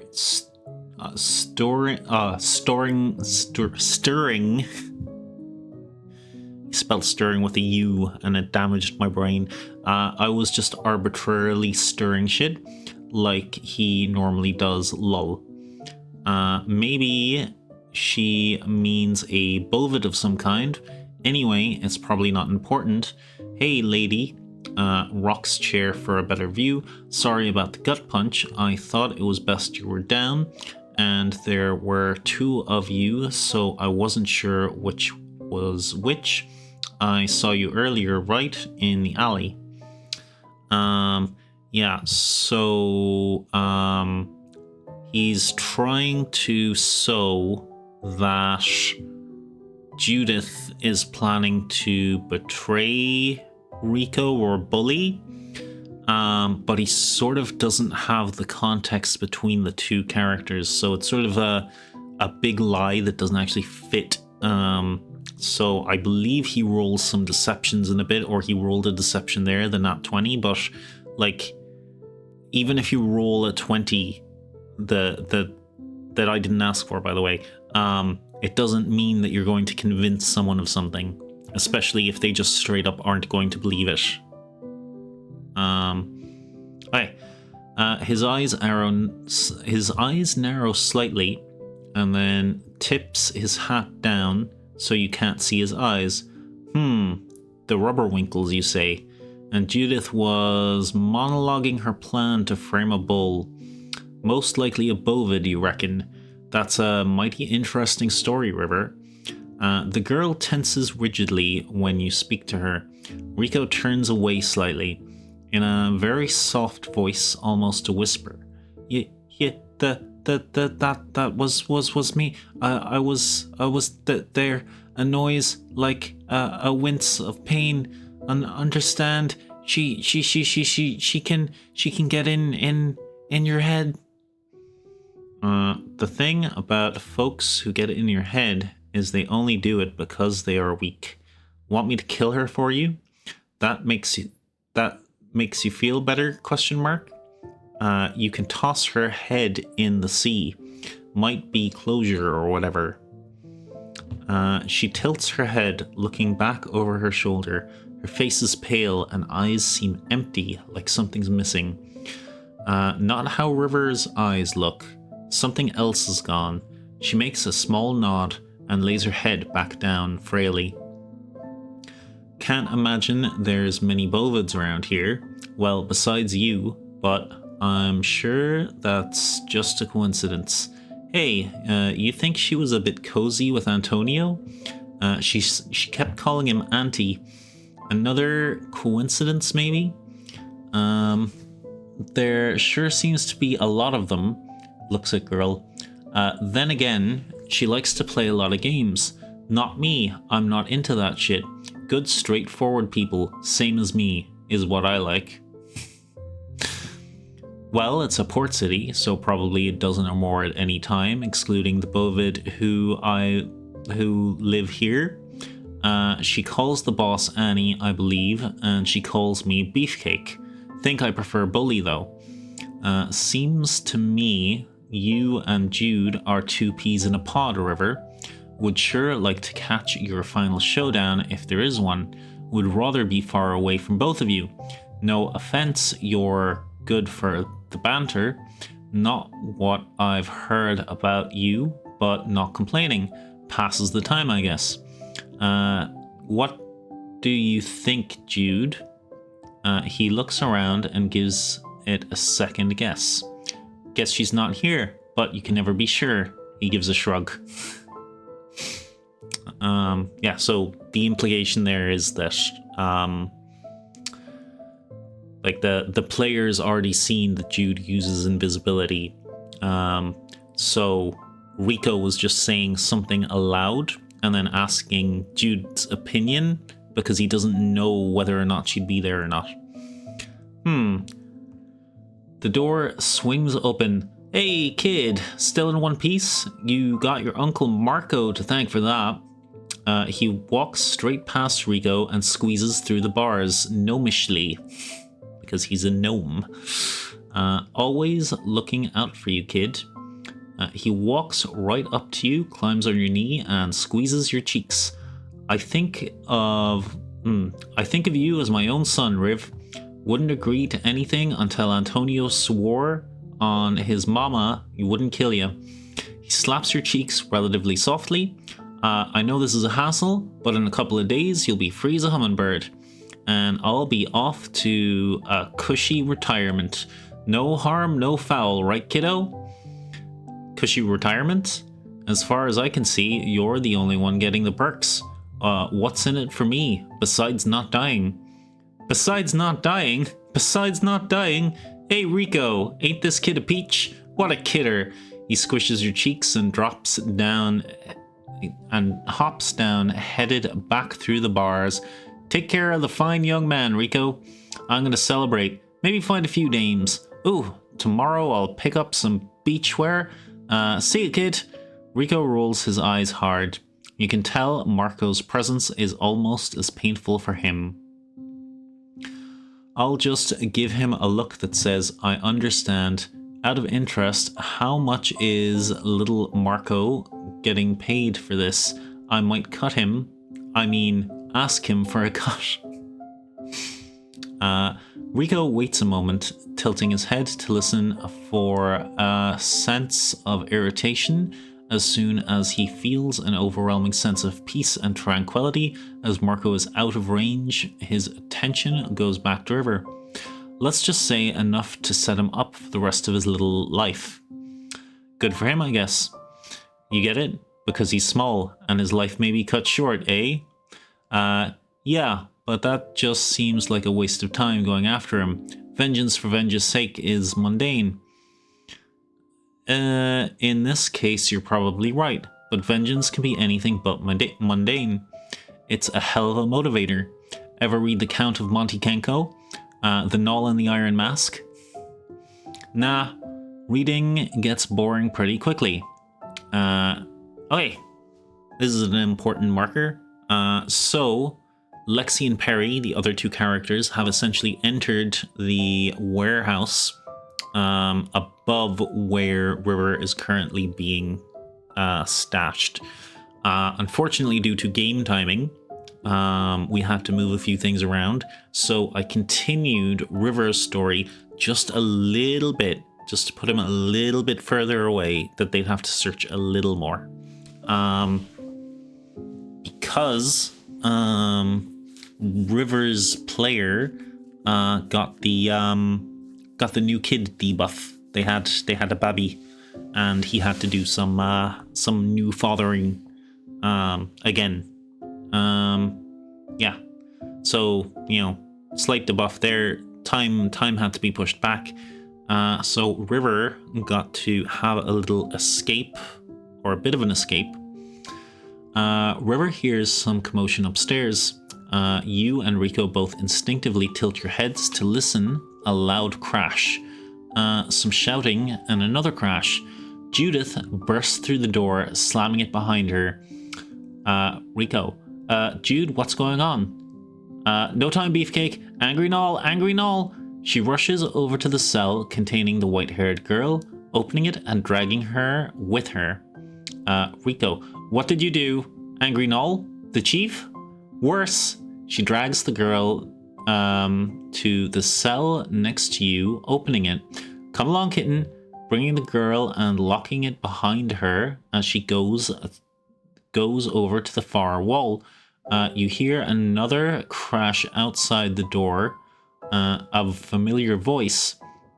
The fuck out of my way. I'm gonna eat that bitch. Rico, oh shit. Jude. Jude, back is to you. You heard a click and the wall slides open. She looks back at you over her shoulder. Sorry, puppy. We'll play another time. Ciao. As she steps through a hidden doorway, the main door flies off its hinges as Cabaret enters, looking around. Rico freezes for a moment. Oh, that's where you got yourself, that's where you got yourself to, Kenny. I'd help you out, but I got a bitch I gotta kill. No one touches my partner but me. She sees the closing wall and Misty steps through the bars. Vaudeville, that's Cabaret's familiar, flying through the bars sideways and into the passage before it closes itself behind. Rico turns to you. Well, that was unexpected. My money's not on Judith. So Cabaret is a gnoll, which is a hyena person, and she had used her succubus abilities to charm and confuzzle the chief of police, called Chief. This was to the great irritation of Mrs. Chief, who is in fact Cabaret. And Cabaret is scary. Sounds like a fight's broken out upstairs. You don't reckon you ordered a rescue party. Maybe the fuzz caught onto Antonio, or the Dawn had another watcher in place, and your gang has gone on the attack. Rico, sounds like a party upstairs. Welp, there's a reason we got a back door. Marco's deal was to keep you alive, but out of the way till we hightail it out of Castle Ridge for good. Guess we'll miss out on our last shipment. I don't want you on the loose before we leave, and I imagine you don't want to be in the hands of the fuzz either. Even if you can make your escape, it'd be, what, boring for you? Guess I'll bring you with. You can circle back for your gear when the heat dies down. It's in a hidden storage room, right wall when you go out the door. I'm a cow of my word. Well, Rico, if I can take Pink, then she has no chance against that thing. Help brother out, would ya? I can stall them in exchange. You know, give them a chase once I grab my gear. If nothing else, I am an elf of my word. 19 deception. That was a good time to use a deception. Haha, I trust you about as far as I can throw you, River. Which is about, he flexes his arm, looking you up and down, 15 feet, which isn't a lot, but he takes out a key and opens your cell door. You're one of the good ones, Rico. I got you. Once I have my gear, I'll set up. I'll be hard for them to follow you with an arrow in the knee. I'll give a nod and stealth to where he said my gear was, 21. Skipping ahead there, you're still tied to a chair. Oh. He was skipping ahead there. He's still tied to a chair. He was trying to do his stealth to get his gear back. He walks around and puts a knife handle in your hand, just giving myself a head start, River. If you get surrounded or whatnot, take the passage. It leads to the sewers. The path splits. Either way will eventually lead out. Whichever way Judith and Cabaret went, I'll be taking the other. He starts to leave, heading for the passage. Take care, hombre. I hope I never see you again. If I do, I hope it's a drink rather than a dance, but I'd take a dance over an arrow to the skull, capiche? Give me a sleight of hand with a knife. You can hold on to your stealth roll to get your gear. So that's 16 on the sleight of hand. Grand. If you got a 1, you drop the knife and have to figure it out. Like wobble the chair to fall over to get it, but a 16, you have to saw for a bit. You have your 21 stealth to go at your equipment. Perception, please. Okay, you wouldn't spot if Rico hadn't told you where to look. The wooden panel on the wall, you spot a seam, and it pops open, revealing a secret room. More like a cupboard, which has your gear. Around the corner wall, you spot 3 people. Looks like they're taking positions for a scrap. If the fighting upstairs spills down here, they don't look like Whitecoat's usual young goons. It's hard to say for sure with your perception, but they look like an encounter of at least 2 people. You could probably take them one-on-one, but they have you outgunned 3-1, and it's a tight space, wouldn't be to your advantage. You can grab your case, sword, coin purse, and backpack with your tools and such. There's also a chunky bag full of coins. You may not have time to count it, but the weight feels like Rico is in fact a cow of his word and has passed an earlier and you passed an earlier deception as it feels like it weighs twice as much as a bag of 500 gold coins. I think there was a missing reply in there, but like all the details are there, so that's fine and good. Phew, good lad, Rico. They aren't my problem, but I am a dickhead, so do they look like they are Team Rico? Also, is the knife I have a basic knife, or is it obviously Rico's? Like, if I showed it to them, would they see it's Rico's one he uses? It's very much a basic knife. You know, Rico probably wasn't the only person supposed to keep a full-time eye on you. Guys need bathroom breaks and such. Geez, so these guys might have been on a rotation to watch you, maybe aware of who you are, and might have even seen you being brought in and tied to the chair. In a low tone, not too alert upstairs. Yo, you guys seen Marco? The little bitch up and left me behind. Rico already made a run for it. I said I'd slow down the party for him in exchange for an open cell. I'll flick the knife around and put it away. Super nice of him to lend me a knife. He said the big null lady was too much and the fuzz is on its way, so it's best to be scattered. I wouldn't mind one of you staying with me to slow these chumps down. If you want to rock, paper, scissors for it now, the three of you would get in the way. I'll point back to where Rico went. He went through a secret passage with bars, said it was better than the way the Null and Pink bitch went, and you guys can catch up with him. When you do, tell him I'm going to have a slow dance, so you guys will have plenty of time to get away. I'd recommend you hurry though. I'm about to mess all these bitches up before I bounce. I'd rather not get picked up either. I'm describing the way that Claudia's mom went. If they all go, then fine. I'll just leave.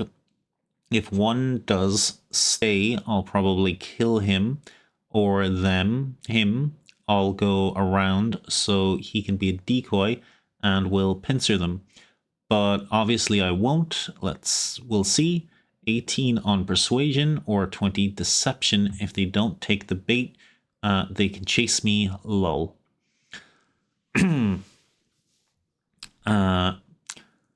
Baseball bat guy, because there's three of them. Baseball bat guy, gray-haired woman, and smoking guy, I think. Baseball bat guy. Ha.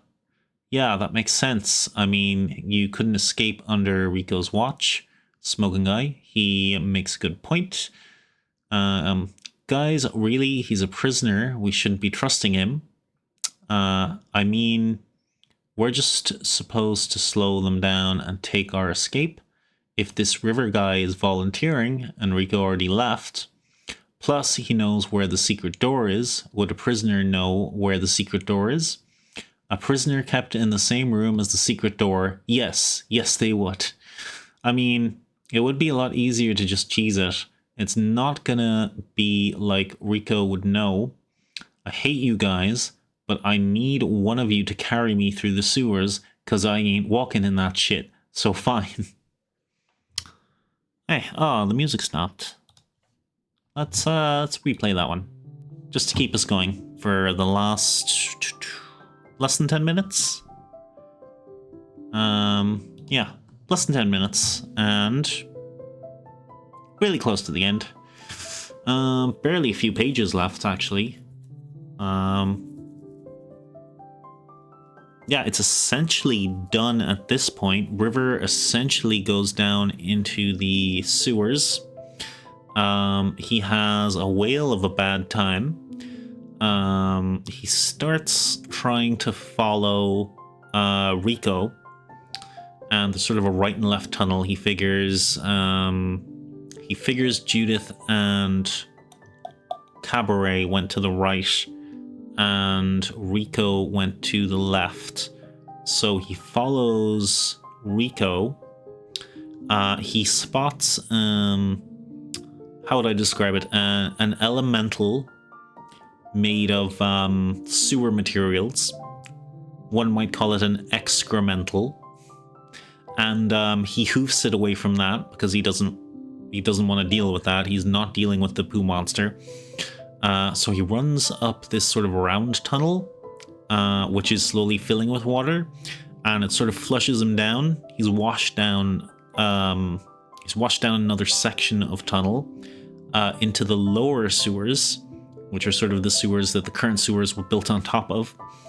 And he finds his way around and avoids some crocodiles, and then he finds his way into like a little hobble, like a little almost shantytown area, and that kind of catches us up with where the other guys, the other players, caught up with him.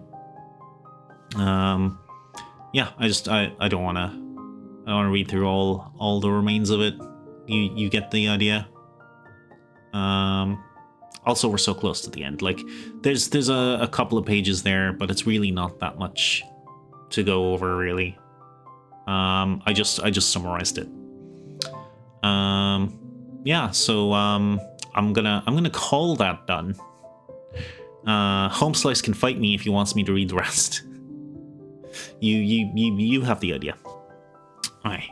And also, we're doing pretty good on time. So I'm gonna hop back to my my just chatting in the dungeon room, and let's use the hat for a bit. Hello. Okay. Gonna take a few minutes before raid. No, I'm good for a break or anything. Like, I'm all good. I just I think I have to decide what to cover for like the last 4 or so minutes. I don't know if you know who is going to be late or on time, or what the story is going to be.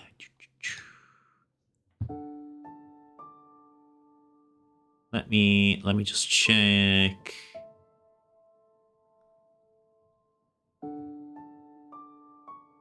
No updates there. Yeah, so we just wait a couple of minutes. We just chill out.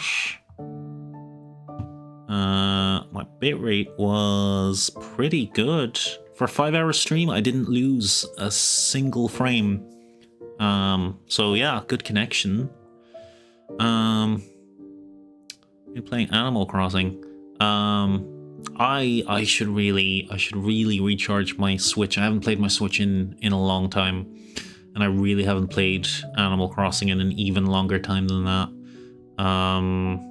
But yeah, I've been considering joining the Dream Island. Is that what it's called? The new expansion thing.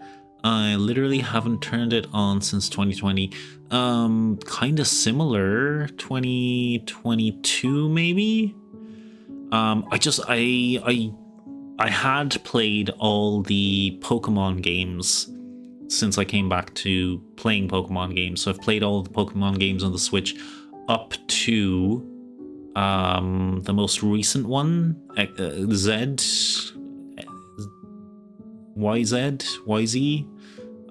I just didn't have any interest in the new one whatsoever. Game, so I don't have access to Slumber Island yet. I'm probably like a decent bit into the game. I just haven't charged it or turned it on in so long. I think I mentioned before as well that I used to have like little dates with my ex when we were long distance. So like a lot of my decor is stuff she brought over to my island for me, like gifts and things. So I don't know if I'll catch feelings if I actually played or walked around that island again. So I might have to start a new island from scratch, but I don't want to delete that island because it has a very special place to me. Yeah, stuff gets complicated. We'll see. We'll see. What I should really play is Tears of the Kingdom. That's when I should charge and play. Oh, I feel that it's a reason I haven't played Switch for so long. So much entanglement. Yeah, it's amazing how like the games and worlds we share with other people like really affect how we can ever interact with them again. Like I'm sure it would be fine, but still there's a feeling there. There's some feelings. Oh, there's some feelings. Pushing them way down. Pushing those feelings way down. Yeah.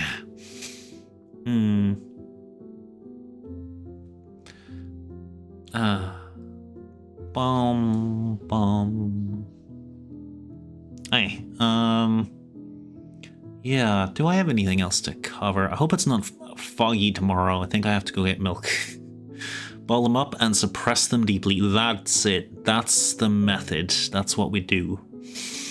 That's the healthy way of dealing with our feelings, right? That and addictions. Where's my vape?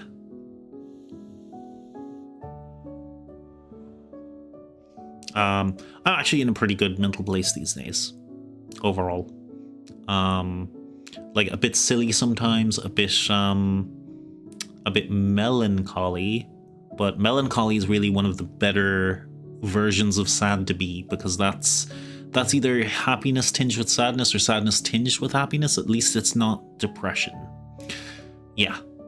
So I'm personally in a pretty good mental place these days. Not in a great financial place, but we're working on that. Yeah.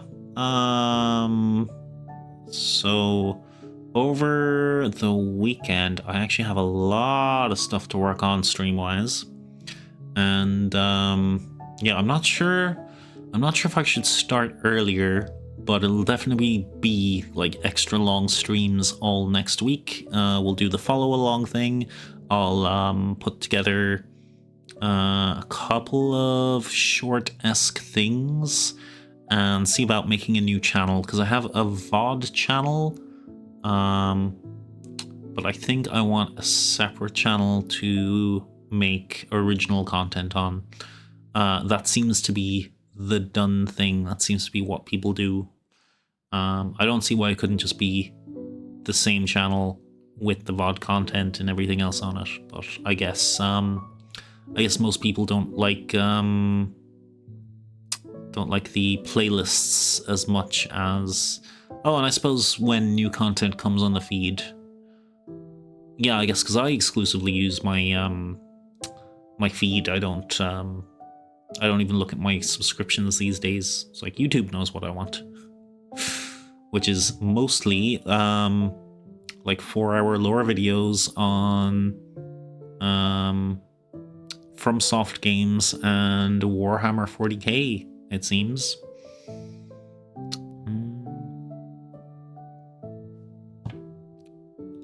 Hey, what are we?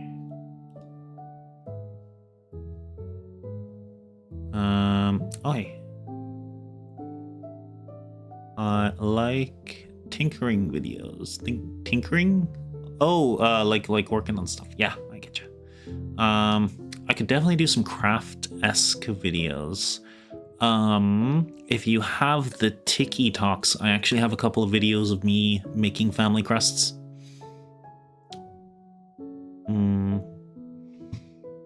I think we are nearly ready. Well, that is fair. I don't really want to have TikTok. I only got it as like a business page for my craft stuff. It is not something I'd generally be a fan of.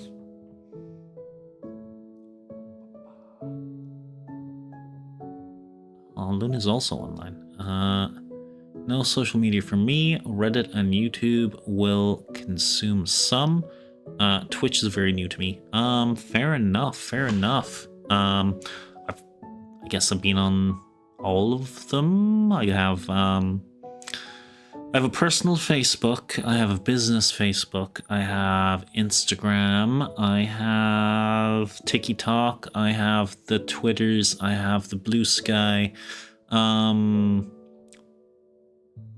I'm a VTuber, so that should track, right?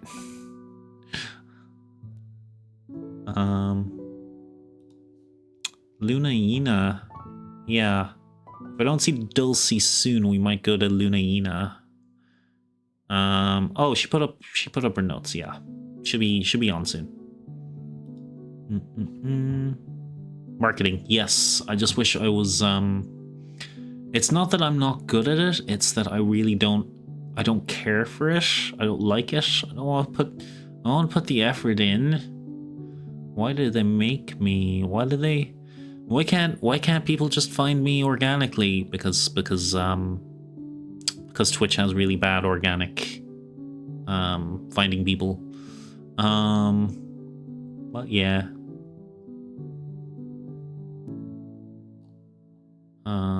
Yeah, we're just chilling out for a little bit. Chilling out. No, not you. Let's roll the dice of destiny. Let's see what we get. 17. That's not bad. That's not bad at all. So if it gets a 1 or a 20, it'll activate extra stuff. Oh, 9. 9's not bad. Like that's an average roll. That's nearly a 10. If you get a 1 or a 20, you get extra effects on my model. I have a like a flaming nat 20 and a frozen-ish flame nat 1 that come up. I think they're both emotes on the Discord. Yeah, I think the nat 20 and yes, that makes sense to me.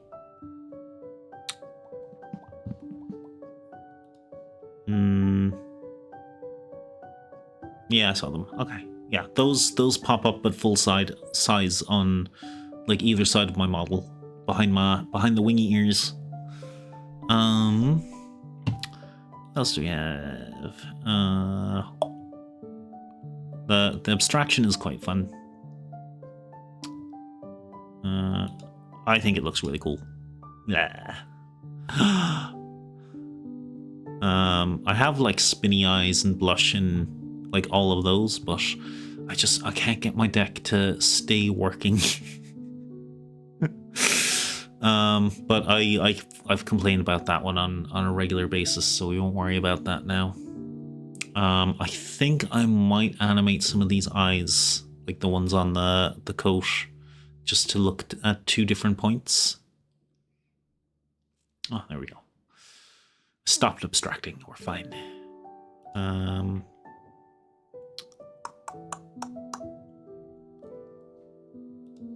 Bum, bum, bum, bum, bum. That's pretty chill. Is there anything else we can look at while we're waiting?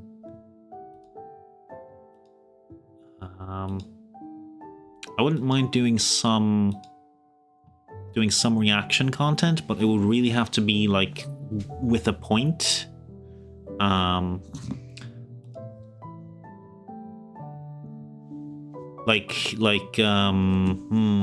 would be a good example? Like looking at someone who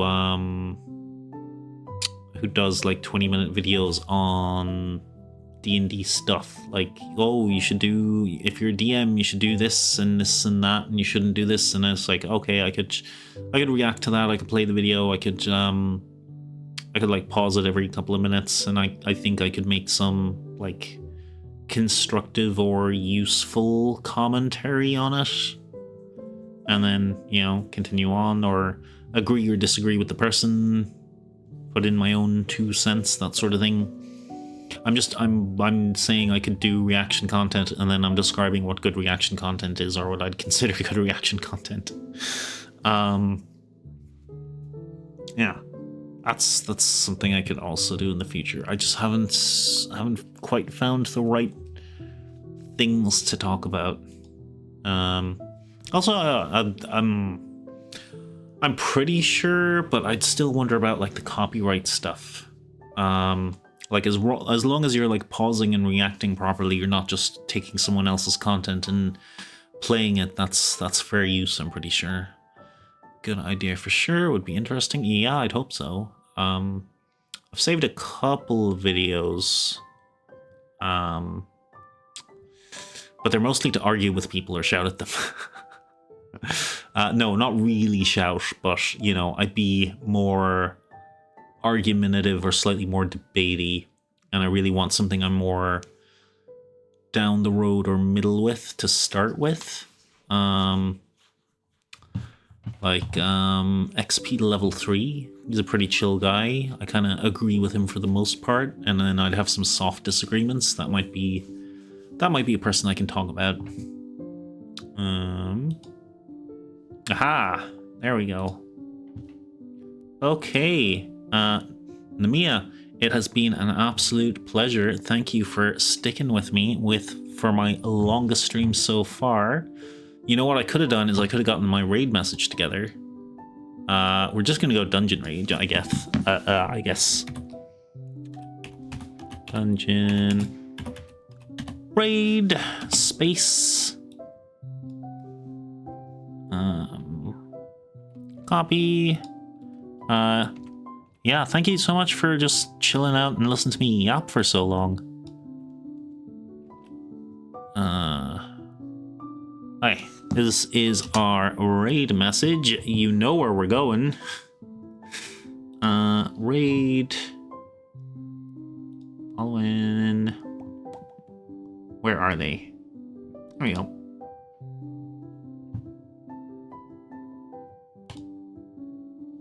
Yeah, this is exciting. Let's go.